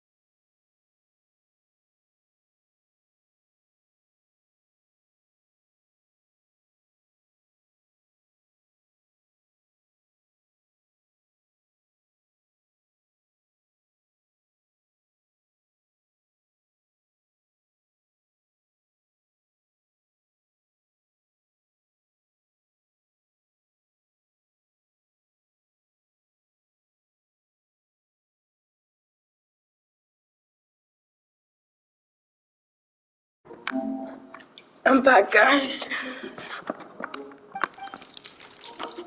Wow! Paimon barely recognizes the people in the report. Are those really Junior and Nadia? They sound like real big shots. They might have been a real big shot from the start. We just didn't meet them in that capacity. What do you think? Pretty enthralling, huh? The Steambird's idea was pretty simple. With the disaster just having passed, we would print a We only talked to Charlotte, which is what we're doing now. names to calm people down. And then we have go to Poisson, go to the Fortress of Meripede, head to Romertime Harbor, talk to Linny and the others, look for Nouvelette, and then talk to Nouvelette. And then we're done. Which apparently is going to take 30 minutes. How long are these dialogues? We'll publish further reports and go into the stories behind those people. Or actually, maybe each one is like 5 minutes. 5 times 7 is 30. While Navia is leading people in the reconstruction of I don't know. I'm sure that these stories could draw even your well-traveled eye.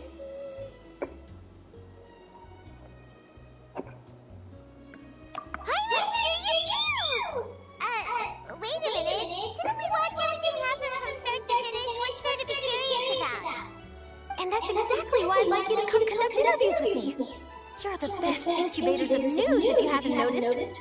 And also, with you around, I'm sure we'll get to see that dick. Are you sure? Hasn't it turned you down several times already? Oh, this time will be different. Come on, let's head to Poisson first, and then make a trip to the fortress. There are some things you'll only know when you get there.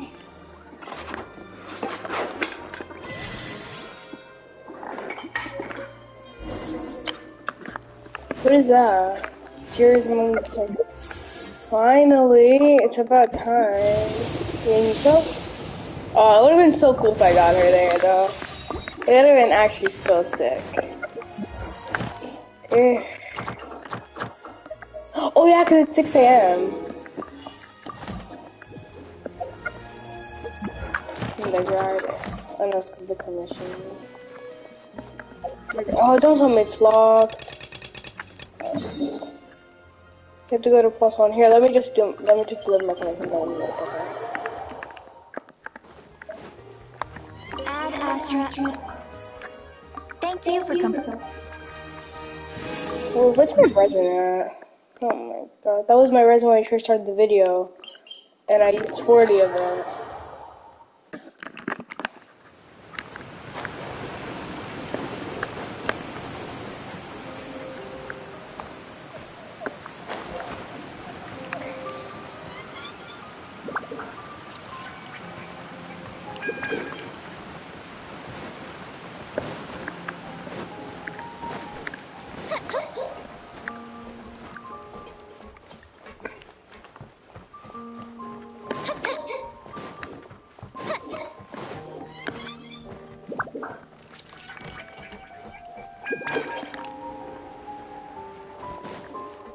Let's just go to lower Poisson.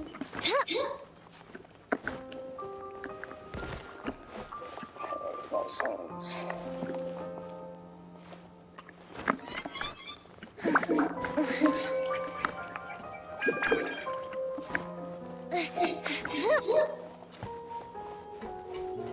Is that a patooey?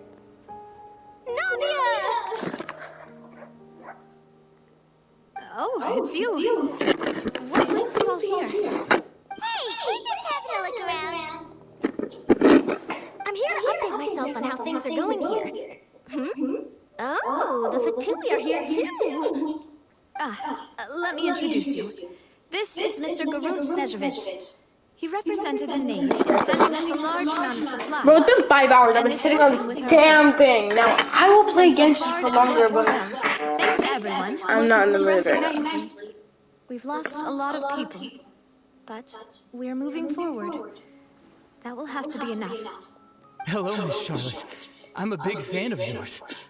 I especially like that article you wrote last year about Fontaine's stray cats. But if you don't mind, could you not emphasize our role too much in your report? It's not charity we're doing here. We just happen to share the same interests as the Spina. I get where you're coming from. I'll keep it as simple as possible. Or would you be willing to feature as friendly neighbors? That would be fine. Thanks. Oh, you're back too. How are things? We finished laying down the construction materials. It'll be another hour before the workers are able to go over there. Huh? You're here too, Claire? Well, her reputation's I was about to drink the water in front of me, but I can't. So she's here in Poisson to wait out the heat. All right.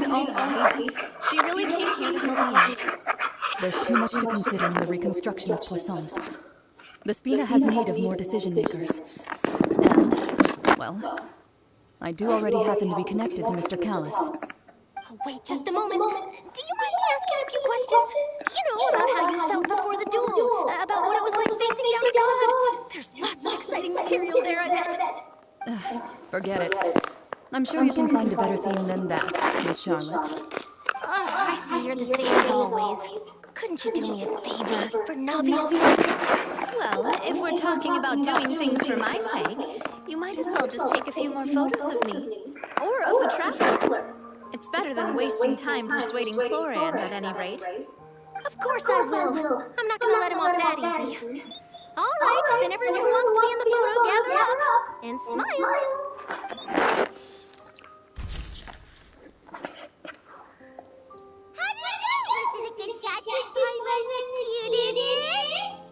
Not bad.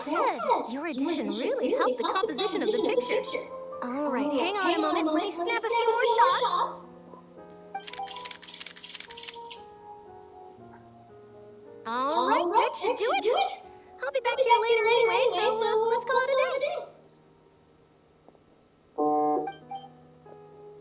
day. You're very quick. Speed is of the essence when it comes to the news, and freshness is the key. Also, not to brag, but I'm pretty good at building connections. Who knows? I might eventually get that interview with you after all, Miss Clarand. Wow, you really do have that never say die spirit. I'm impressed. I'll hazard a guess that this is how you got that interview at the Fortress of Maripede. You already knew she was going. Whoa, you're well informed. Let me make a guess too. I asked Sijuin who told Monsieur Nervillette, and he told you, right? That's a very complete information chain. In truth, all Monsieur Neuvillette asked me was, when did the fortress become so friendly towards the media? I told him that it was best not to speak too soon. There's no... Stay safe now. And tell me if you hear anything interesting. I'll treat you to afternoon tea in exchange. If I do that, it makes a noise. But if I do this, it makes no noise. That makes no sense. Whatever. We're going to the Fortress of Maripede. To the Duke. To the Duke. Here we go. To the Duke.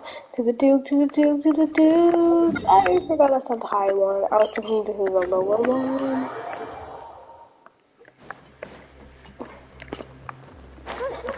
To the Duke, the Duke, the Duke, the Duke, the Duke, the Duke, the Duke, the Duke, the Duke, the Duke, the Duke, the Duke. The Duke, the Duke, the Duke, the Duke, the Duke, the Duke, the Duke, the Duke. Wow, guess we're here again, huh? There's a real nostalgic feeling to this place. Looks like you've been missing us. Dude! Did you come all the way to the entrance to greet us? Of course. I'm here to welcome you and our dear Miss Charlotte, whom our good head nurse recommended to me. It's an honor to finally meet the much-rumored Duke. Thank you for consenting to my visit to the fortress, sir. No need to thank me. But that said, I shouldn't be the focus of your interview. I trust you recall our agreement? Of course, of course. All right then, this way. Hey,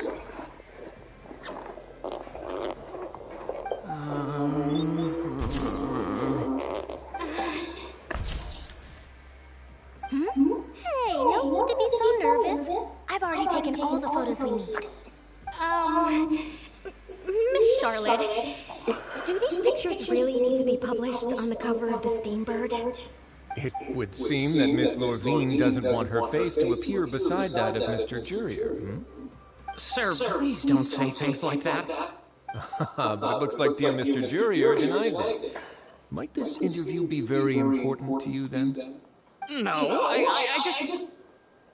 This is my first time being interviewed, and I'm very thankful to the Steambird for... Now, I might not look it, but I actually did meet Mr. Edwin once. And I'll be honest, I enjoyed chatting with you more. You've definitely got more of that genius vibe going on. The boat that brought about a miracle, the ark that saved the people. Why, you recreated a myth back there, like an emissary of legend. Still, if I might ask, where's that flying ship now? Looks like Charlotte's trying to get herself another exclusive scoop. I have to apologize, but that ship is presently in the bowels of our factory. I'm afraid it won't be easy for you to get a shot of it. Really?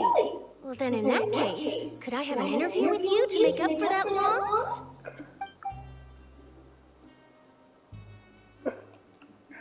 You already know my answer, I'm afraid. Best you interview our head nurse instead. Or perhaps you'd like to take another photo of this couple of researchers?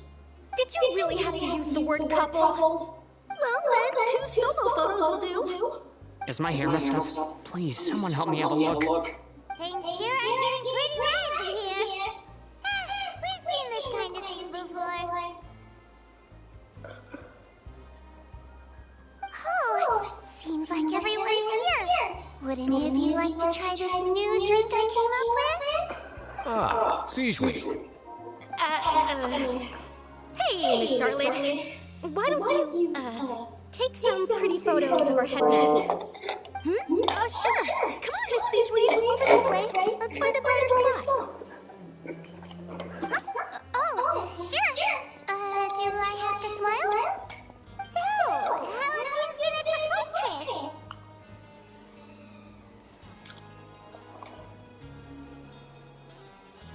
Same old, as you can see. Fontaine's undergone some changes, but this place is still more or less the same. Other than that flying ship, it got a tad too much attention, I think. That's why I decided to let the interview go through. We should direct more public opinions toward the behind-the-scenes heroes. Am I right, Mr. Jerrier, Miss Lurvine? You're too kind, sir. I believe that you too should have your day in the sun. Not that you would want that, which is a pity. I'll just leave the spotlight to you two. You talked already for a while, Jared, and you need above ground. Lots of things happened that day, huh? Anyway, regarding that Harbinger, I'm not sure you remember, but his 3 young followers are still waiting for his return. He sure did win them over, huh? I'll tell them that there's good news and bad news. The good being that their boss seems fine, and the bad being that they must face extended sentences for abetting his escape. Oh, actually, what about you? Are things gonna change for you too? What change can there be? The fortress will keep chugging along, and so will my duties. As to what Miss Farina's departure will mean for the nation, and if our laws and governance will be transformed, we'll leave those to the folks in the overworld. Hey everyone, the photo shoot's done. Good. In that case, let's call it a day here. Thanks for your cooperation. Come on, Traveler, let's go. I started 2 a.m., now it's 7 a.m., 7:30 a.m. There'll be a next time? Maybe. Who knows? I might write a story about the underwater factory next time. Until then. All right, last stop, the docks. I thought the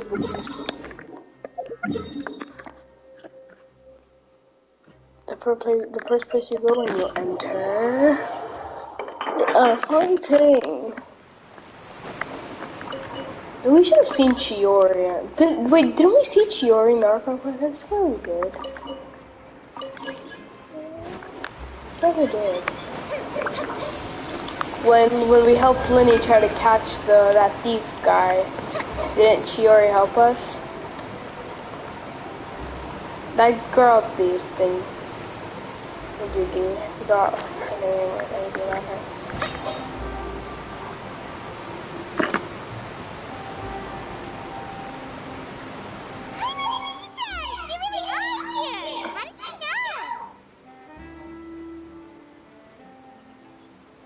Navia mentioned that she stayed in touch with Linny and the others after working together. Apparently, they've been at the docks distributing these strange pockets the whole time since. Traveler, Paimon. Ah, and Miss Charlotte, too. Would you like a magic pocket? What sort of gadget is it? It's a wondrous bag that can be used to carry many things. The water level has returned to normal, but if you see any of your things floating around, you can use this to carry them. Or you could trick a friend into doing it for you. Trick a friend?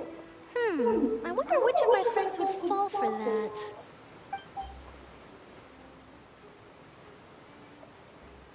You could just make a friend like Fremine here. Isn't that right, Fremine? Is this what you meant by, I'll help you make some more friends? To be honest, that sounds pretty sweet. Could I have your contact, please? Sure. Please, write down my address. Lynette sure is working hard to help Fremine socialize. He was the one who proposed doing this. He even wants to assist in our magic shows.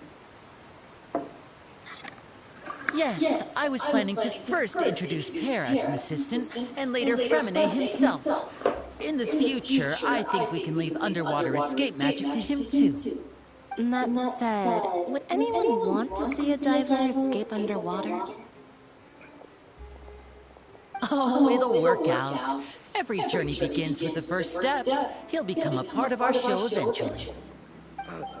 Lynette, could you come over? Miss Charlotte says she wants to take a picture of us. Got it. My, that Charlotte is rather perceptive. She got rid of everyone the moment she realized I had something to say to you.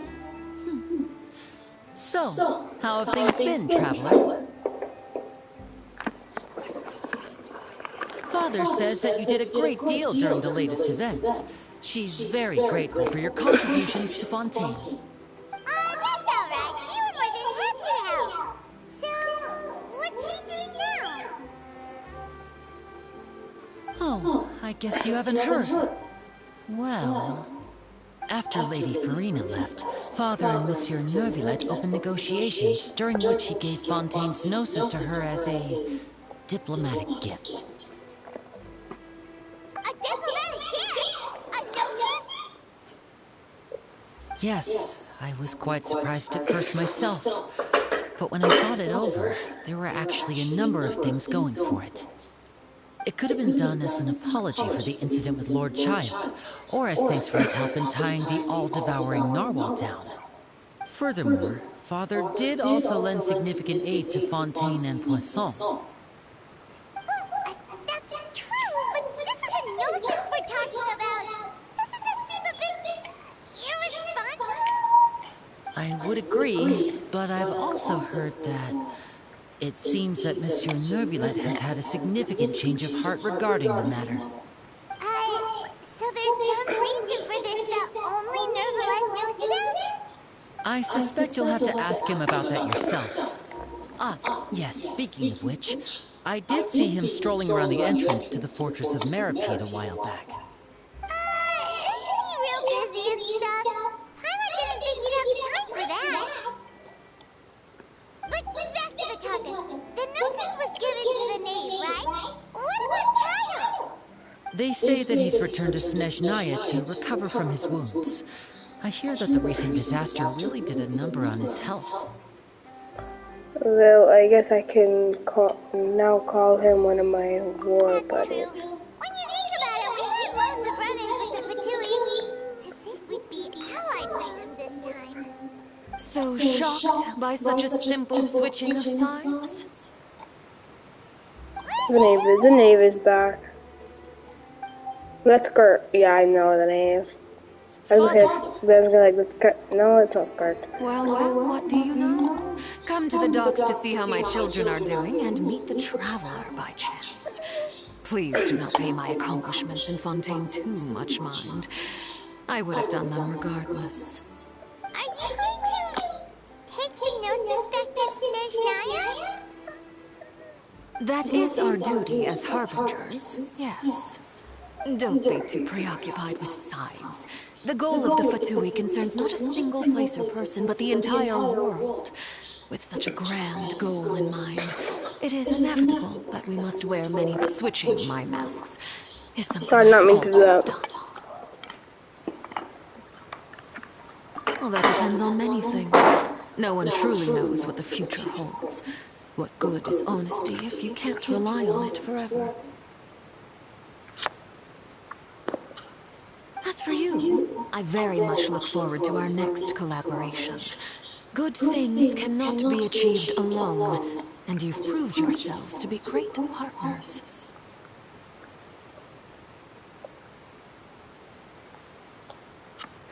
I can't remember some.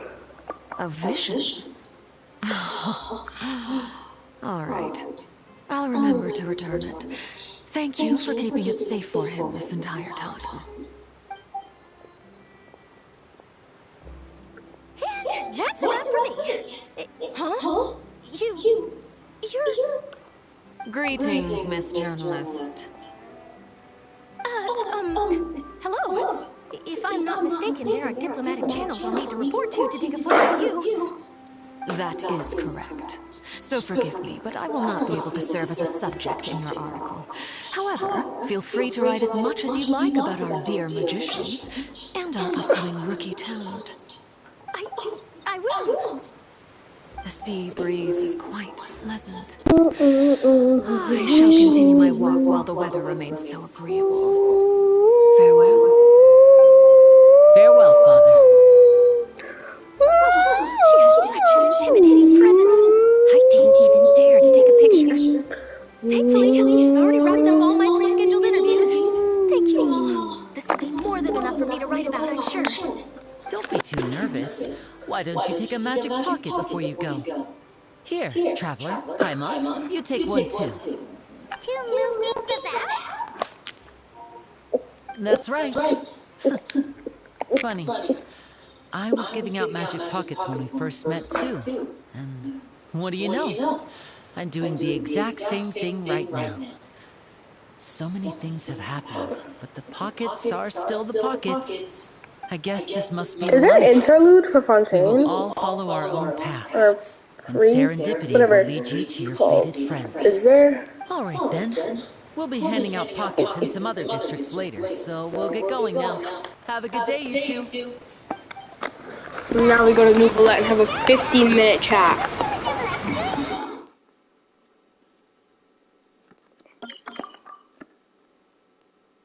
So everyone knows it's going to be a 15-minute chat.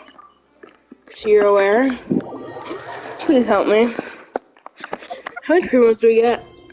That is not a lot of premiums, but you know what I forget? You know how much more we probably got for this? It's probably enough to.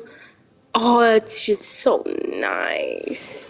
It's a lot more. So I don't need to worry about Mora to send my reading. All I need to worry about the books.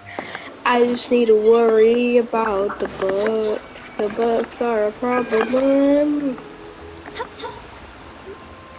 Isn't that Baguette? No, it's not Baguette. Baguette is not here. Also white. His hair though. Besides, Baguette is not here. Baguette is like somewhere. You go down the elevator, or like the stairs, and he's like right there. Anyways, we're going for New Valette. Wait, why would I go in the Opera House? I was thinking that's Palais Memorial, or whatever it's called. But no, he would not be in the Opera House. I mean, Farina might be there, but weeping in her throne.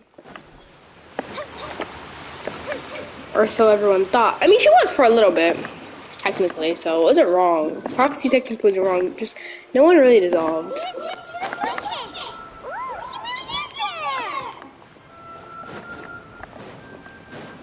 Oh, we have Mona for a reason.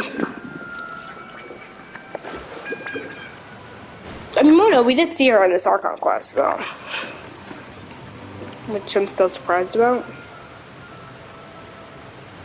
So, you really are here, New Valette. I didn't think you were going to have free time this hour of the day. Really? Oh, I suppose you must have met Mr. Linney. He took the time to greet me earlier when he passed this way. In any case, you came at a good time. I was just considering reaching out to you to set up a meeting, so I may explain some things that I haven't had the time to before. I'm glad that you remembered. Thank you for keeping us on your mind, what with you being busy and all. Alright, let's have it then. How was Fountaine actually saved? The whole business is still quite the mystery to us. It is strange how words can often leave a bitter taste in the mouth when it finally comes time to say them out loud. I just want to skip all this. New Valette's size, half day per time, just going to say, also received heavily from people in this family. So that's what happened? Oh, it's not Farina's part. Fossilor destroyed the divine throne of the Hydro Archon and restored your power to you, transforming you into a fully fledged elemental dragon sovereign. But Paimon still doesn't quite get what you did to save the Fontainians from dissolving. For me, the authority of the ancient dragons refers to absolute control over the hydro element. Fontainians were incomplete humans born of Egeria's use of the power of the primordial sea, with constitutions similar to that of mimics. But so long as those primordial energies remain within them, I could use the ancient dragon's authority to grant them true blood, after the fashion in which life was first brought into being on this planet. In other words, when I gave my verdict, Fontainians became true humans, and thus would naturally no longer be dissolved by water from the primordial sea. Fossilor must have counted on you to make that decision as well. Your verdict was the key to making the prophecy appear to have come true while saving everyone. You could say that it was at that moment. True, that the Fontainians were finally truly born. Yeah, and in a manner of speaking, Fossilor finally managed to fulfill the original Hydro Archon's wish to turn Oceanids into real people too. It seems from your expressions that you still have more things you wish to ask. Ask away. I will tell you the truth as I know it. Oh, that's why this dialogue was meant to take so long, because of this. I'm not asking nothing. Actually, no, I am curious about this, though. Oh, that's right! They say you've given it to the knave as a diplomatic gift or something! Leaving aside their intentionality. Okay, so that's what happened to it. Okay, I don't care The anymore. Oratrice has ceased as such. It is lost. If the Fatui have ask away. I will tell you the truth as I know. So this is why, though, because in the book there's like a 50-minute dialogue, but it's because all of this. Wait a sec, Paimon's still got a question about the gnosis. When we spoke to Liddy earlier, she mentioned that your attitude towards giving away the gnosis had clearly changed. We guessed that there might be some reason for it that only you were aware of. No wonder the House of the Hearth is the Fatui's intelligence division. They are certainly sharp. So regarding this specific issue, I was just getting ready to share something with you. What is it? In truth, we exchanged some further words with that lady named Skirk after sending you two back to the surface. It went something like this.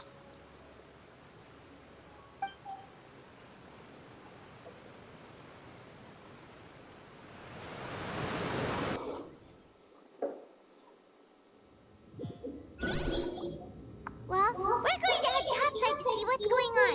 You hurry over soon as well, all right, Neverlet? What is happening? What next? The all-devouring narwhal isn't here, so I'm no longer getting any interference.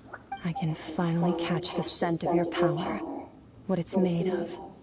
It is the authority of the planet's primordial dragons, but with something very similar to a god's curse mixed in. It's quite a novel blend. I'm sure I've encountered something like this before. What was it again? I do not know what you speak of. Of course. How could I forget? You should have the remains of the third descender on your person, yes? Remains? I've never heard of any such thing. According to your parlance, I believe it may be called a gnosis. Well, that much is true. After Focalor's divinity faded, she handed her gnosis to me. But I fear I have never heard of it described in the manner that you just did. I've been training with my master, the Foul, ever since I was young, and I have never returned to the surface since. So most of the information I possess, I got from him. It is only natural for those who are greater than humanity to possess a different sort of common sense, which is why there are so many problems in our attempts to communicate with humans. Regardless, you should probably get rid of objects of misfortune to prevent any disasters from befalling you. To live in itself is a blessing. But once a person dies, the bonds he once had with this world shall all turn to curses. What do you mean by that? No need to fret. These are just my personal thoughts. My reason for no longer wishing to return to the surface. This third descender you refer to, who are they? And when did they die? Master never mentioned them to me. Perhaps it just wasn't that important for me to know. If you're interested, though, I could ask him. Next time. I did not mean to do that. You believe we will meet again? I do. Wait. I have a disciple of my own, don't I? He can be the messenger, then.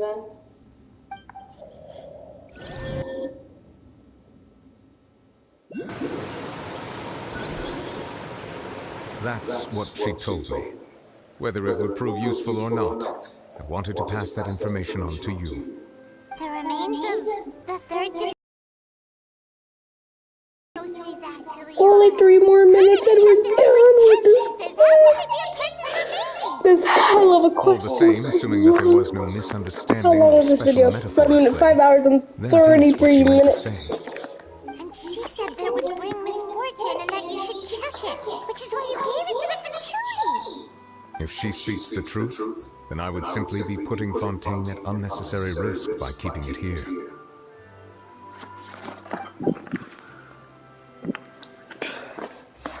I am the fourth descender. One of the no-seas are related to descendants, and two that the one who came before me. I had guessed that you might already be familiar with this concept, but I did not expect you to be one of them. That means that the Gnosis, which are exceedingly elegant, your body also possess similar properties. Like being able to use elemental powers without a vision. That does sort of count as special compatibility, right? Yeah, I just realized we met a Fatui in every single region. We met a Fatui. We met Senor in Mondstadt, Child in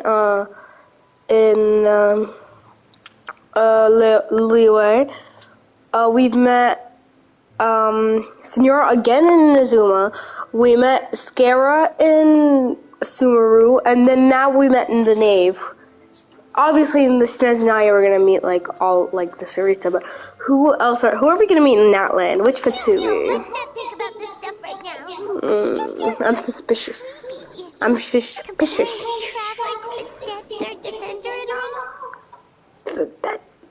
Don't worry, I won't die so easily. That's what you say, but this topic still feels like bad luck. Once Child recovers, let's get some more answers out of him.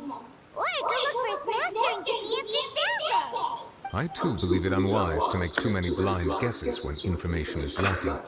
The same is true of being at court. Alright, whatever the case, it seems like the crisis here in Fontaine's over for now. Yes. All of Fosolor's efforts were for this moment as well. But she sacrificed herself in the end as a god, and she suffered through all those years as a human. Was that really what she wanted? I suppose that would be the mystery of a god's will. Can you understand the will of the gods? I suspect not. But once in a while, I too would guess that if wishes were like the clouds in the sky, they will one day return to the earth as raindrops. Life flows like water, and rain is the final answer. The water levels may sometimes tilt one way or another, but the rain falls fairly upon all. And what, ultimately, is the difference between the rains that fall upon all of us? Finally, the Masquerade of the Guilty quest completed. It was definitely my favorite Archon quest, though. My favorite Archon quest from every region. But it was a quest, alright. It was so long. Oh, it's just so nice. I have nothing. So there is no interlude for now. Maybe they'll make one. It's so nice to just see. Oh, let me just use my keys real quick, though. Okay, so I want to unlock hers for sure. I definitely want Navia's. Oh no, we're going to be able to unlock all of them. Because if we unlock this. And then we just do this, and boom. I have all the Fountaine Archon quests. I mean, every single Archon quest unlocked except this one, because I need to do this one. Which I'm not going to do all these Archon quests. I mean, all these story quests for a really long time. But for the time being, Yay Miko, would be perfect if you came here. I have no 4-star, man. When was the last time I got a 4-star? No. The last 4-star was Jinyan. You know, the train has been haunting me lately. Let me go to the book character. I have like 3 of them. I didn't get, I have 4 of them. I didn't get it for such a long time, and it's been haunting me ever since I got it. That's not good. Well, finally, guys, we finished. So if you guys like this video, no, it'll be Mona. So if you guys like this, no, let me get a picture of Nouvellette as Nouvellette. I think I have a team that just has Nouvellette for some reason. Yes, I do. So if you guys like this video, so if you guys like this video, hit that like button and. It seems from your expressions that you still have more. Ask away. I will tell you the truth as I know it. I suggest that you fully Oh, he said I suggest you fully prepare for not land, but I want. And now I'm curious what he's gonna say afterwards. That you still ask away. I will tell you the truth as I know it. I suggest that you fully prepare yourself before going to Natlan. In the meantime, Fontaine's. Okay. I just wondering if he does that afterwards. Okay.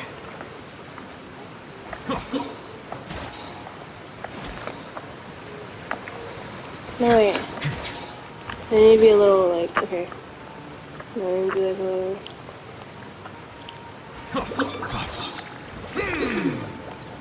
Boom. I want to take a picture of me how they hold the staff.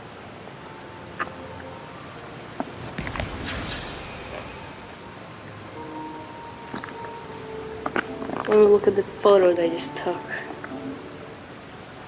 Oh, that's a good one. Okay, anyways, if you guys like this video, hit that like button and just goodbye. I'm gonna go get some sleep. Goodbye.